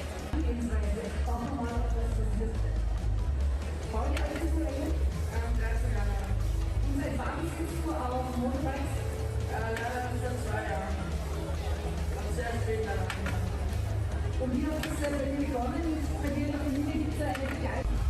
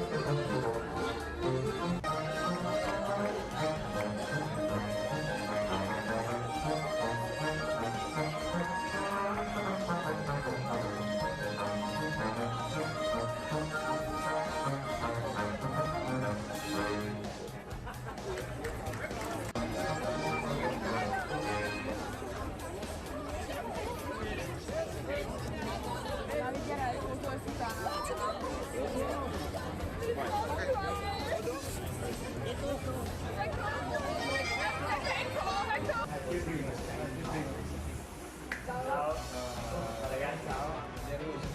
Andiamo. Ciao Roby. Vediamo, venite quando volete. Quella a Valencia, no? Ci vediamo o no? Io sì, io già. Ah sì? Sì, primo sì, mi sa.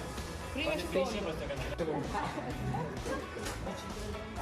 10 anni, quindi altri stanno a fare 18. Dai, un po' di esperienza tocca fare. Però intanto bravo. C'è la pompa di benzina, niente di preoccupante. Allora, abbiamo un po' di roba da vedere qui. C'è, si va sempre di più o di meno, in base a quanto si consuma la gomma. E sono le tre, soprattutto rosse e verdi, sono quelli che diffusiono.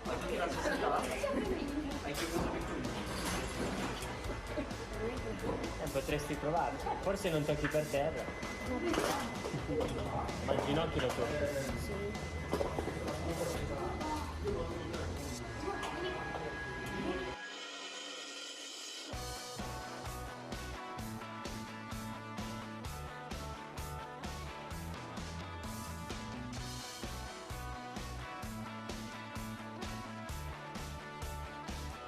Per voi è una parentesi bellissima, molto attesa, c'è molto fermento perché non ne vuole della senese.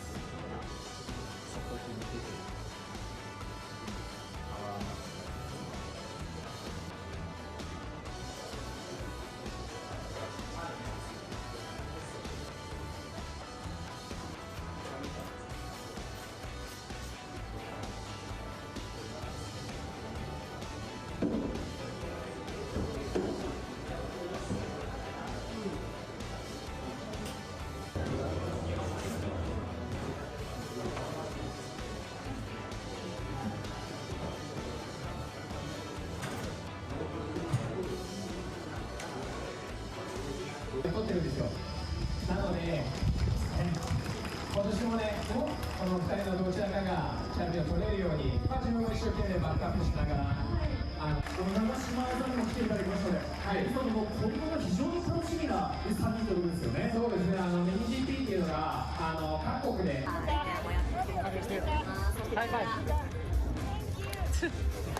数多くのライダーたちがこのヒーローウォーク、レッドカーペットを歩いてくれています。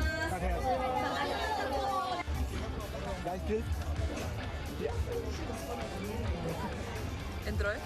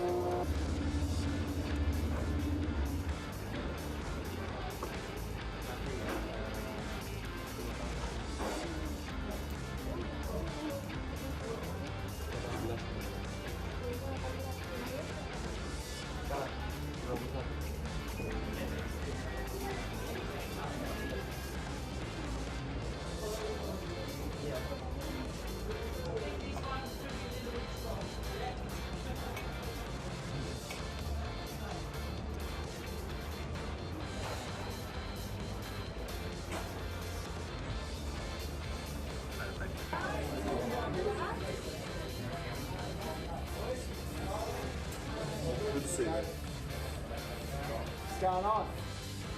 How are you? Good? How are you? Good. How are you? All good? Hi, mate. How you doing? Good. What do you know yourself? Not all that much different this weekend. Feeling more, track and kind of want a little bit more load on the front than I used to my trade, so it's all the good at the moment. Rest of them go back up. That's the automatic roller device on the rear. So you'll use that, you can fill them on and use that to go to your last corner or press that on. And basically get one forward in and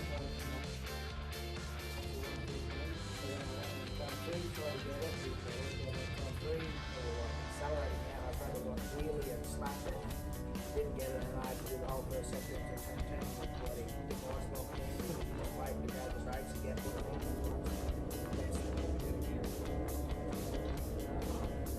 See how crazy then this house is after we got the paper through the whole block.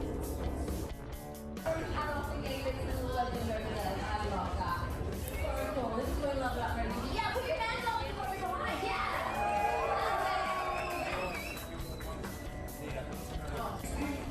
160, all on 160, all right. And how's your day been today? What have you been doing? Well, obviously yours has not been. So what's going on with your...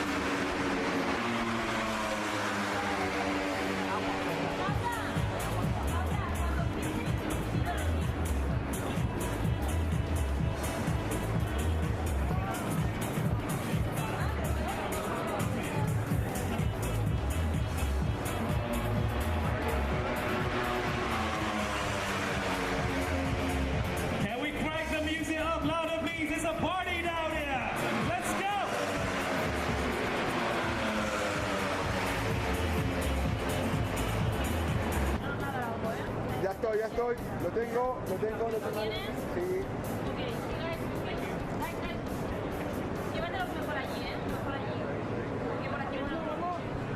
side.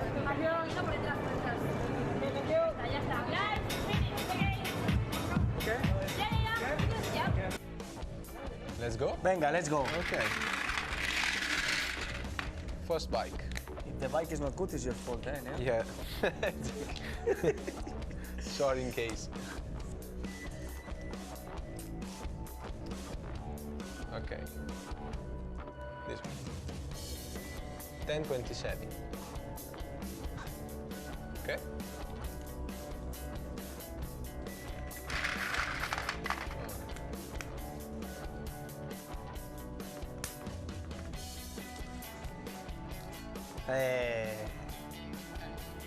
Italian guy.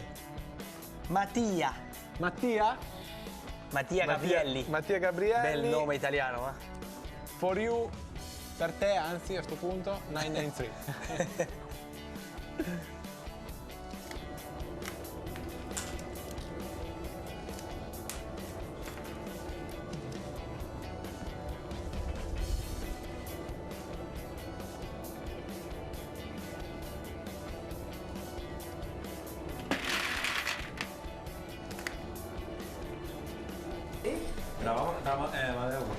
¿Qué? Aparta el nicho al menos. Vale, me voy a meter. Me meto en este momento. ¿Me meto, vale? Sí. Chicos.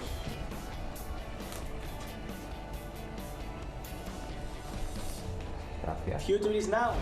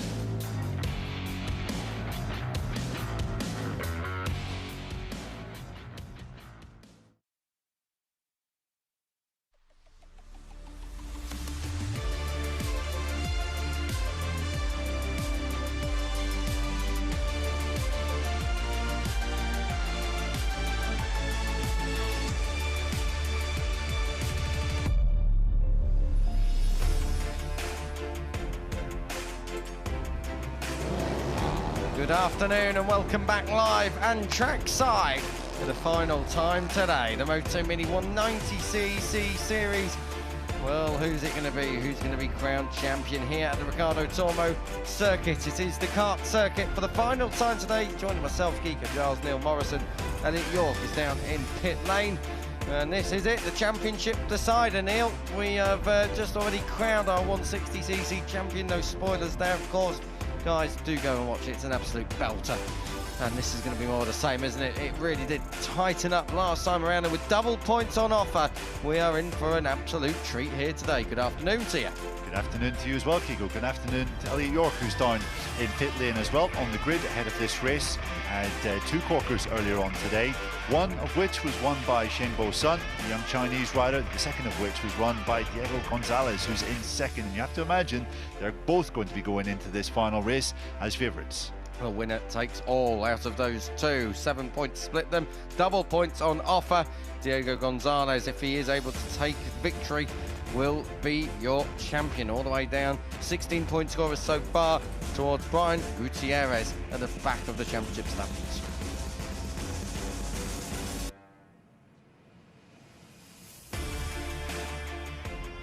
Here we go, then we're down on the grid, and there will be a lot of nerves, a lot of tension. Shengbo Sun, well, he done everything right up until the last corner, didn't he, earlier on in race two. A little bit of a moment cost him his run to the line. Will it come Just back going to butt to in there, bite gents. him? Sorry, I've got Jack Miller waiting for us. I won't keep him much longer. Jack, great to speak to you. I'm sure you enjoy coming down here as you do every time it's on. Great to see these kids having fun. Absolutely, like you said, I mean, it's an amazing event put on by FIM and Dorna. To get, you know, kids from all over the globe here to race motorbikes, I think our sport is very isolating in that sense, you know, where the world's such a big place, but at least, you know, we can put on something like this and bring the talents from all over the globe, and you see every year, you know, the level goes up and up and up. You know, these kids go away from what they've learned here and they take it back to their own country, and they change certain things, and you know, every year they're just leveling up. And I mean, it's scary for what's to come in the future, but because these kids are just so ready by the time they come to World Championship. You know, talking to some of them, you know, kids are 9 years old, and you think they can't come to World Championship for another 9 years, and they're already ripping like that. But no, it's awesome. It's an amazing event. You know, as I said, every year gets bigger and better, and massive hat off to everybody involved. And you've got some fast Australians on the grid as well. I'm sure that's fantastic for you as such an experienced rider now to see the young talent so early. Yeah, no, I mean, it's amazing. As I said, you know, especially Australia, you know, we're so isolated. And as I said, you know, these kids have come over now for a few years and have been able to go away and learn from their experiences and come back stronger and stronger the next year. So it's amazing to see that we've got, you know, some boys really rolling now. You know, and we're, what, 3-4 years in. So it's awesome to see. And I think, you know, it's just a step in the right direction of what's to come for future generations. Appreciate your time, Jack. Go enjoy the race. Cheers, mate. Thanks very much, Elliot. Thanks as well to Jack Miller. Great to hear the Australians' thoughts, and a couple of riders, as Elliot was saying, for him to cheer on in this one. Judd placed it starting from third on the grid, certainly one to watch. Jake Page as well hasn't had luck go his way today. He'll be back in 13th, but Jake has also shown some real speed today so far, Kiko. Indeed he has, and even though he's got to come through the field, he has shown that he can do that. We just caught a quick glimpse of Alonso Lopez. This is Scott Ogden down there on the grid. He's one of the ambassadors for the British riders. Keep an eye on Scott going throughout the rest of this weekend in his own Moto3 challenge. But right now, down there on the grid of the MotoMini FIM World Series for the 190cc class. And we are just a few minutes away from getting underway. This is Kabil Irfan. Keep an eye on him. Irfan 5th in the standings, looking to try and take victory if he can. He still can obviously have a say in the title. Is he going to have a big enough say though? Yeah, absolutely. He crashed in race 1 but remounted and showed some stunning pace late on to get back inside the top 7. Then he was on the podium in race 2 but didn't quite have an answer for the late speed of Sun or Gonzalez, but certainly one to watch from the second row of the grid. Expect Irfan to make some moves through in the early laps. We're having a look at Casper Jennings. This is the number 82 for the Netherlands. Let's see what he can do. He's been at a very quiet but consistent day so far. Maybe now he's starting on that second row of the grid, he can have a say down on the opening laps at least and try and get in and amongst it. Yeah, we haven't seen him up in the lead groups so far today, but it will be interesting to see what he can do from the second row of the grid as everyone prepares to leave the grid. I mean, it is essentially a who's who of the Grand Prix categories. Alonso Lopez there, Danny Munoz as well, 2 Moto2 regulars. Down checking out the young talent that's coming through. Ole Soberlich, the young German, the number 72. He'll be starting from, where is that, 7th on the grid. So that's a decent qualifying position for him ahead of this super final. Sorry guys, just going to jump in while there's a little bit of a gap there. I've got Scott Ogden with the Scott. Quick question, mate. Good to see you. I know you're working closely with the MotoMini United Kingdom guys. How are they feeling? Yeah, no, we've got a few good riders in the 190s. Also the 160s, it was a difficult week, but they did a good job. But the 190s, we have one guy from Mini GP Austria who's English, who's doing an amazing job these days, and then 2 guys that qualified through the qualifying races who are fighting the way through the grid. I think this race they can do a really good job. They're a little bit higher on the grid, so yeah, we have to see, but it's exciting. I know they're all aggressive, so I'm excited to watch. Good to hear, Scott. Enjoy the race. Thank you. We just saw a glimpse of Tyler Humphreys down there. He'll be getting Scott Ogden support, I'm sure. This is Jason Rudolph from Germany. Again, quiet but consistent day so far. Rudolph starts 9th. Yeah, 9th on the grid. And that rider that Ogden was referring to, Thorley Trevorrow, in 4th on the grid. He's had a really strong day as well. Podium in race 1. Great stuff from Trevorrow, who's been right there, looking to try and bridge that gap maybe to Shengbo and Gonzalez. We're just a few moments away. This is the title decider in the 190s. Don't go anywhere. 20 laps ahead of us.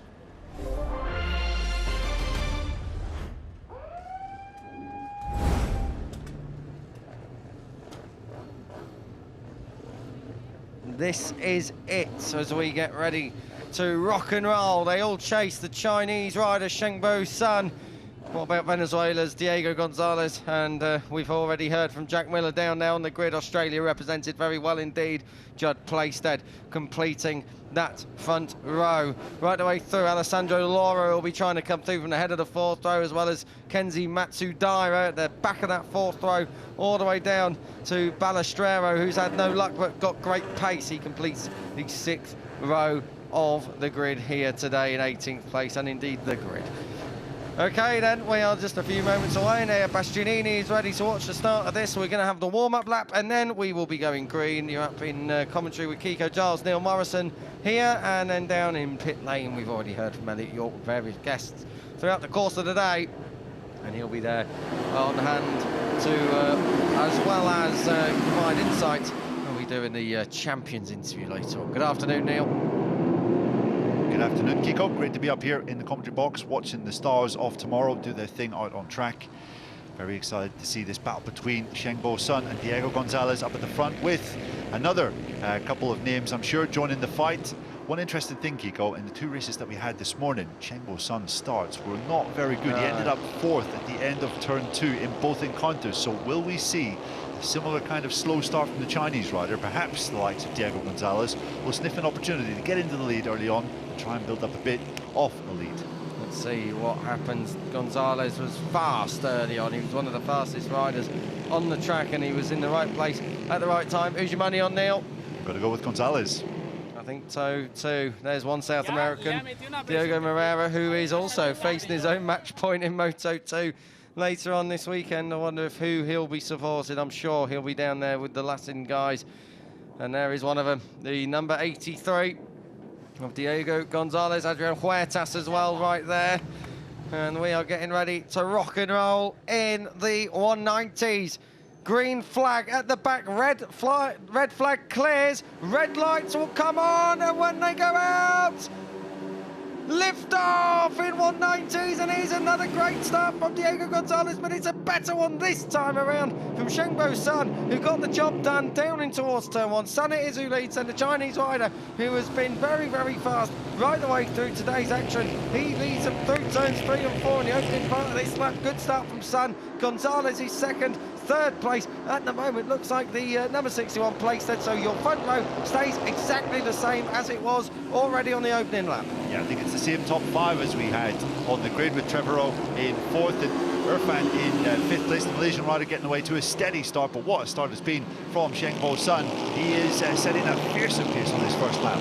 20 laps and they're already one in, so they're going to tick off and fly by pretty quickly, it's got to be said. Shengbo Sun got it absolutely driving, didn't he? Fantastic start from the Chinese. Oh, that's a lunge up the inside. I think that was Irfan on Trevorrow. So Trevorrow's gone back to 5th place. Irfan storming up into the top 4. He's up there now and looking to try and get onto the podium if he can. Sun still leads Gonzalez second. Yeah, impressive stuff from Sun. He was over 0.3 of a second ahead of his pursuer in the championship, his closer pursuer in the championship on that first lap, and it looks as though he's maintaining that gap here on lap number 2. The number 83 needs to be careful here not to let the Chinese rider get out and have too much of an advantage. We saw what Sun could do in the first race that we had today in this 190cc category. He got away and no one else could see which way he went. Up the inside, that is the 72 of Soberlik on Jake Page. I think that is who's just gone back. Is it Page? No, it's not. It is the 86 Humphreys. Tyler Humphreys. So Humphreys had a great start. That's him up into the top 7 as it is. Soberlik coming through. But at the moment, coming through, Irfan is your fastest rider on a 42.0. That's pretty fast, I've got to say. Keep an eye on Shengbo Sun out front. He has been very, very fast, but towards the middle to the end of the races early on, he was caught by Diego Gonzalez, who gets quicker as the race goes on. So this is nowhere near done yet. Yeah, Irfan has been really fast in the races so far, but maybe faded a little bit toward the end of race 2 as we come across the line. And Sun is just faster than the rest. It's only Gonzalez that's really able to live with him, that is within 1/10 of a second off his lap time. The lead is still 3/10 of a second, but Sun and Gonzalez just threatening to break clear of the rest. And I think we've got to change to 3rd place as well, Kiko. Yeah, it could be. Playstead was in that 3rd place, wasn't he? Irfan it is now, who I think has already attacked. So Irfan coming through. The front 3 are now your fastest 3. But at the moment, Shengbo Sun is in a championship winning position. What's Diego Gonzalez got? There was just a few hundreds in it last time around. Let's see if we get any more passes. That 41.7 it was to beat. And so far, no change there. Wow, coming back through. That is a Playstead who was... Oh, now he's gone down. Tell you what, great dismount. Now he got right up on his feet quite quickly there. And Judd Playstead, well, I was just going to say, had just lost that place before to Kabir Lurfan. He got it back, then he's crashed, but he's back up on his wheels, and he should still be on for points. So good stuff from Playstead, not giving up. Yeah, that's a 9.5 for style, I would say, the way he managed to remount his bike after that slow get-off, but a shame for him. That looks like his podium chances pretty much done. And we've now got 2, and then 2. It is Sun and Gonzalez up ahead, and then Irfan, and I think it's Trevorrow now that's up into 4th position. The young British rider, the young Englishman, just up behind the Malaysian there in 4th. Tell you what, Diego Gonzalez has really closed in as well on Shengbo's Sun at the moment. Fast up the race last time around, 41.751, just 5 thousandths quicker than the best time that Sun's been able to do. But Diego Gonzalez is building into this. It looks like he's got a bit more pace as well. Half a tenth quicker on your last lap, so there's plenty of time left in it, just 0.3 of a second between them. But Sun looks good to this part of the track. This is where he really starts to stretch his legs. Yeah, really strong here. These two riders, the only men in the 41s last time around in terms of lap time. No one able to get close to the lap times they're currently setting. Down across the line, a 41.604 is your fastest lap of the race, set by Shengbo's Sun. Just about over half a tenth quicker than Gonzalez last time around, so Sun's doing exactly what he needs to do. We're already a quarter of the way through this race. We are on lap 7 of 20, so we're just past the third even. Coming through down, this is at turn 6. Tell you what, this is getting tight as well, isn't it, between Trevorrow and Irfan. Got to say, Trevorrow will be looking to try and get that podium repeated, what he was able to do earlier. Yeah, really good ride this from Trevorrow. He's going to have a look down into the final turn number 12. Not quite. He had a look. Maybe that is a little practice move for what is coming up next. Up at the front, and Shengbo Sun is really putting the hammer down. He's now got half a second of advantage ahead of Gonzalez, his pursuer. Very good stuff indeed from Trevorrow. He's got the magnets on, hasn't he? And he's chasing down the number 78 of Kabir Lurfan, who's had plenty of Spanish superbike experience, and of late he's been doing a great job there. Podium recently, so now he's got to earn his podium again here in the MotoMini World Final for the 190cc category. Out front, I tell you what, the gap has got out to over half a second, so Shengbo Sun has got the hammer down over Gonzalez, who at the moment just hasn't got an answer for the Chinese star out front. Yeah, Gonzalez has come good toward the end of the last couple of races. Think back to race 2, and Gonzalez was able to mug Sun on the exit of the final corner of the entire race. So let's not write this off just yet. The gap has stabilised up front. Gonzalez narrowly faster than Sun last time around, albeit by just a couple of hundredths of a second, but it is still hanging around half a second. And I think Gonzalez, at that gap, will think, you know what, this is manageable. I can still reel the young Chinese rider ahead in. As we said earlier, in the 160cc race, these are the longest races. That's why they're called the Super Finals. So we are going to be in new territory very, very soon. Up the inside, that's a great move. I tell you what, Trevorrow got that perfect. Launched to the inside, made the apex, didn't cost either of the riders any time at all. So that's up into P3 for Trevorrow, ahead of Kabir Lurfan. He'll be looking to fight straight back, and does do up at turn 2. Gets the job done to the 78. Responds on the 64. Trevorrow must try harder if he wants that bronze medal in race 3. Yeah, he's going to have to really scrap for it if he wants another place on the podium. What would be his second podium of the day. Irfan, coincidentally, had Sulfami Khairuddin on the grid, helping him out and giving him some advice before race 1 earlier on today. Fans of Moto3 from when, 2012, 13, 14 will know that name well. Young Malaysian rider who came so close to winning his home Grand Prix. So plenty of great experience in Irfan's ear going into this race. And as you can see, Gonzalez is just getting that gap down ever so slightly, down to 0.4 of a second. Doing a great job at the moment, isn't he? He's right there. He's still putting this rider, Shengbo Sun, under some kind of pressure. That's what you got to do, and hope that a mistake comes your way. That's what happened early on in race 2, of course. Sun did crack. Gonzalez's pressure just enough to get him that victory on a run to the line. A fantastic job as well it was. So Diego Gonzalez absolutely flying here and he's now coming up over the crest of the hill and down towards this final corner. It was 4/10 last time around. I don't reckon it's too different this time around. Let's take him across the line. We'll see. It is exactly 4/10. Come down 5/1000 of a second. Yeah, very, very close. Very little in it between the lap times up front, and you can see there Irfan doing a decent job defending his third place from Trevorrow just behind him. So two really interesting battles here for first and third on track. And goes without saying, Kiko, doesn't it? What Sun and Gonzalez are showing, they're the absolute class of this 190cc category today. Yeah, they've done a great job, haven't they? They really are showing exactly why they are the top two in the championship after today's running. But this is getting tasty as well, I've got to say. Trevorrow is looking menacing. This is where he was strong. Kabila found the last couple of laps just holding off at the moment. The gap at the front is now over 0.6 of a second. So Shengbo's Sun has got this one sorted out at the moment. But, well, we've still got 8 laps to go, just under. And we are now venturing into new territory because in a couple of laps' time, that'll be the cut-off from earlier. Got 5 extra laps in comparison to race 1 and race 2. Yeah, 12 laps in. Irfan is 6 seconds back to the leader. That means he's around half a second per lap of what Shengbo Sun is able to do. Incredible pace being put down by the likes of Sun and Gonzalez up front. And Irfan in third. Still doing a very, very fine job, looking to get his second podium of the day. Here we come across the line to start lap 14, 7 laps to go, and it is up to 0.7 of a second. Once again, Sun a 1/10 of a second or more or less thereabouts faster than Gonzalez last time around. One mistake though, and it can all change, and we know that because that is exactly what happened earlier on. So it's not done just yet. Trevorrow looking, trying to come through if he can, but he can't at the moment.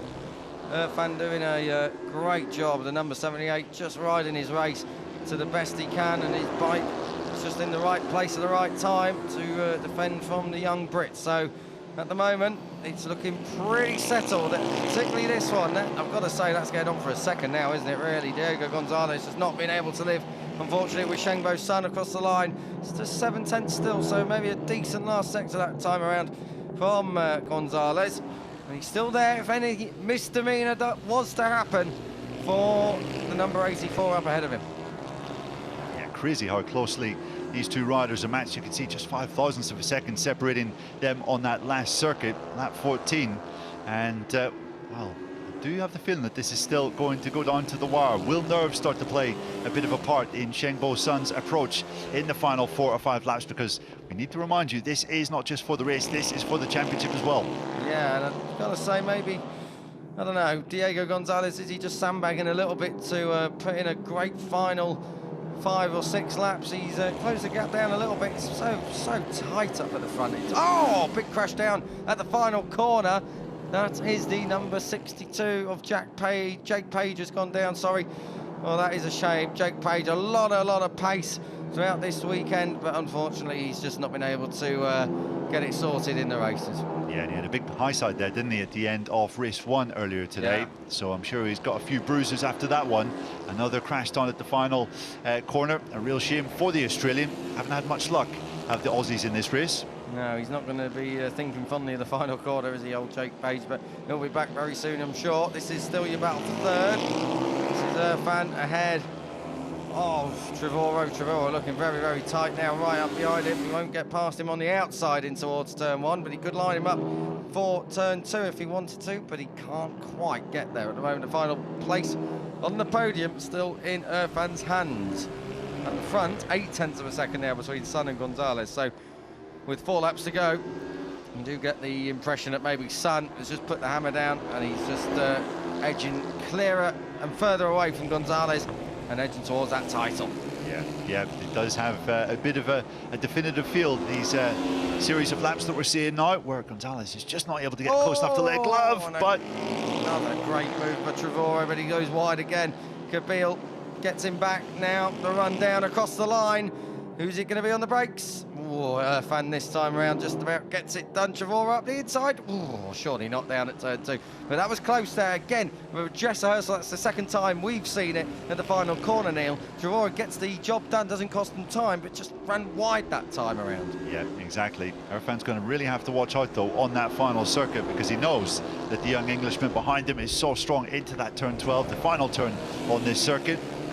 No doubt he'll be having a go. Maybe not this time around, but certainly going into the last lap if he's not already ahead by this point. Oh, having another sniff up the inside. He can't get it done this time around though. Kabil holds on, 2 to go. The penultimate lap is started already up ahead. Sun it is who leads by nearly 8.5 tenths of a second. He's been absolutely flawless in this one. It's not the showdown perhaps that we were expecting or wanting, but you cannot say that Shengbo Sun has done a bad job at all here. Fantastic stuff from the Chinese rider. A real golden period of form at the moment for Chinese motorsport. Obviously, Covey, CF Moto, they're all coming good in the World Superbike paddock. QJ Moto aren't far away, and now they've got a rider to get behind as well. Starting the last lap then of the 190cc FIM MotoMini World Final season. And what a ride it has been from Shengbo Sun, who leads. Gonzalez second, unless there are acts of God up ahead of him. But this is still rocking on, isn't it? Irfan versus Trevorrow. Yeah, it is. His lead up to 9 tenths of a second, very nearly approaching 1 second. You would say it might even have exceeded that on this final lap. It has been absolutely textbook stuff from the number 84. Clearly a little bit put out by the fact that he lost race 2 on the very final corner of the last lap. Not going to happen this time around now. Out to the final corner. Your 190cc FIM MotoMini World Final champion. It is Shengbo Sun. The sun is shining, and now there is one in P1. Later. Oh, Skittles! Trevorrow was coming through on Kabil Irfan. He had to try for it, and they have cost themselves a podium. Coming through, I tell you what, that is going to be a fantastic result from Soberlik, who comes through for P3. Kabil Irfan is not going to be happy about that with Thorley Trevorrow. They come across the line. Trevorrow hasn't got it started. That bike is stuck and it has stopped. And he is not happy. They're trying to kick it into gear. Just boot it instead. I'll tell you what, there we go, the 64, it's going to go, but is he going to get points? No, he's not. He's down in 17th. This is what happened. We've seen that move coming. He just lost the rear, had to stick it up, and unfortunately, the 78 is a collateral damage in all of that one. Yeah, that's a real shame, isn't it, how that panned out in that battle for third. A really, really good battle that went all the way down to the wire as well. And Irfan is going to be absolutely sick. He crashed after another rider's incident up in race 1, and then was taken down at the very end in race 2. He'll be absolutely gutted. He'll felt that third in the championship overall was there for the taking for him today, but it just was not meant to be.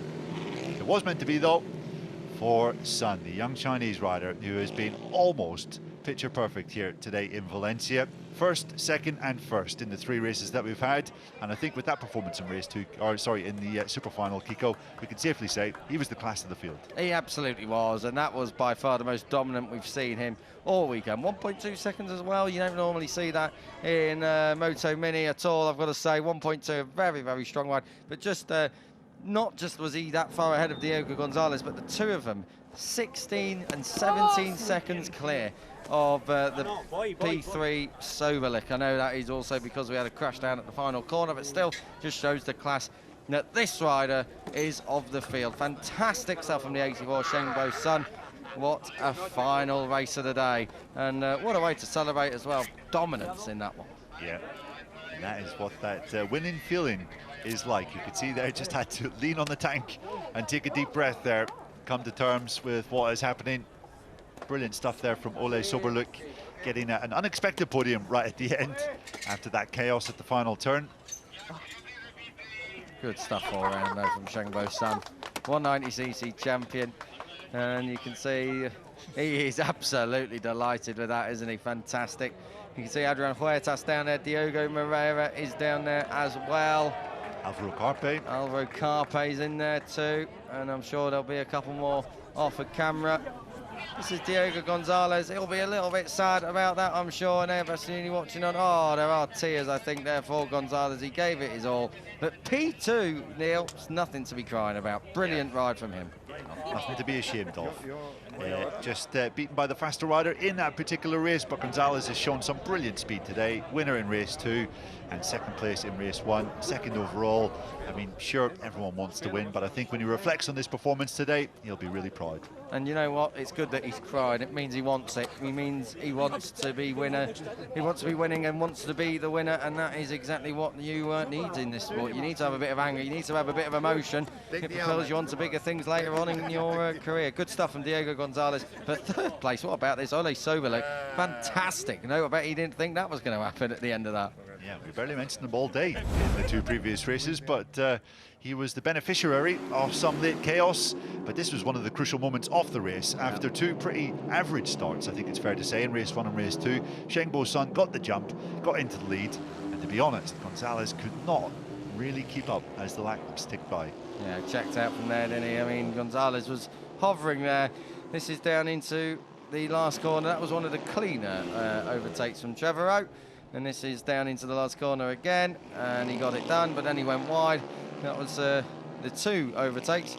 And cue the background, because you are about to see the results of the third one. As Sun and Gonzalez come across the line. Gonzalez, you can see, bitterly disappointed. And then we have this, and just Trevorrow getting it all wrong. And I tell you what, very, very unfortunate stuff indeed for Irfan. And coming across the line, 72 of Soberlik, great result. Shengbo Sun, though, victorious and champion in P1, 1.2 seconds ahead of Gonzalez, the Venezuelan, your silver medalist in 2025.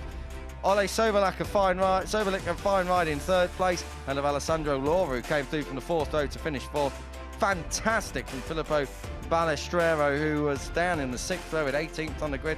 He finishes fifth. Orly Trevorrow did remount. He took 17th though, and points going back in, unfortunately, there, as well as a podium.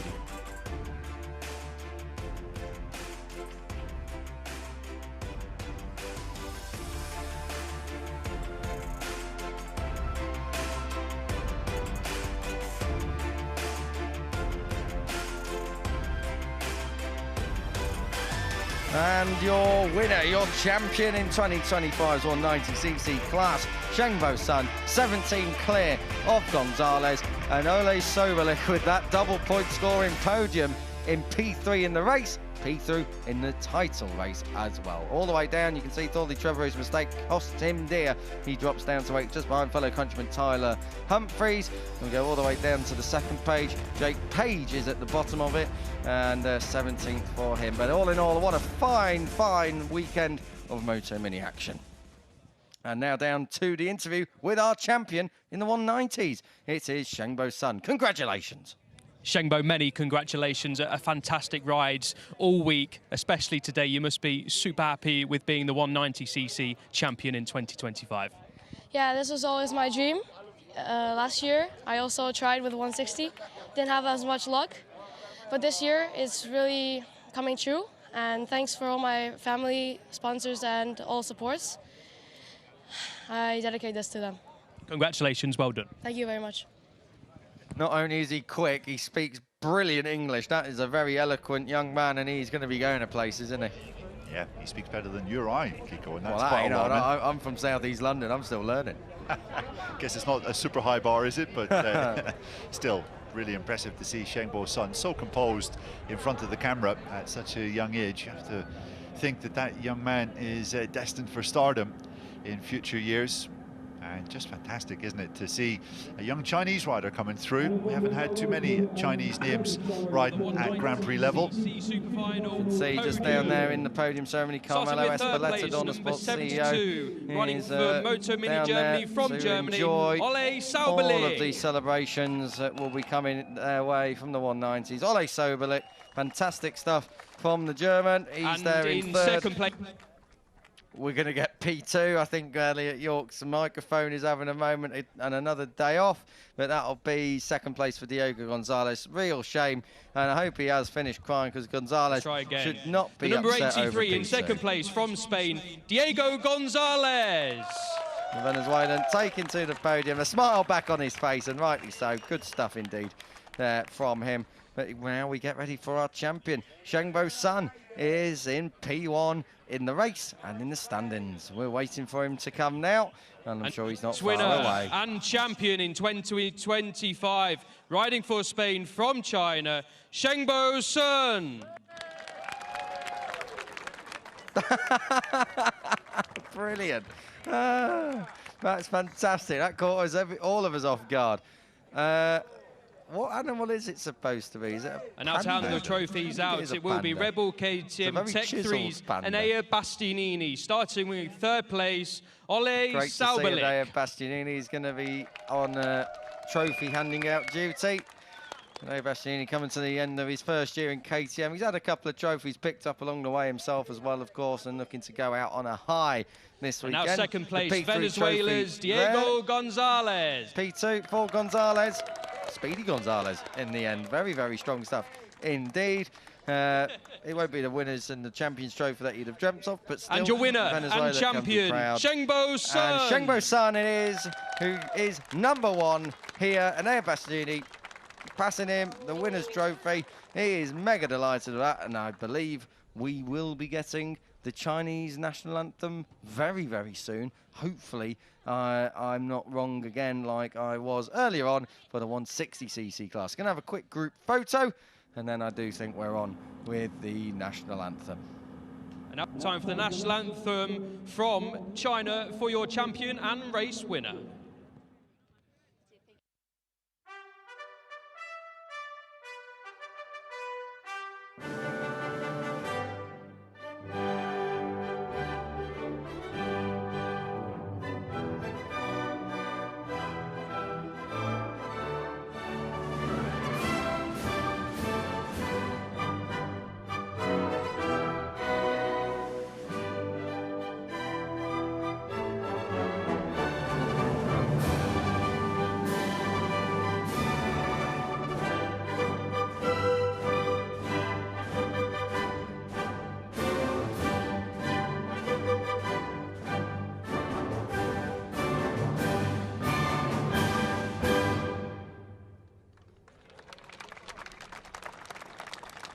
Well, what about that then? Fantastic stuff for the champion and your race winner, Shengbo Sun. Fantastic stuff indeed. And they're just getting now ready for a group picture. I can tell you, don't go anywhere. We are going to have the highlights coming up very, very soon. But then after that, we will be back with the Champions Ceremony. So we're going to give you a little breather here. We'll leave you with the highlights, but don't go anywhere. We're coming back in just a short moment. At the end of the highlights, we will be with the Champions Ceremony. See you in a couple of moments.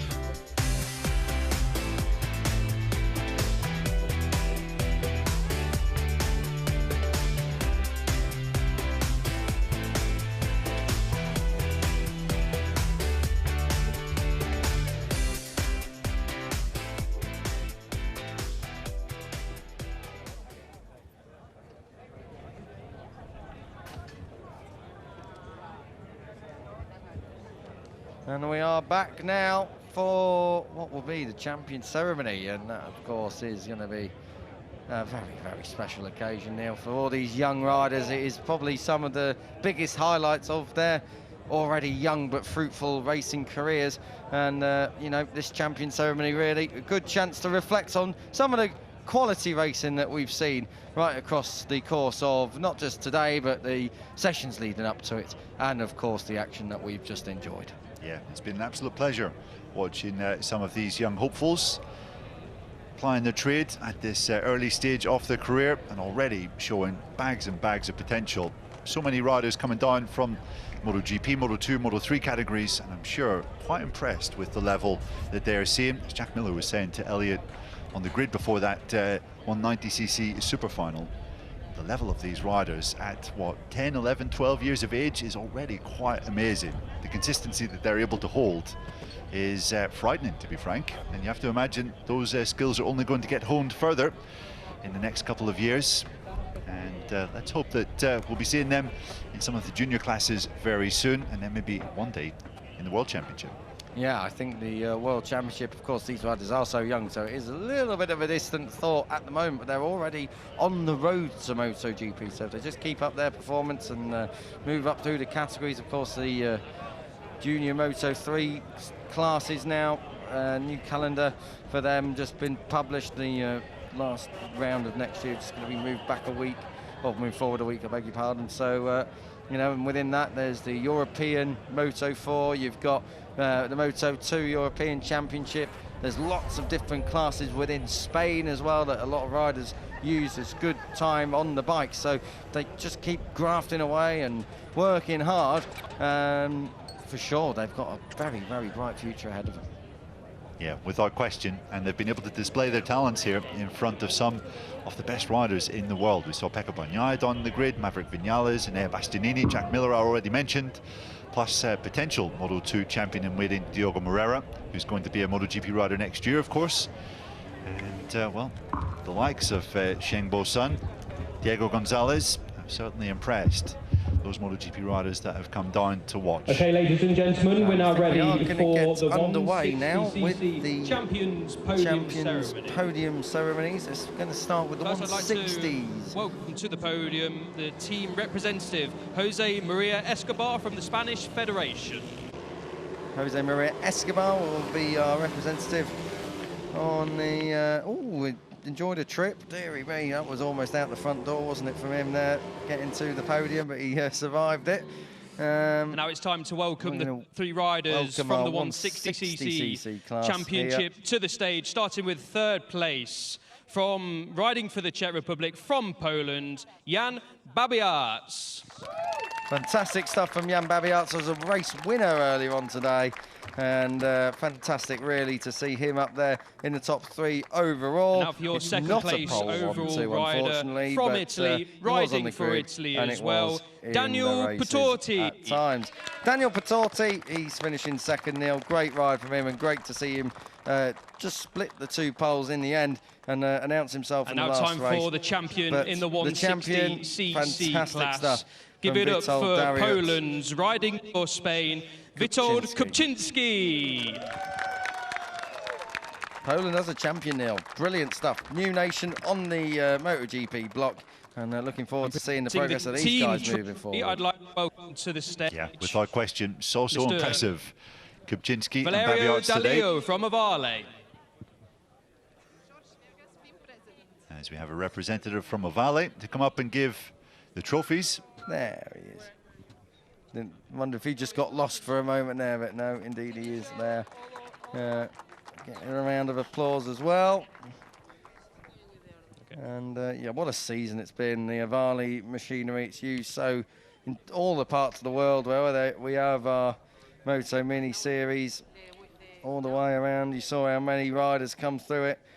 Over 40 countries included in it. And there's George Vegas there, the FIM president, handing out the medals. That's the bronze medal for Jan Babiarz. He'll be rather happy with that top three this year. Round of applause indeed. I think that's very well deserved. Second place, and the silver medal will be handed out very soon to Daniel Patorti. The team's trophy just going there. Silver medal, Daniel Patorti. He's on the road to MotoGP, even if he's not the champion. And then, after his okay, now presenting the first place medal to your champion, Witold Kupczynski. We have George Vegas there, down, giving the gold medal away, and that is a fantastic achievement for Kupczynski.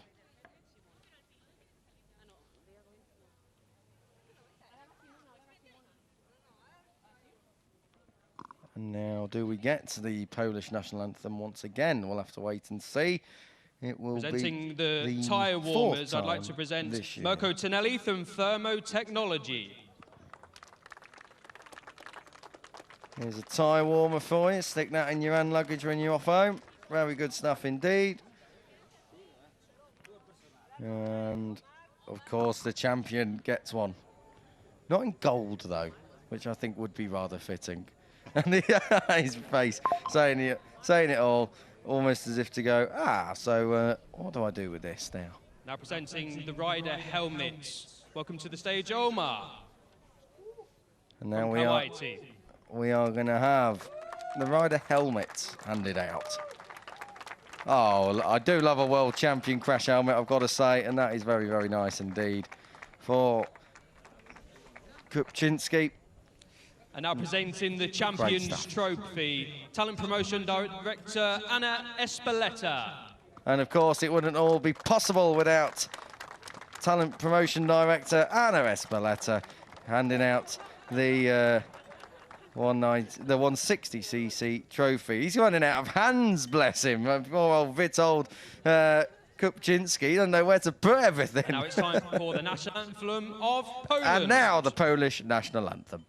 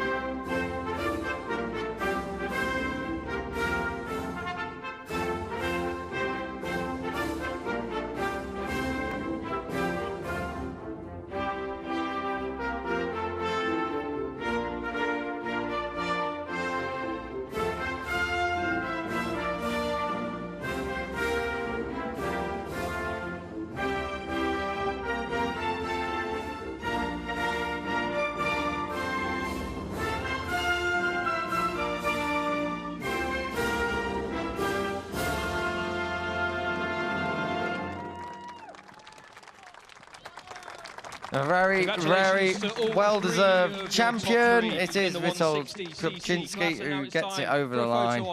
And we are now going to have a photo opportunity. We're going to pause for a moment and we'll be back when those guys are ready for the 190s, Neil. But some final thoughts about 160s before we do, just park it for a moment. Great stuff indeed, all round, particularly from your champion Kupczynski. Yeah, absolutely. Won it brilliantly with a really well-deserved ride, which he confirmed on the final lap. He kept his head. And I think Poland, we might be hearing that national anthem a few more times in some of the junior categories in the next couple of years, judging by the speed of Witold Kupczynski and Jan Babiart's really impressive performances from the two young Poles, and great to see them up there in the podium collecting their medals here. Indeed, great season of racing all the way through. Great to see them here, and the future is bright for Witold Kupczynski. 95 points your tally for the year, 23 ahead of Patorti. Jan Babiart there in third place, just 1 point further back. Javier Figueras, you didn't see him up there on the podium. Great stuff from him, and it's a story of what could have been had he not crashed from the lead, and maybe if he qualified a little bit better, all the way down to the point scoring finishers. But that's a wrap for the MotoMini FIM World Series 160cc in 2025. We'll be back to do it all over again next year, but don't go anywhere. The 190cc champion ceremony is up next.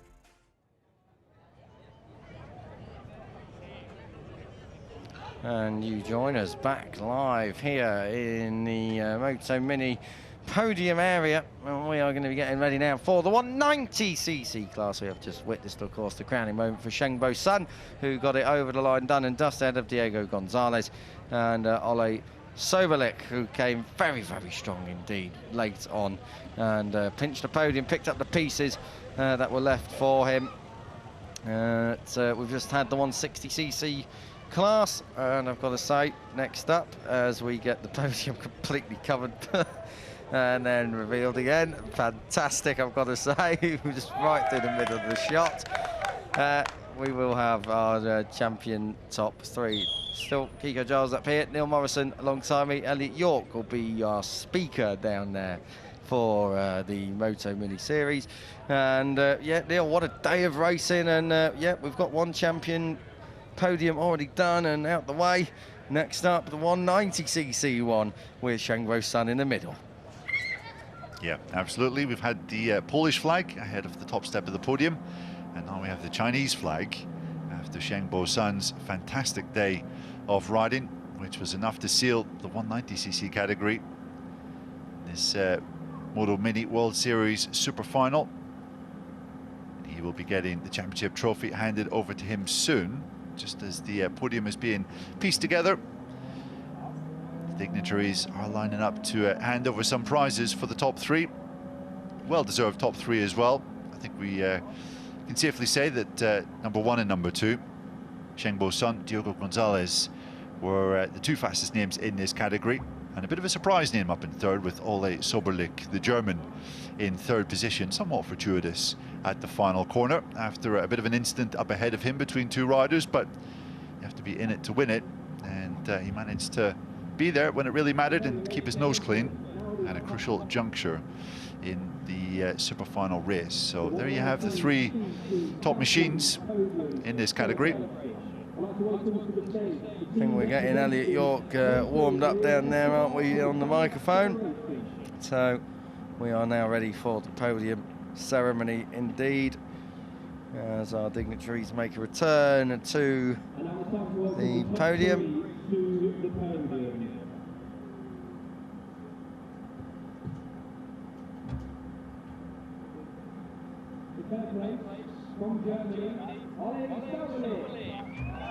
Great job from Ole Soberlik, it's got to be said. I mean, he was fortuitous, as you say, but consistent, Neil, as well. So that means that he's put himself in a proper position to capitalise on if there were any dramas ahead of him. Diego Gonzalez, welcome back to the podium with the Venezuelan flag. And he'll be alongside China's Shengbo Sun from China. A fantastic ride indeed it was from Shengbo Sun, who takes honours. And now presenting the team trophy, it is Valerio Dalio from Avale. Great to welcome Valerio Dalio to the podium for the team's trophy. And there he is from Avale, handing it out. And Getting the tyre warmers team champion for third, second and third. Awarded it's there. Mirko Tonello from Therno Technology. Here's Mirko Tonello handing out the tyre warmers. I think Ole Soberlik is slightly maybe puzzled or surprised that he's got his very own Viegas, FIM tyre president. warmer. To Ole Soberlik.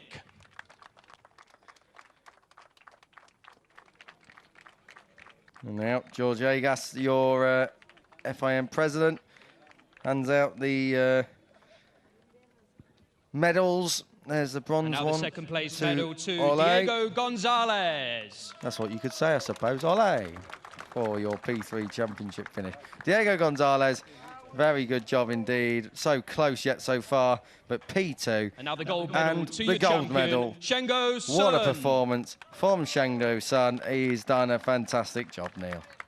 He really has. Very well deserved to be standing on that Now top step. presenting the first classified rider helmet, Simona Frattini from KYT. Yep, Simona Frattini will hand out the champion's trophy. Sorry, the champion's helmet to Shengbo Sun. Great job.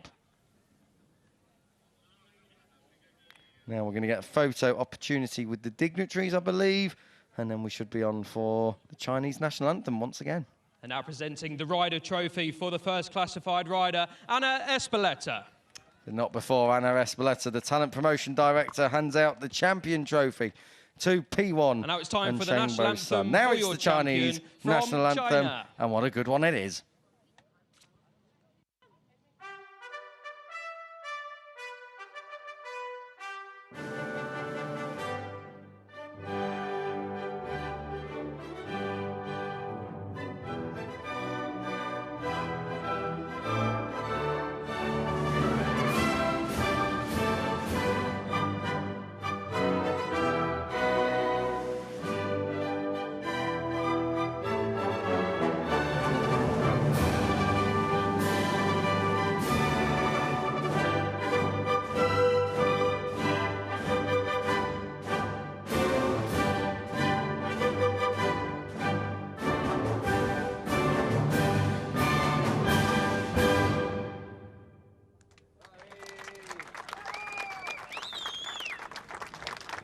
What a year it's been in the 190cc class through all the regions. They're going to get a photo opportunity now.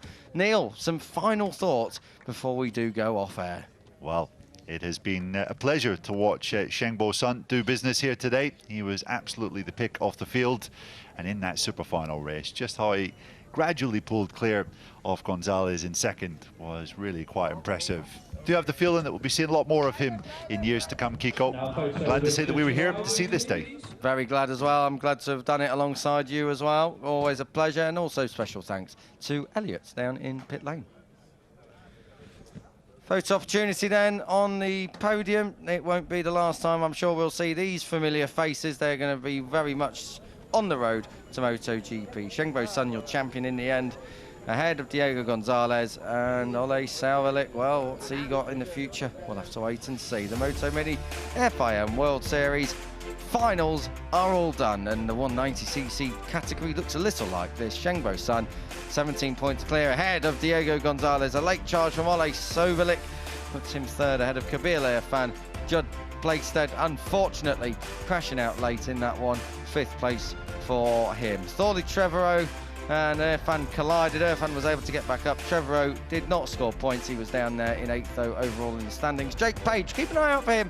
That 17th place overall, not reflective of what he is able to do. Likewise, Kenzo Matsudaira, who is rather injured, but still scored a solid 17 points across today's 3 races.